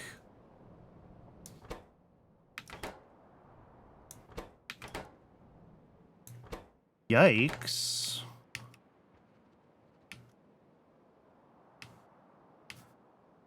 I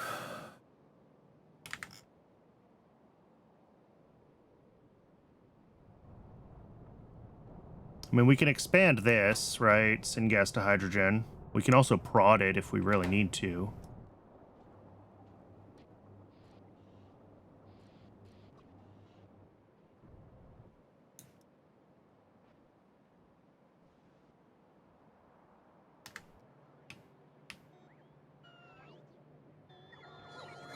I'm surprised that I am running out of hydrogen ever.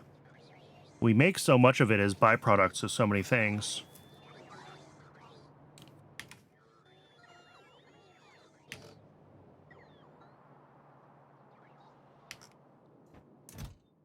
What is this? Oh, right. Yeah. That was a thing we needed to fix. And then this is everything for Arthurians. We can grab that. Grab some barrels. You know what? We'll just grab 300. That's fine.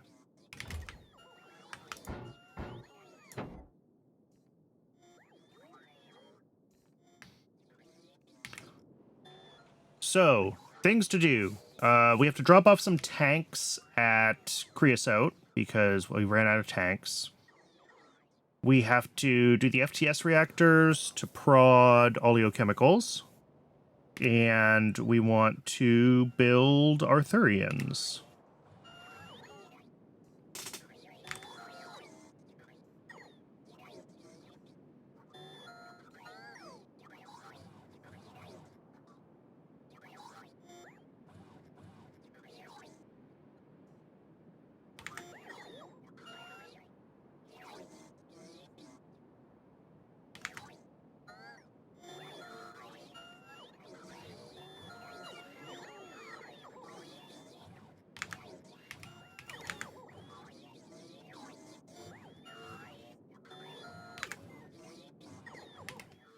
And I'm just waiting for the bots to fill in my inventory a little bit further.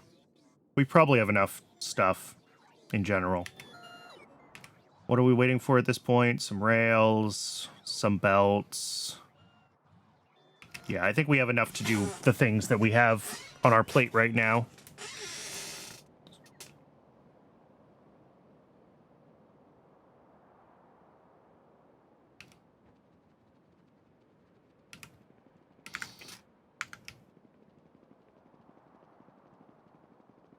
Something I think I want to do, I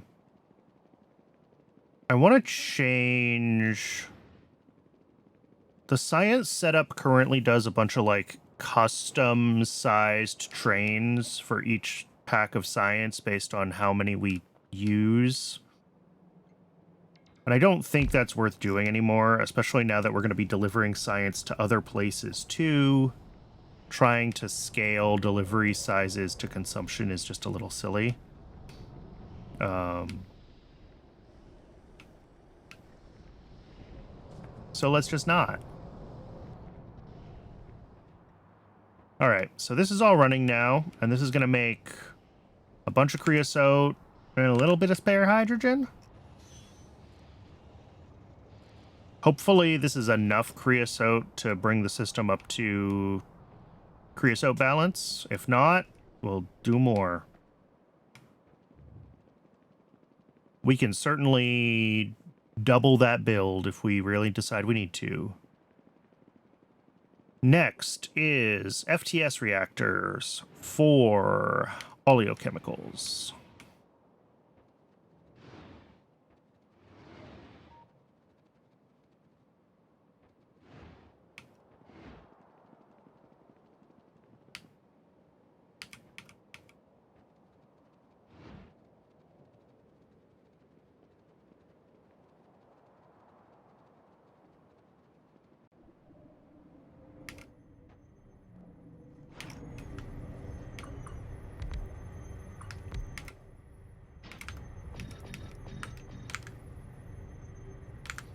There we go.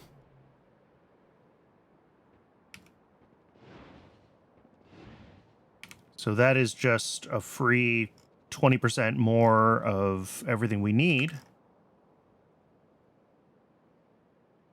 Now, let's head up to science and let's rejigger the station there so it doesn't request things in weird ways anymore.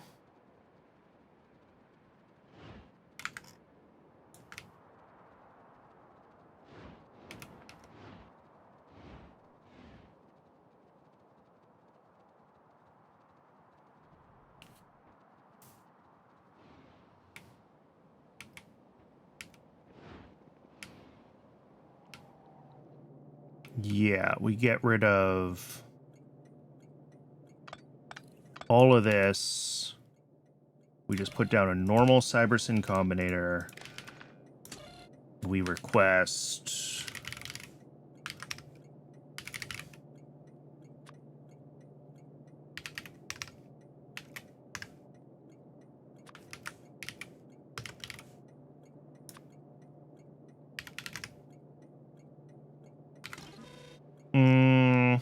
I also want to change this.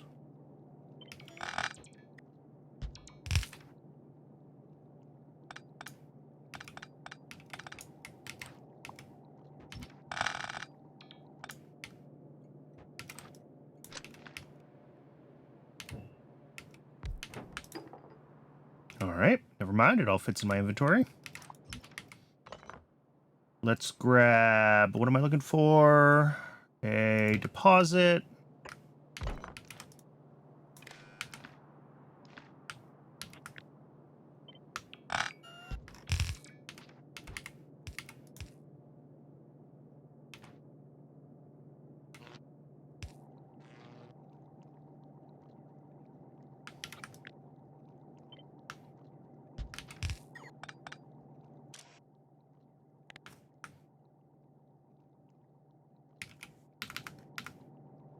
Do I have these scaled? I do. 100, 60, 30, 20, 10, 0.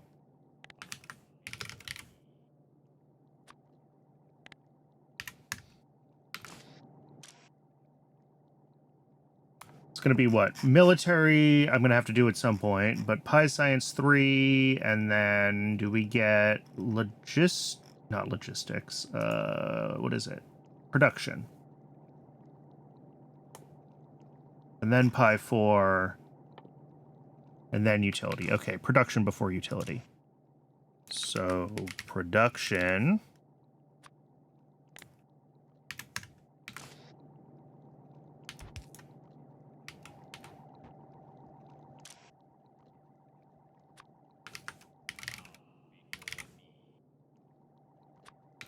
Nope. Try again.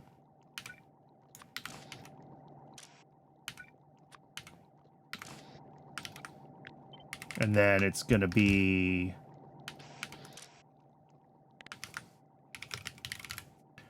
By Science 4. And then... Utility. And then... I'm doing this as if...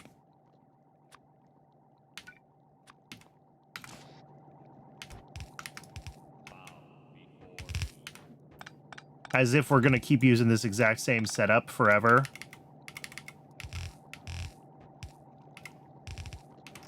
Which, like, I don't think we are, but...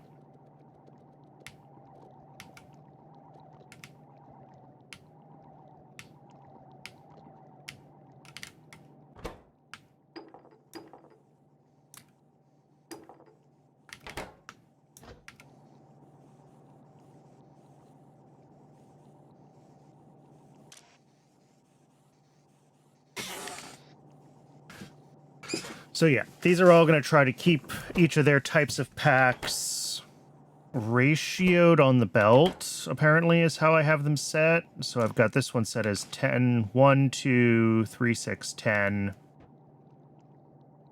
Obviously, that's going to change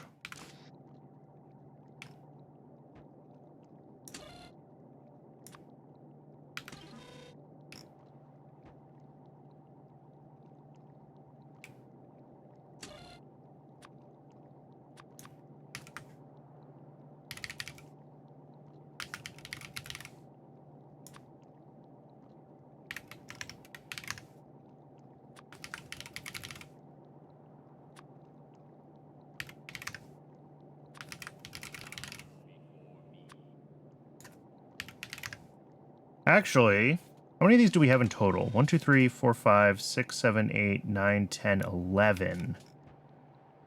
All right, so we're really only going to ever have like 6 of them in one. These ones don't matter. This is what we're going to have in this one.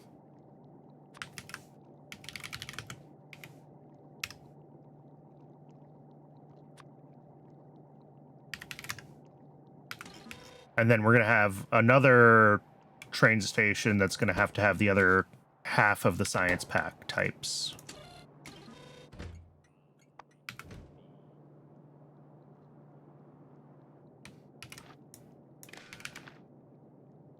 Because this station is full.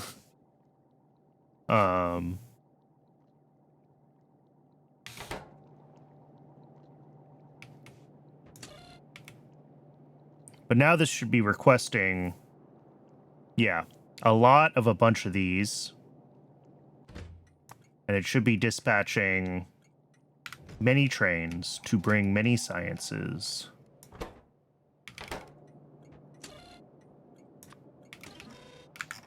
How are we doing on vat brains? We should have heaps of brains, at least, now that we have... And we do... Yeah, vat brains are running. Cool.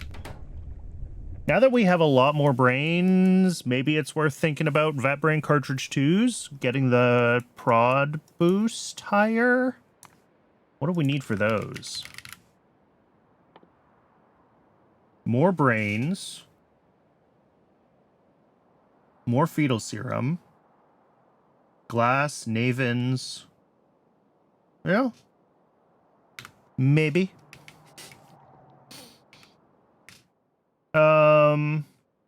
Oh, I've still got some science packs in my inventory. Let's,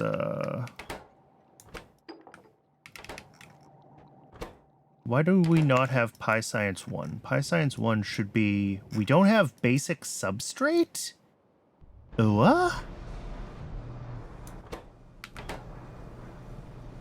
I mean, it's running.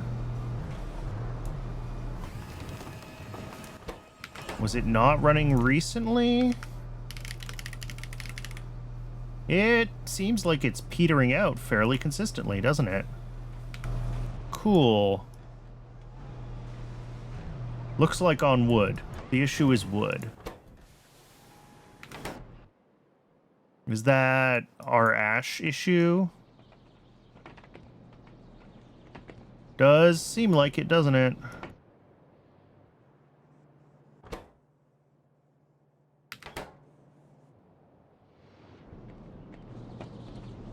So yeah, we're gonna need ash. We're gonna have to figure out how to make a bunch of ash intentionally. Which just seems silly, but it is what it is.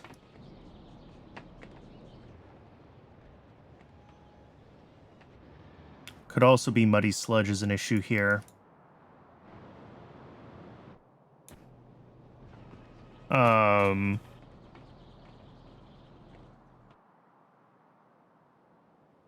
And then, honestly,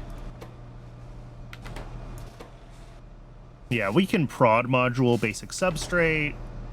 It might be worth reevaluating the basic substrate build, just because, you know, if we put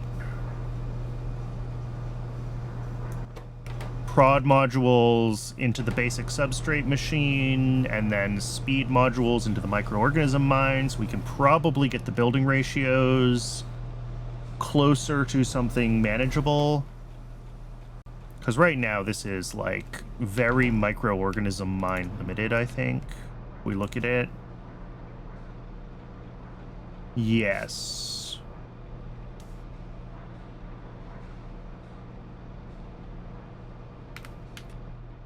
We're scaled to the microorganism mines. The 20 of them that we've got here.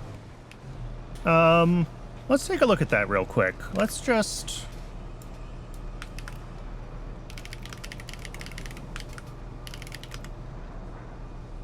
If we were to... Oh, look, I already started doing it. Way ahead of myself. I have no recollection of doing this, by the way. Yeah, so this would more than double our basic substrate doing this like this.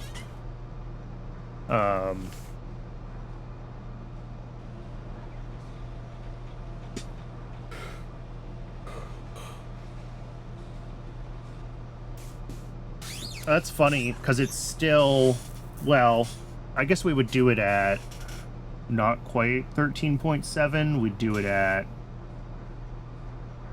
whatever we get from 12 machines making Petri dishes, right? Which is, what are speed modules? Each are plus 40. And that's 2. So that's 2, 1.8 times. So those will be running at 3.6x. We're making 12 machines. It takes 20 seconds. So that's 2.16 Petri dishes a second. Each basic substrate needs 2. It makes 10. And then we get 20% prod.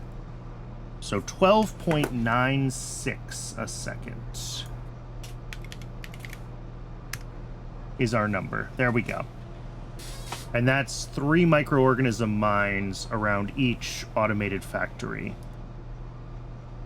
And then similarly, well, that turns into, I guess, 2 biofactories and 3 microorganism mines around each factory. Whereas currently it's 1 biofactory and 4. Yeah, so it's still 5 machines wrapped around these. It's just a different set of machines. That's fine. Honestly, the cellulose lasts 10 minutes, so we probably could belt it if we were feeling ambitious. But other parts of this need prod. So we would prod the wood. This says do moss on site. I think not at 5.4.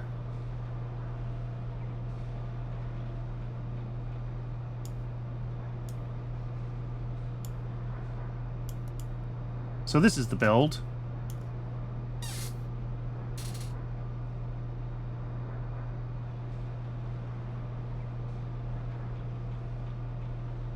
Let's get that to a blueprint.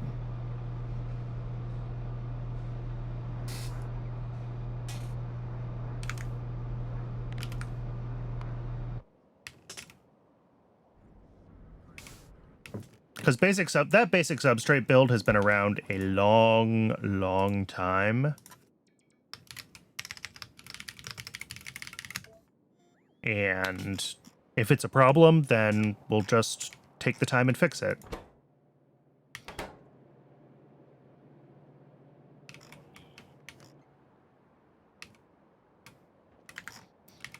So meanwhile, we've got our Thurians to do, which ought not to take too long.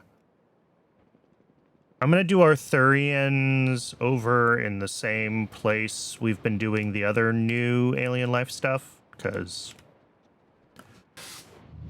why not?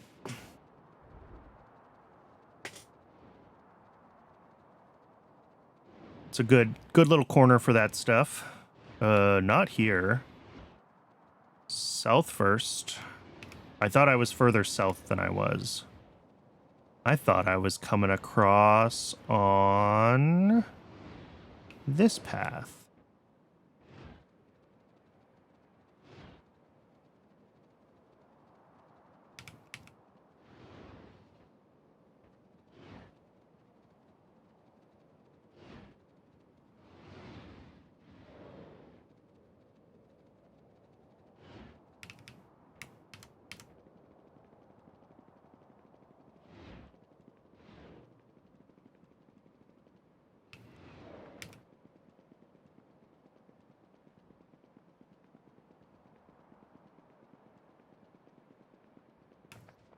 How's Renia's doing?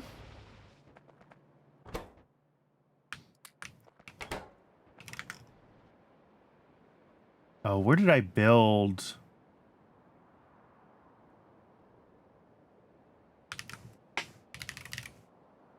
Oh, all the way over here. All right. In that case, I'm going to leave these here for now. And if the next time I'm heading in that direction, it still hasn't done a delivery, then I will do that myself.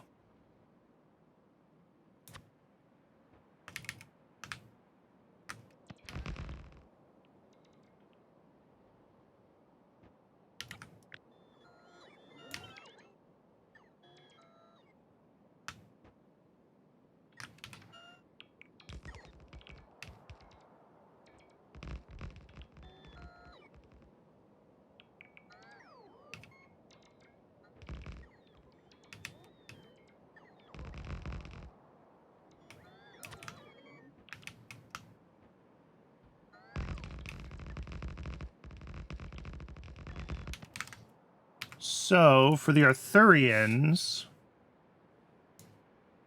in theory, this is only 2 stations. An input station and an output station. Everything's in very small quantities, so you know what? We're not even going to worry about it.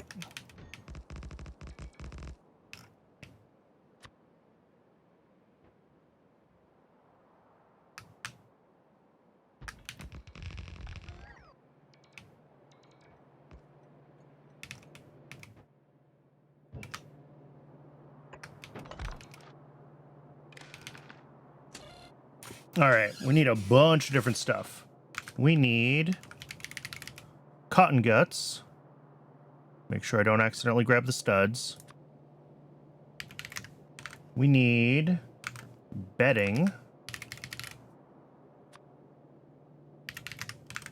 We need rock cocoons, which I think I do have on rails somewhere. I didn't even double check.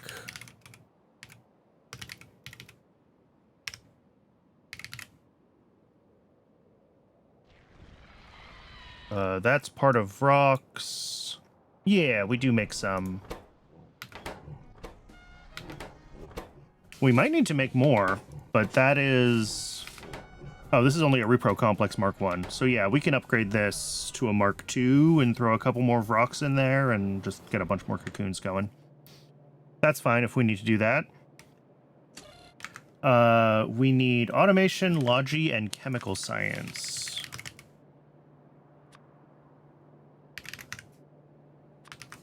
Nope.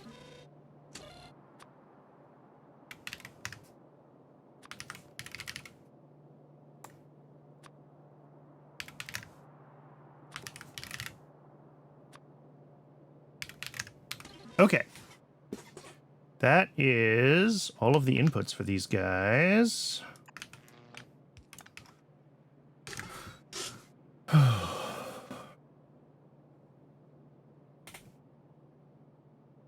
So we're going to need, I guess, cocoons and bedding on one.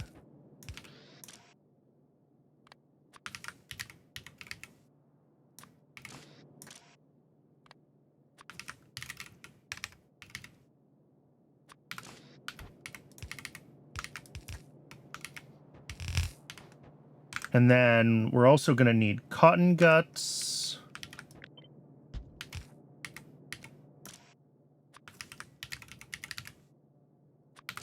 And then the other side of cotton guts is going to be water barrels, and we'll deal with that in a second. That feeds the Repro Complex.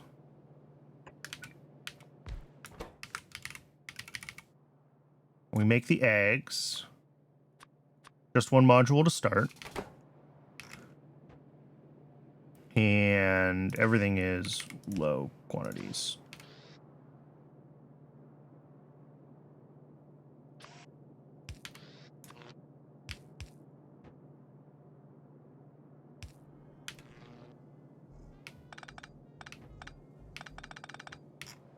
Okay. And then this is going to have an output, which we want to split.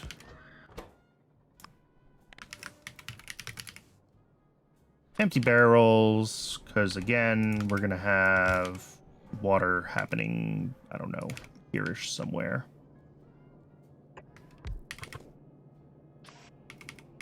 How many barrels are we looping in total through this? 0.08. Okay, yeah, that's fine with a single one of those.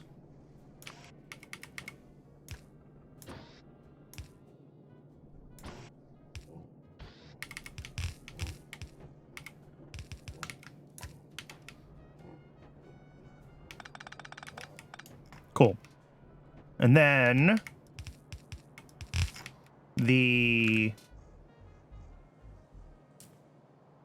Arthurian eggs are going to come along with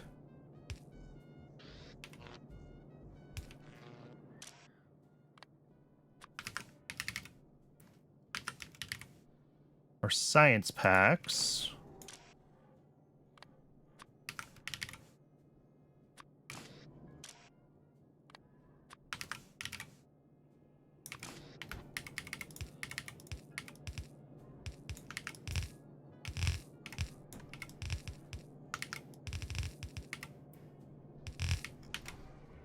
And that goes into the research center,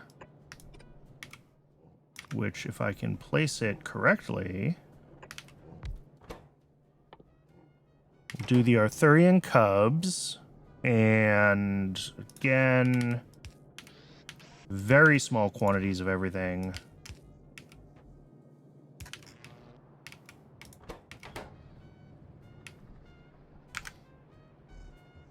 And then the last thing is going to be, we're going to split this cotton gut and water barrel belt up. And these guys are going to feed out the cubs.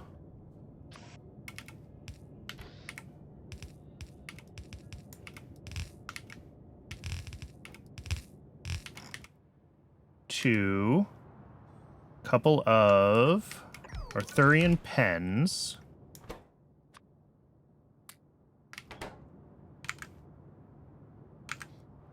Which again, we're starting slow.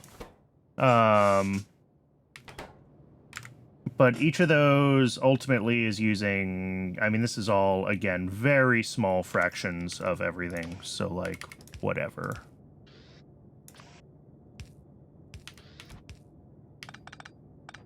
Don't let the cubs back up if they don't have to.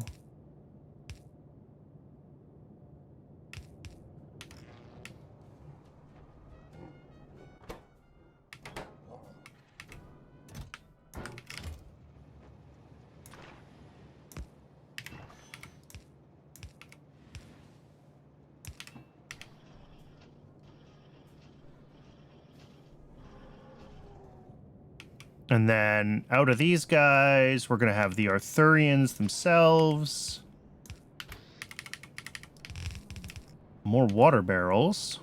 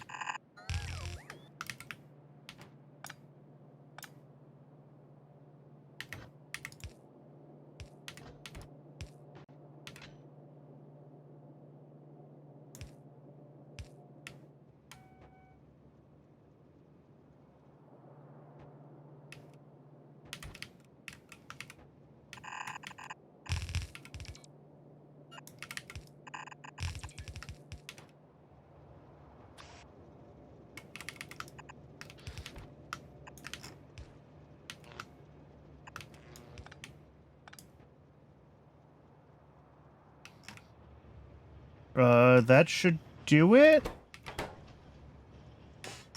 We just have to wait until we get all of our, like, science packs and stuff delivered. That one's getting blues. And that just leaves rock cocoons, which is probably this last one. Nope, that's cotton guts. That's fine. Train limit on this, I think, is set to 3. Yeah.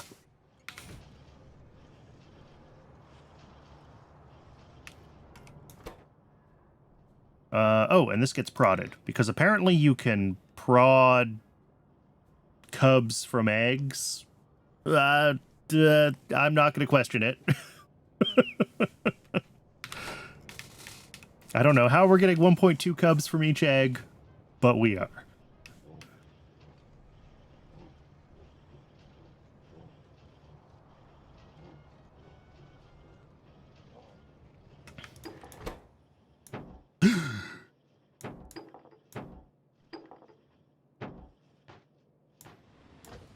Oh, God. Oh, God. Oh, God.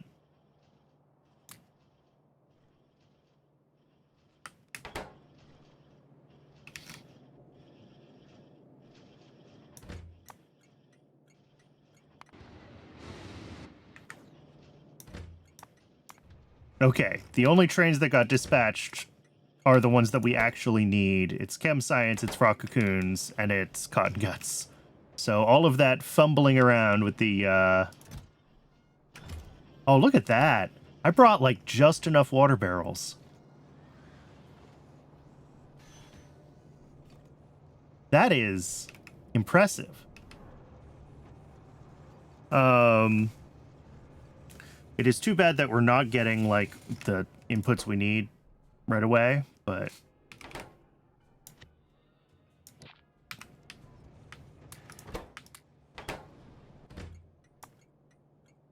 Rock cocoons are on the way. Chemical science is almost on the way.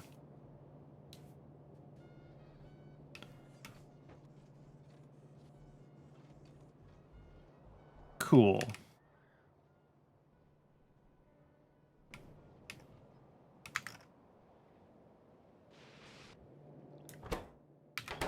While we're waiting for those to turn on, because I'm fairly confident that I got all the plumbing right on that, I'm going to take a bunch of Renias by hand over to energy drinks.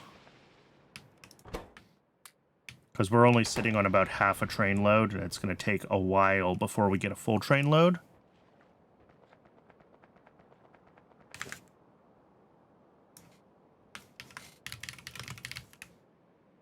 Because energy drinks are, what? Yeah, they are a huge multiplier on the Renia input. So this will, once this starts running, it'll kick out Renias or kick out energy drinks for a long time and give the Renias time to, like, rebuffer and then start delivering normally. But we do have some time to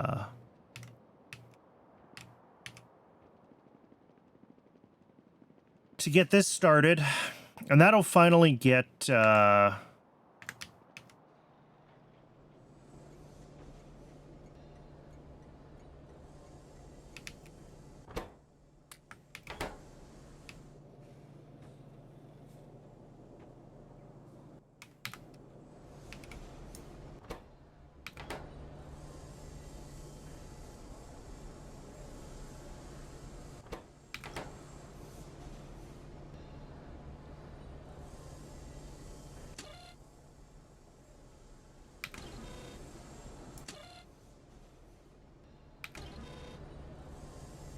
wait, what did I do here? One of these is supposed to be outputting...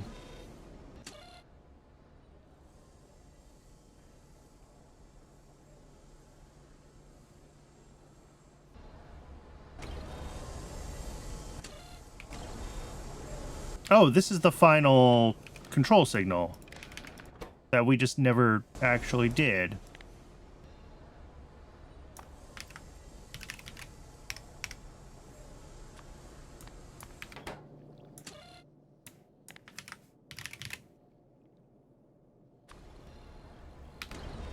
Yeah, because that says we have room to make 7 seed extract. Or, I guess 6 crafts of seed extract. I don't know how this is actually set up. Oh, and this doesn't have water in it. Really? I just didn't put water on this?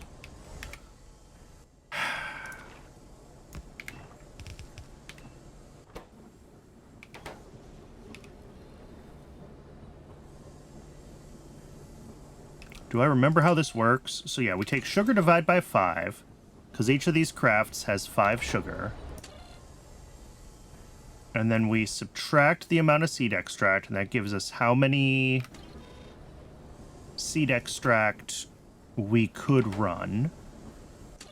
And then we divide that by 5, because each of these makes 5 crafts. And if that's positive and we have room in the output buffer, then we run this. Yes. Okay.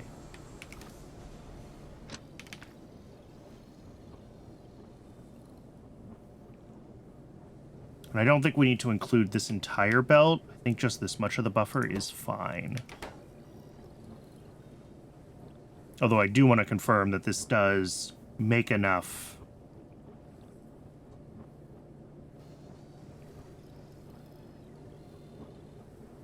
So we're going to watch this craft just a couple of times, just so I can make sure that this runs and, like, rebuffers this belt at the appropriate intervals.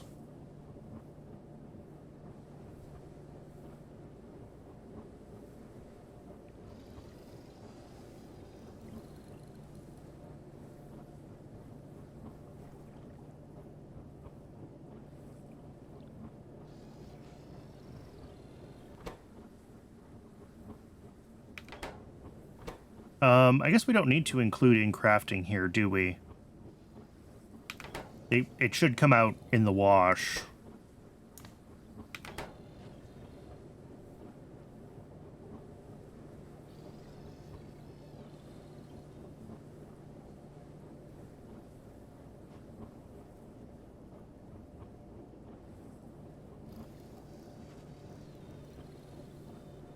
Yeah, okay, so the issue if we don't include this is that this buffer gets too small. Because this only can store so many of these guys. So, or it's the sugar. And then...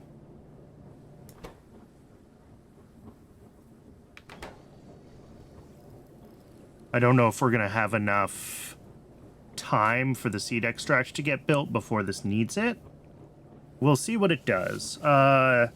Twitch is about to run an ad, though. I'm going to get a little bit more water during the ad break, as usual. I recommend you do the same. Hydrate, take care of yourselves as human beings. And when we come back, I think we've got... Well, we might have the Cridrins tech. Maybe not. Oh, no, we've got the basic substrate rebuild to do. We'll do that when we're back from the ad. I'll see everybody shortly.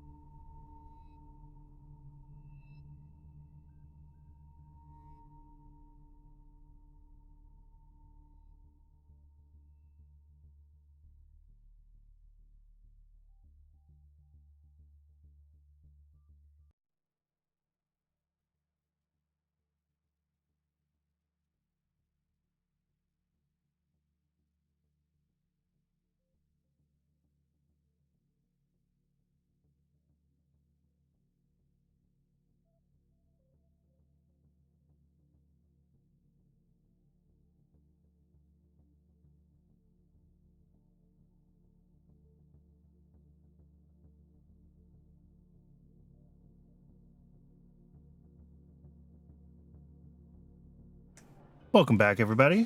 I was just trying to remember how this works. I think we can just throw energy drinks into this thing, and it'll turn on. Although, we're making them pretty quick, so maybe it's not worth the time to hand deliver them, and we just let it run. We maybe just let it run.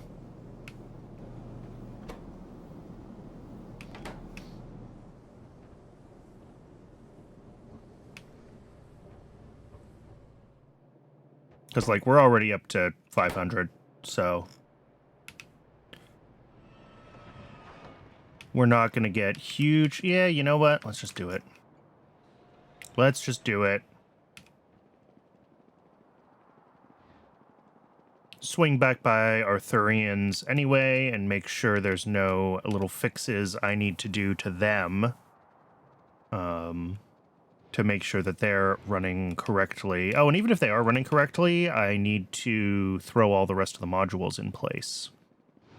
Because I started them with only 5 modules instead of 20. So if they have managed to make a few at this point, it doesn't even have to be that many. That will be enough that we can get them all upgraded.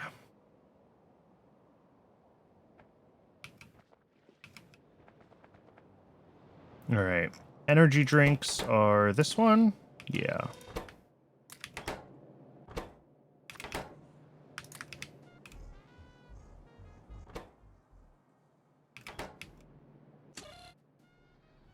Oh.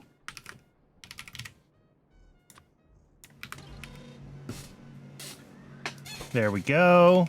Now these guys are going to start running.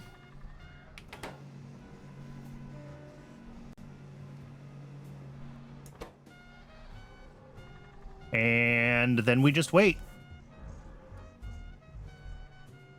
Because this is not going to be fast.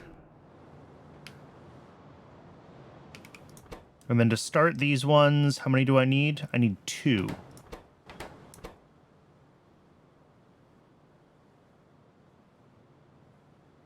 And at least once they start, they do loop.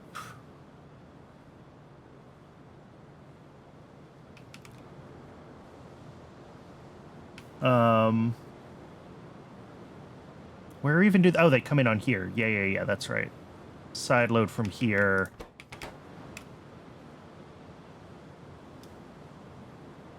Okay. So yeah, now we wait.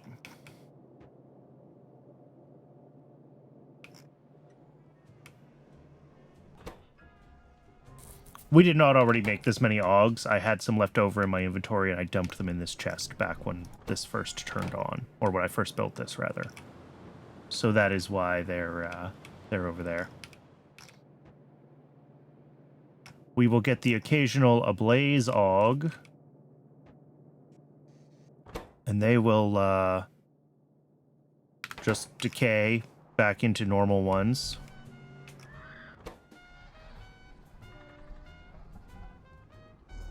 All right, I'm not going to sit and babysit this. This is going to take hours and hours, so... Arthurians are running. Are running. Are running. Do we already have some out? We got 1. I mean, fair enough.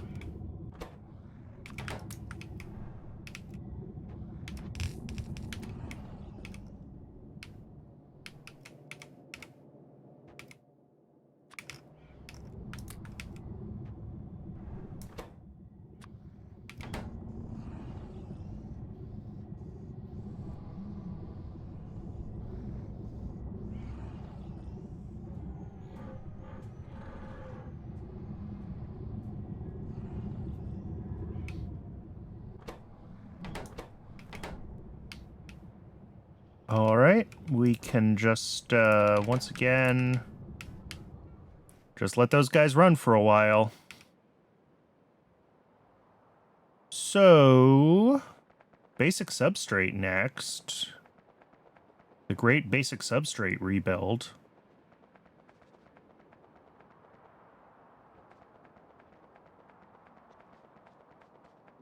I also really need to pave this.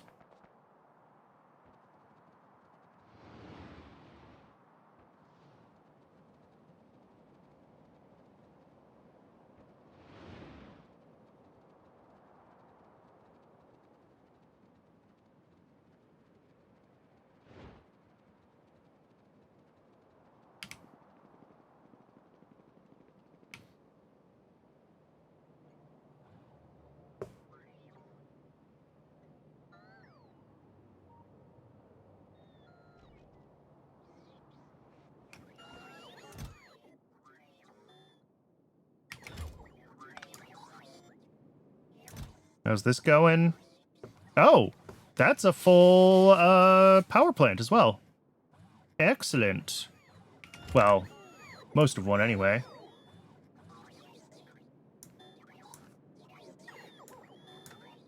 In theory,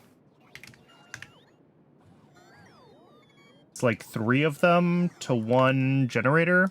So I guess I could request that.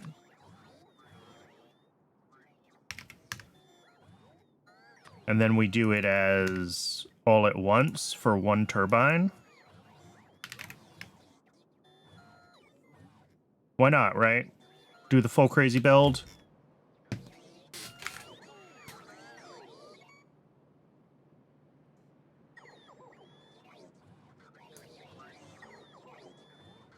It's really like 2.5 of them to 1 turbine, but the panels themselves only run during the day.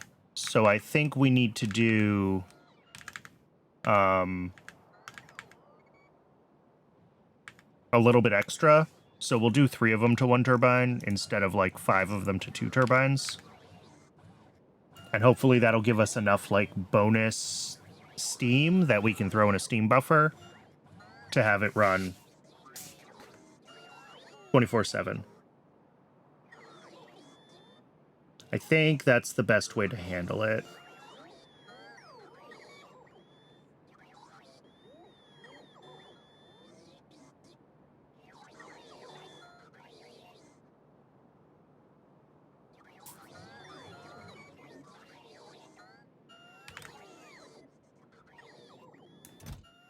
Yeah, so that'll make a bunch more of the panels and modules and stuff. Hey, and look at that. It even figured out that it needed to assign more than 1 machine to crafting the solar panels. Excellent. And that should also turn into all of these being dispatched here. Yeah. This would potentially run as many of these as I would throw at it, right? I could put 10 up here and it would run all 10 of them. But we'll leave it at 4 for now. And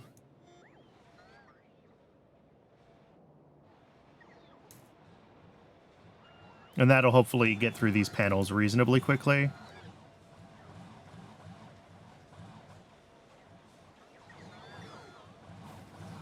And then these guys moving along. Good, good, good. How are we doing on...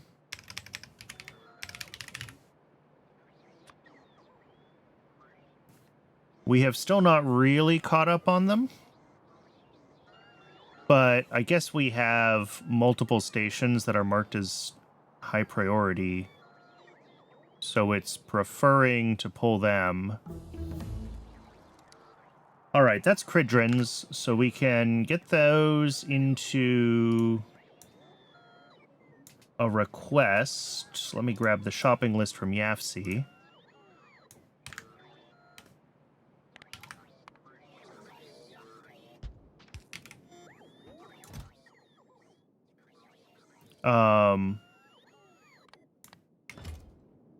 What do we need? We need the Cridron enclosure, and we need the initial Cridron.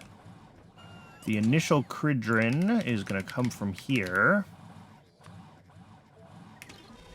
And let me also make sure that we no longer allow making Arthurians, because we don't want those to be bootstrapped anymore. This should be able to get everything it needs from logistic storage once we enable the codexes and DNA samples.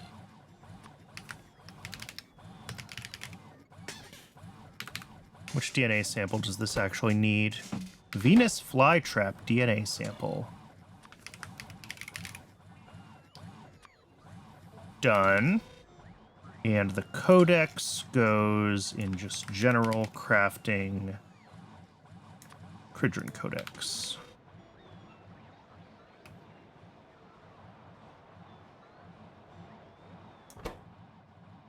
Cool. And we only need to make apparently one of these to start it, so that's all we're going to do. LFR panels are going as fast as they can. The bots are going wild.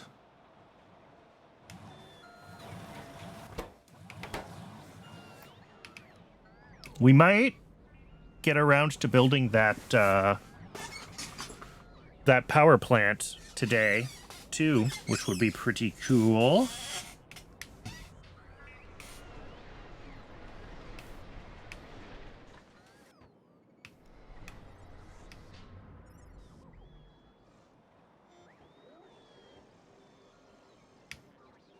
Do I feel like that's a lot of work? Well, no, it's not. It's not at all. So the answer is yes, I do feel like doing this. We're gonna go here. And we're gonna do an arithmetic combinator.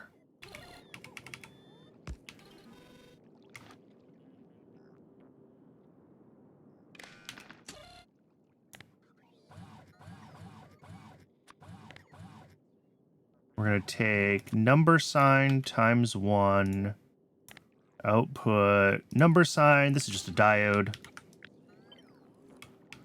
We're going to do that for each of these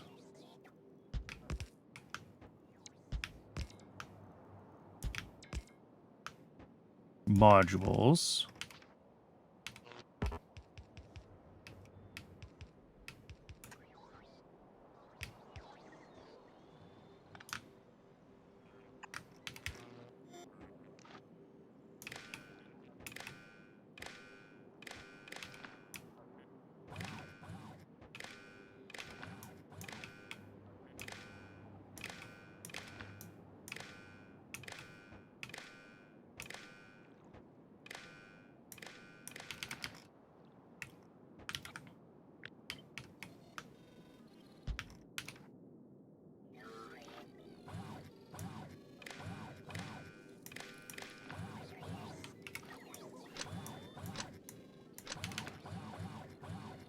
And that should give us, this is just be acting as a diode so that each of these still has their own independent display.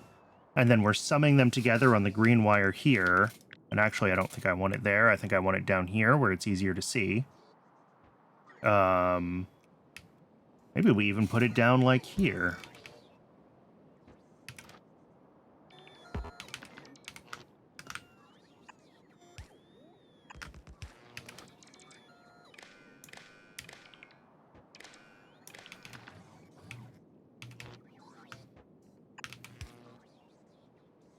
There we go. Total crafts across the whole system. That's our actual master display. Summing up all of the crafts across all of the different types of assemblers. Cool. Was that necessary? No. But it looks nice. Okay, I guess we're gonna go do Well, LFR plants are going to take a while because they have hundreds and hundreds and hundreds of mirrors to make. So while those just run in the background, I think I'm going to go do whatever this is, basic substrate.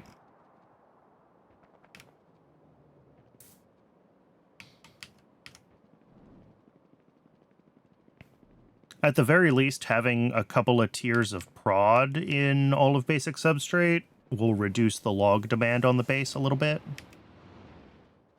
And that's worthwhile.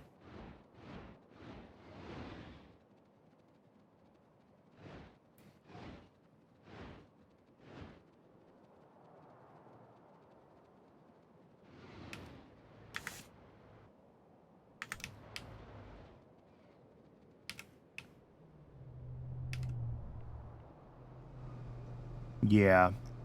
It is logs that is the issue.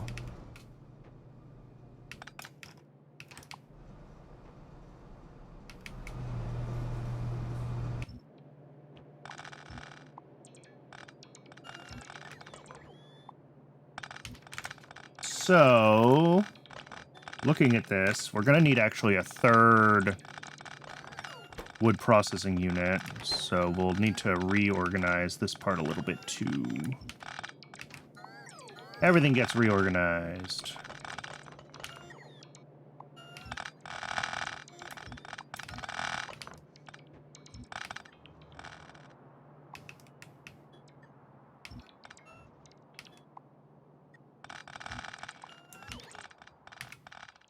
How long until my inventory turns into an absolute disaster? Not that long. So, wood processing units, 1, 2, 3. With prod modules. How much wood is that in total? 13.5. Okay. What a pain. So that's here. Let's do this, and then if we take that into a splitter, and then we can take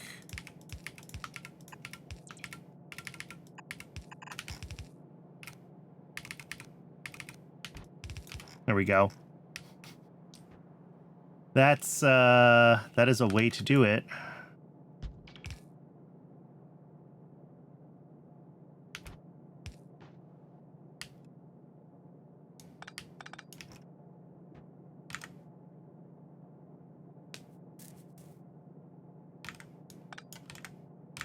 Oh, you know what? I need one more biofactory. Shoot. I forgot that I needed to account for the weirdness of the layout.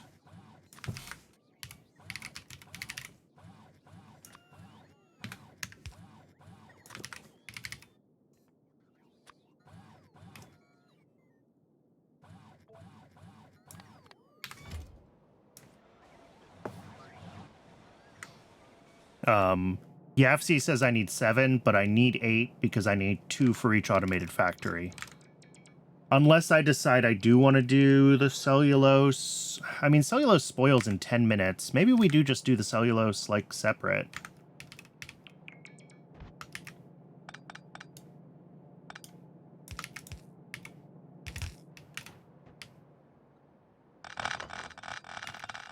Rather than trying to...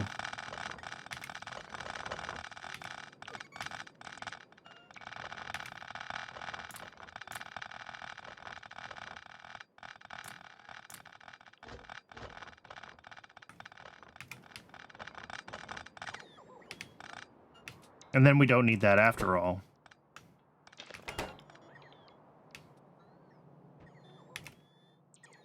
So if we want to do that... Whoops, what did I just throw in here?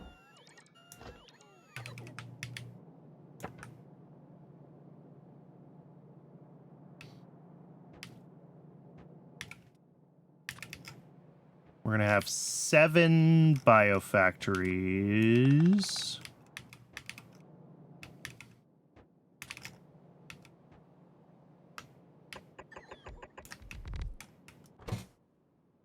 Doing cellulose.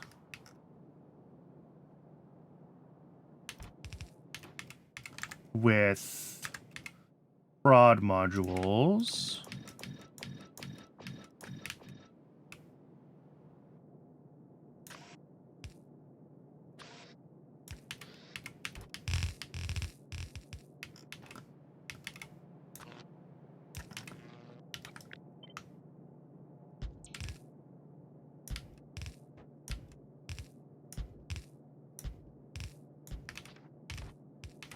Just means that we have to make sure that this is correctly configured so that we're not spitting out a ton of cellulose that turns into biocrud when we don't want it.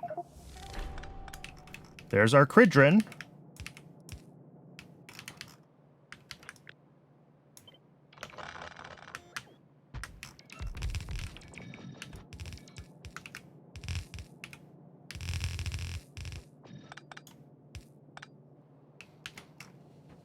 Cool. Oh, that was wood, not... Oops.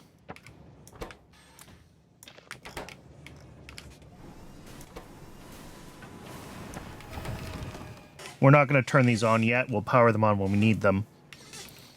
I think mostly it just means making sure that we have moss and petri dishes in stock before we enable the cellulose, right? And I think that's easy enough to do. So then we're going to have to come up with a layout for the microorganism mines that I don't hate.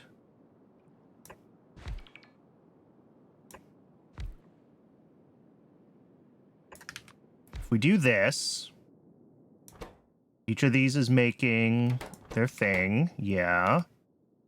Those each get speed modules, right? We're speed modulating those? Yes. And then this gets a prod module.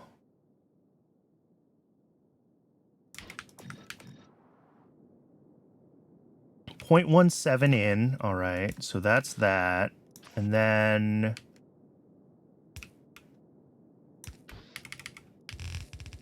that actually works, doesn't it? Hold on. Are we cooking? No, not totally, but almost. And the reason not totally, but almost is that we have to deal with spoiled ones. And yes, all of these feed in normally. And then we have the output of this, which, whatever, will include the...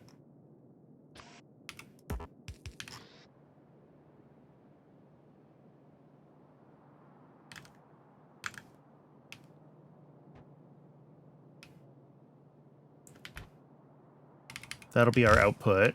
We're going to have, 4 of these modules. You know what? I think we're okay, actually. Let's do this. Let's do this. This is going to output to here. Only regular petri dishes. These will output here. Regular dishes.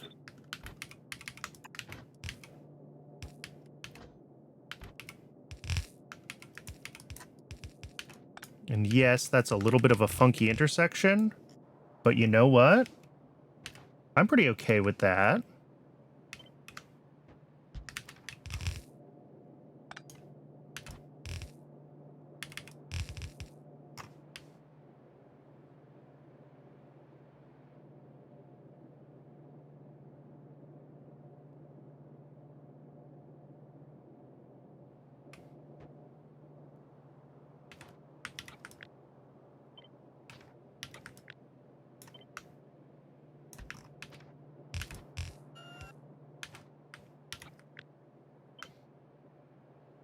And then do the whole thing over again.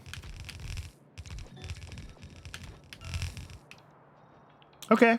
I don't hate that. I don't love it, but I don't hate it. So we're going to flip this on its head. And it's going to end up like here. And the reason for that is that we also have to get the cellulose into these and the moss.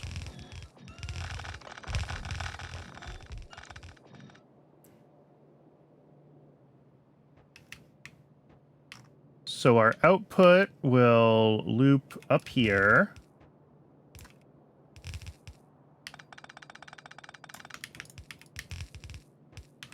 We will fork off any of the actual dishes. No. Of the basic substrate.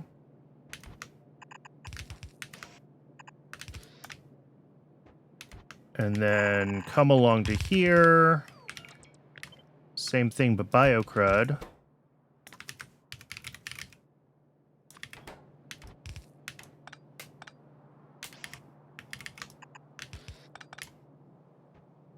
And then anything else that comes out is decayed dishes, which just get looped. Okay.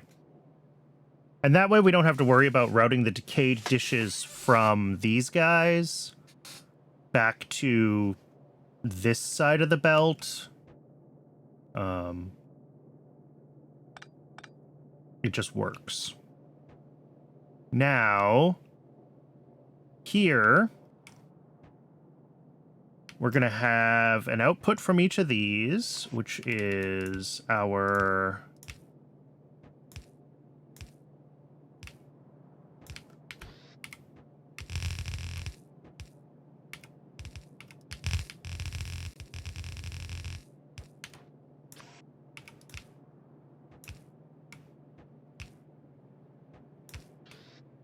And I think I'm going to sushi belt this just because it makes it easier to deal with any decay.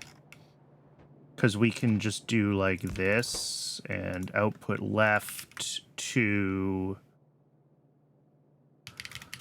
biocrud, right? And just send it right up to there.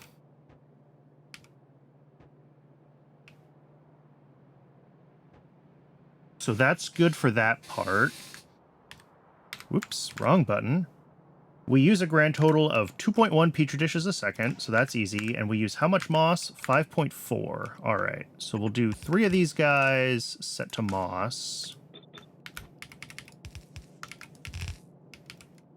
And that's going to join here, tied in with...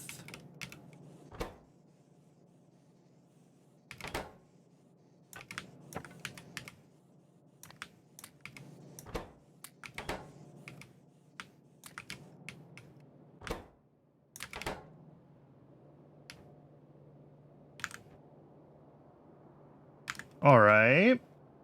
I think this is pretty much what we're going to want. I need to set these to only run when they are supposed to run.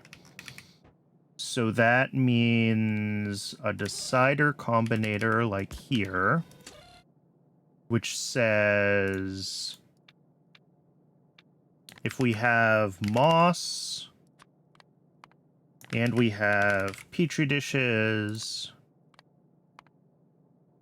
and we have space, so basic substrate less than 10,000.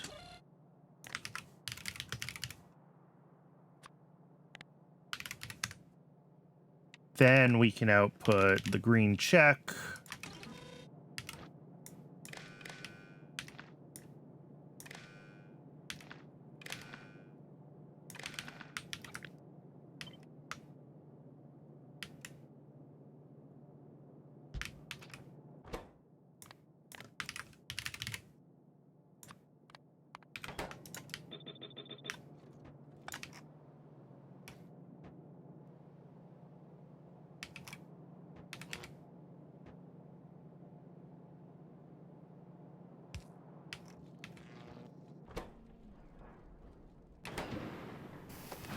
All right, yeah, those are going to be disabled by control behavior until I get everything actually hooked up for them.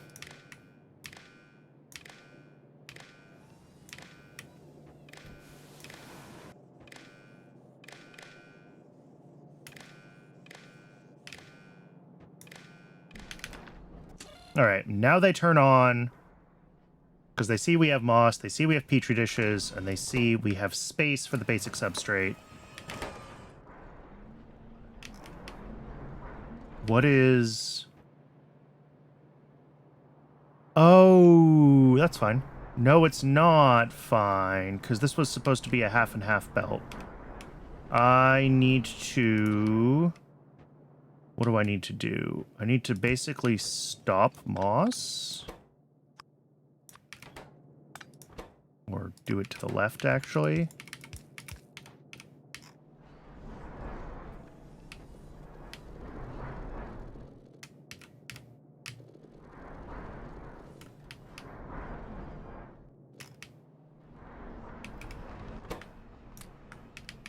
Something like that. There we go.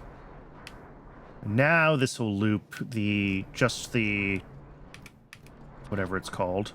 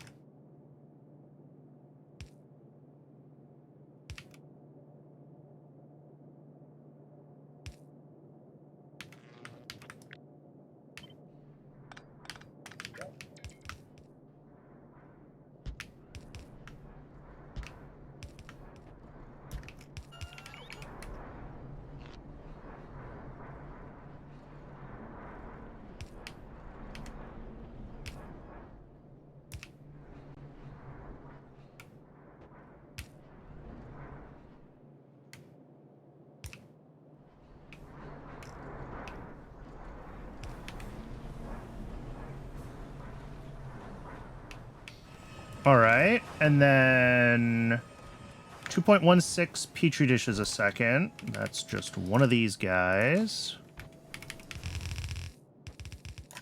Feeding this. And then any that come out that spoiled in the microorganism mines, we just bring right back in.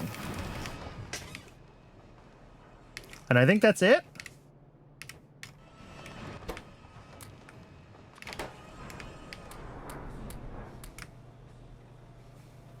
Yeah, anything that decays in these guys will get just spit onto their output belt and, like, filtered through. And that's fine. Oh, and these are 13 a second, so we do actually need to... Hey! That's a productive day. That's actually really good. Arthurians, Cridrins, Augs. First LFR power plant. We're making progress.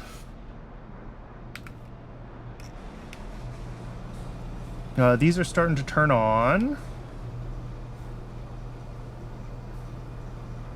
I could, I guess, turn these to only run when there's, like, cellulose and moss available.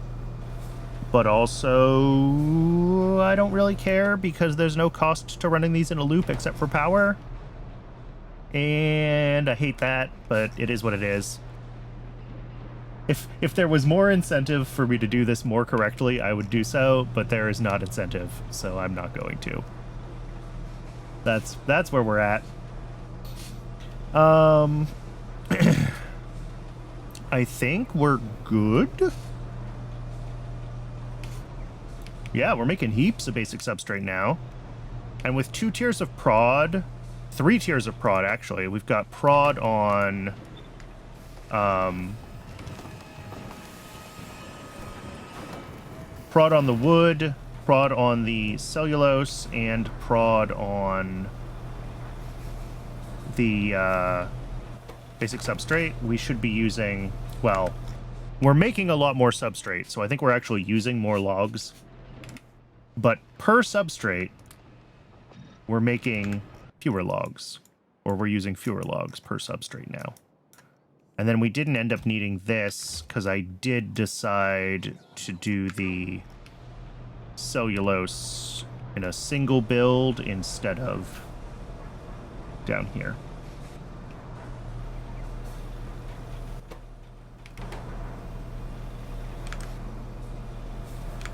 And maybe we should also gate this on there being only so much cellulose on this belt, because that's a lot of cellulose.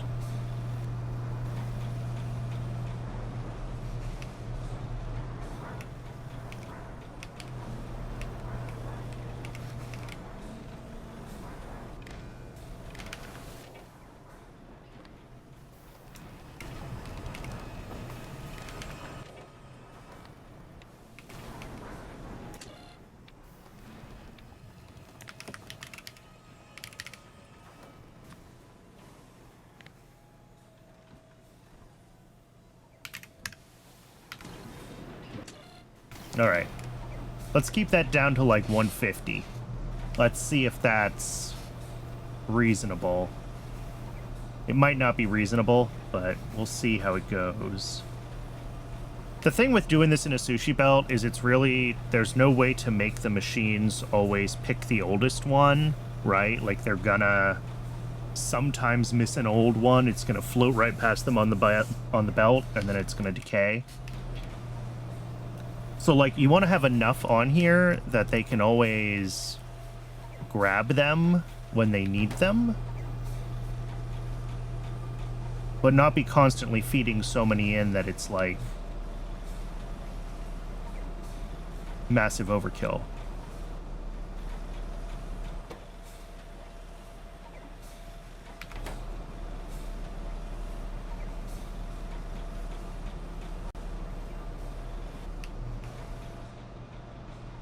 Okay. Cool. How are we doing on the ridiculously oversized LFR plant? 66 out of 150. All right. It's gonna be a minute. And that's almost certainly completely mirror limited. No. Also small parts limited. How's iron doing?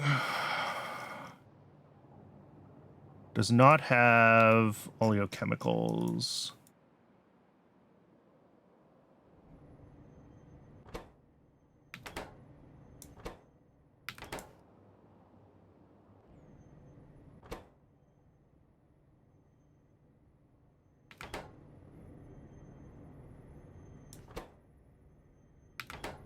How is the... Oh! Well, that's... How did I achieve that when I upgraded the... Oh, I must have... I don't know what I did.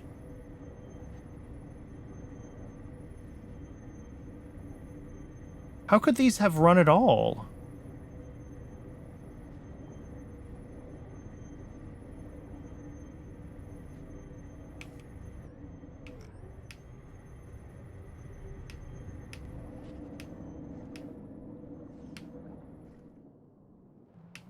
All right, well, they're running now. That's what matters. Hopefully we didn't waste too much lard into biocrud.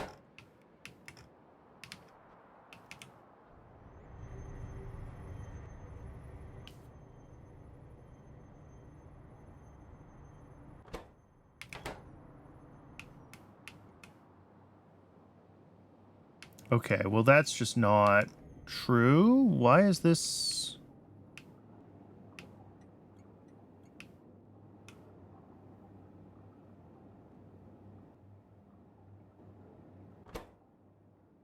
Is there... Oh, there's water in this. How did that happen? Okay. I just have to go down there and remove and replace that pump because there's water in it. because somehow I got the buildings backwards after they had stuff in them.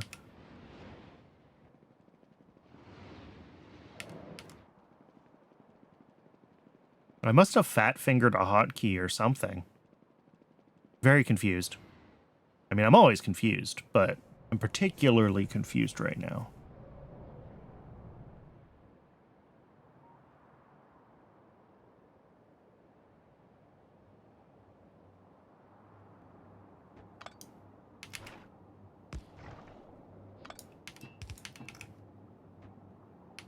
All right. Is this running now?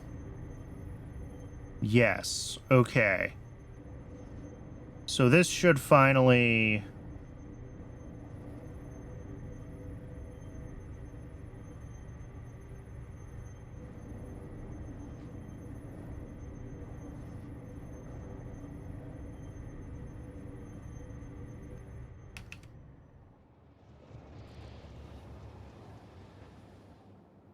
Yeah. Well, that's kind of sad that this wasn't actually running that whole time. Because now I don't really know if I have fixed the issues with oleochemicals or not.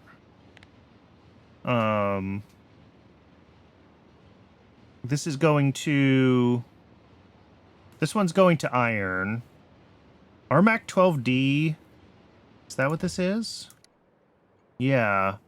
We're still having issues with ammonia.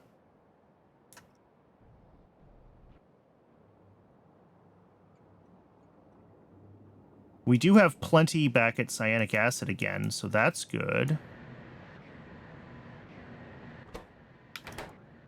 And we have plenty of cyanic acid.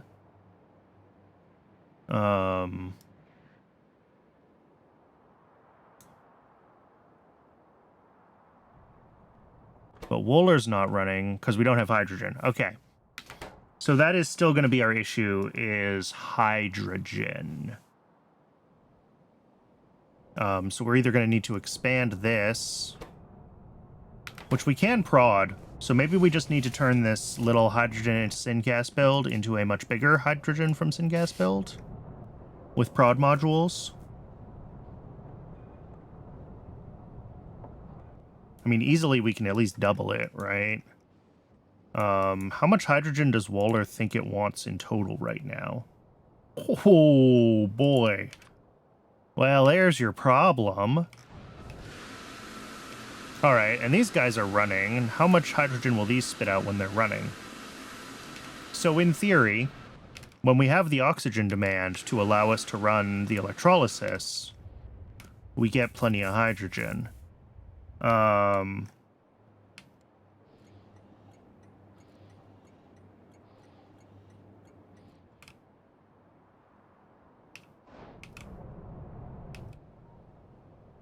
Yeah, these two are both hooked together. I wonder if that's the thing we need to do, is put like a top up here so that we prefer electrolysis oxygen over nitrogen oxygen.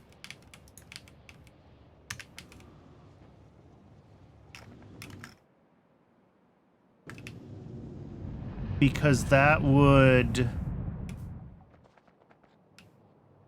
give us more hydrogen. Basically always.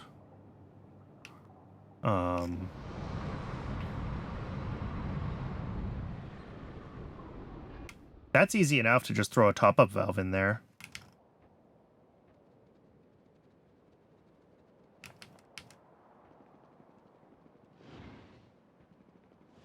I'm going to swing by Arthurians, and we're going to put modules in Arthurians.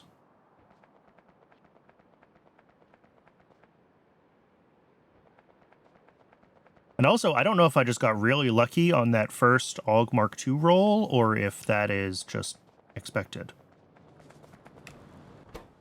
We still only have one, so the answer might be that I just got lucky.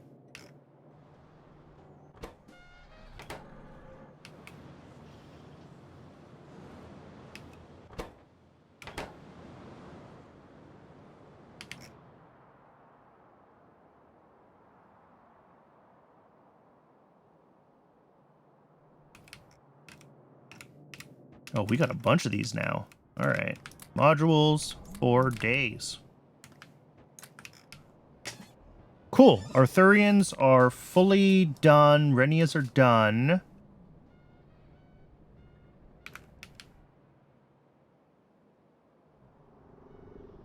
Banyots are all set. Yep, they're running. We should have a bunch of them by now. Yeah, we're getting there. Backed up on the food, which is delightful.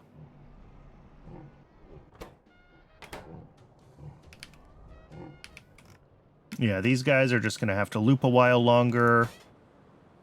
Once this starts to fire off, we're going to be in a much better place, right? Because we're going to be making 0.2 a second. Really? 0.2 a second? These might not actually be running full speed. Oh, but it's divide by 2 because... Yeah. Half of them go to this.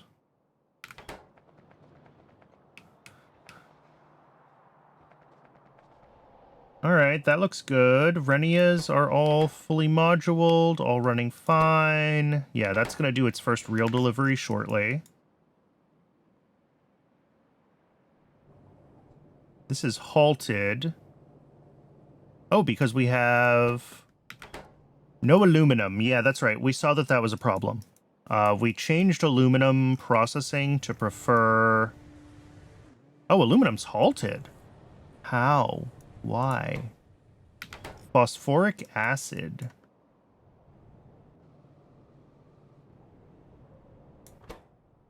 No wood. This is another place we could add prod modules for our, like, overall log demand situation. But...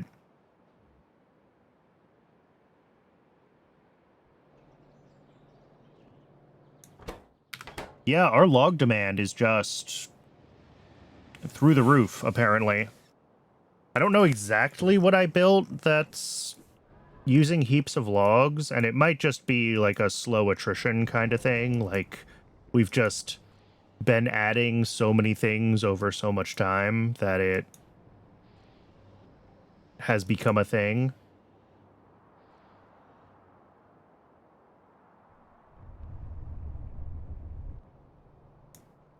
Lost gene samples and cDNA are running fine.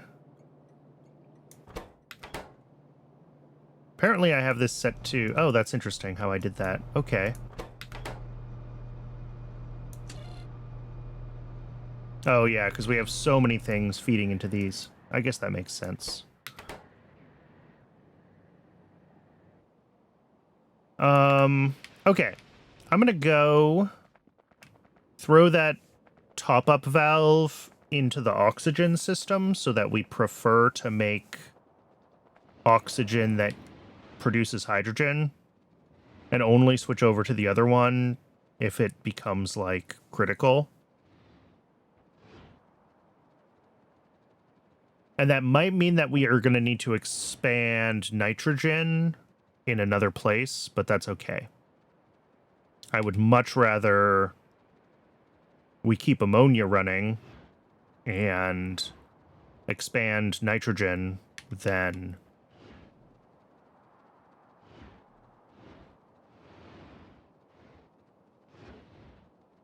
have things be blocked up. So...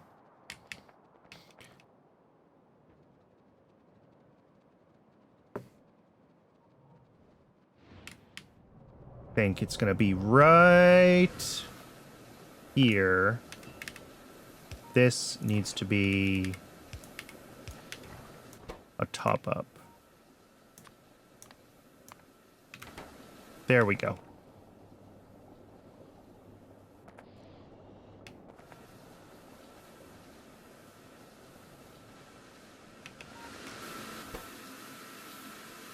Because, yeah, these guys are going to buffer a bunch of oxygen in their outputs. And then when... oh, there's no trains with this stop. Does that mean that, like, we've caught up on this? I don't believe that for a second.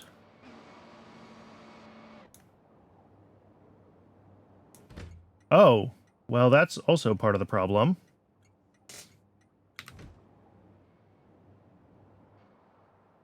We need enough of a train limit on this for it to actually run correctly. Probably same here. Oh, that has plenty of train limit. That's fine. This one, though, we do want...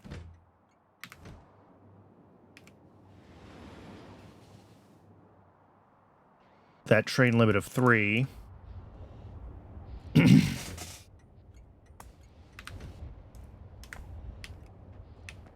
Yeah, so what's going to happen is these will back up, but they'll back up with enough oxygen, hopefully, in their buffers that even when this gets like 25,000 pulled out of it, 20 machines with, okay, maybe not quite 1,000 in each output, but I don't know what that'll stack to. But it should mean that most of refilling this will come from these machines. And only if hydrogen somehow backs up, which should never happen, actually. You know what? I think we do this. I think we turn off this build entirely.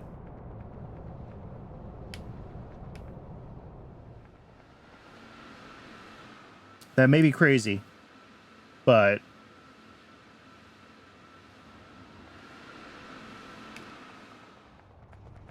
we need the hydrogen more than we need anything else. And if we do need more nitrogen, we have this build, which is just not running at all right now. And I don't know what this is capable of making, but like, it's a lot. Like 300 nitrogen. So, and that hasn't ever been like moduled or upgraded. That's just what I built the first time. So all of this was basically from a time when I was having trouble dealing with hydrogen. I needed more oxygen.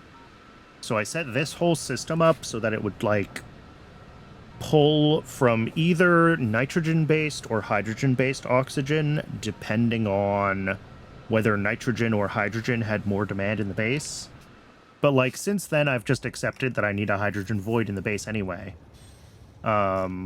Even though right now we're in a hydrogen shortage. So I do think that this is sufficient. And like we can double this up if we need to. Right? Like,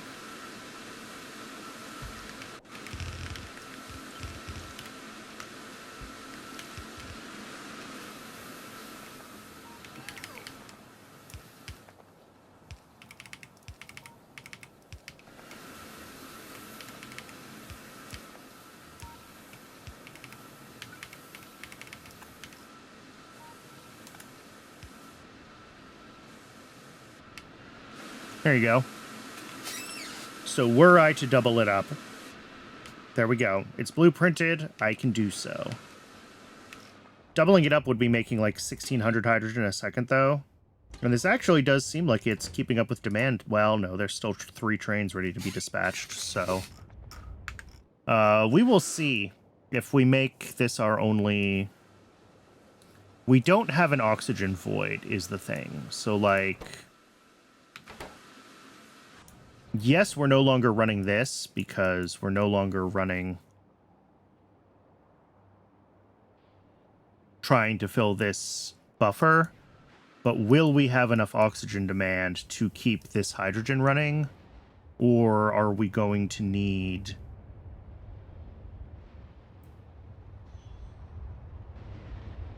more hydrogen from other sources? Not sure. Hard to tell. Because obviously right now we're having demand spike because it's been undersatisfied for so long.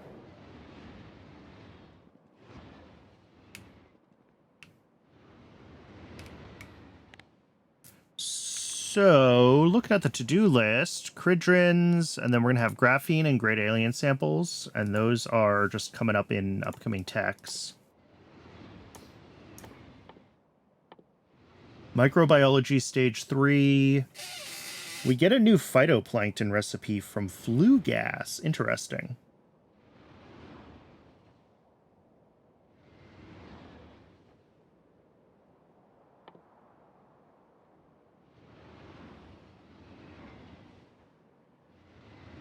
Ooh, another use for refined natural gas. That's interesting.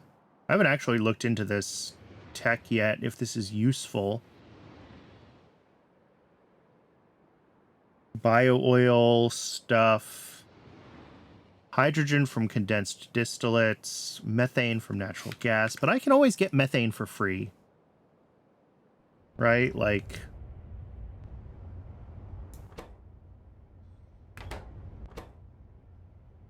I mean, yes, I'm using the hydrogen-based moondrops here, but in theory, I can do methane ZI.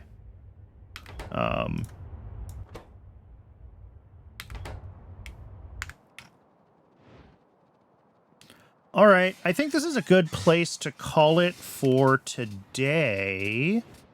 I mean, this is a ton of progress, right? Ogmark 2s, Cridrins, Arthurians. We are... I'm not going to say zooming, but we have definitely made progress. Ooh, yeah, look at that. We got Augs looping. So this is actually gonna be running at this point. It's gonna take a while, and it's gonna want to buffer a lot of the Mark IIs in like this stretch of belt, just because of the way that I built it. So we might end up wanting to hand deliver some things around, especially to upgrade these guys to the better modules. But it's running. I'm happy with that.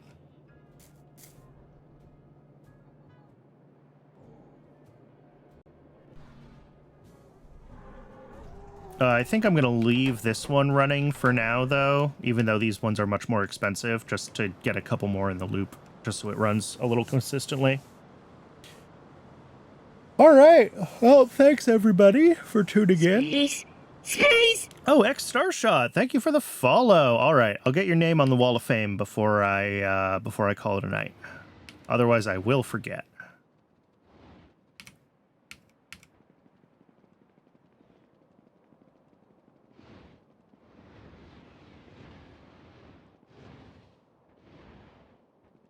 I guess while I'm heading over there, I will do the outro. Thanks very much, everybody, for watching. If you found this on YouTube and want to watch live, there is a link to my Twitch down in the description. I stream Pi most Tuesdays and Thursdays at 1 p.m. Pacific time, although sometimes also on other days if I don't have anything else lined up for another game.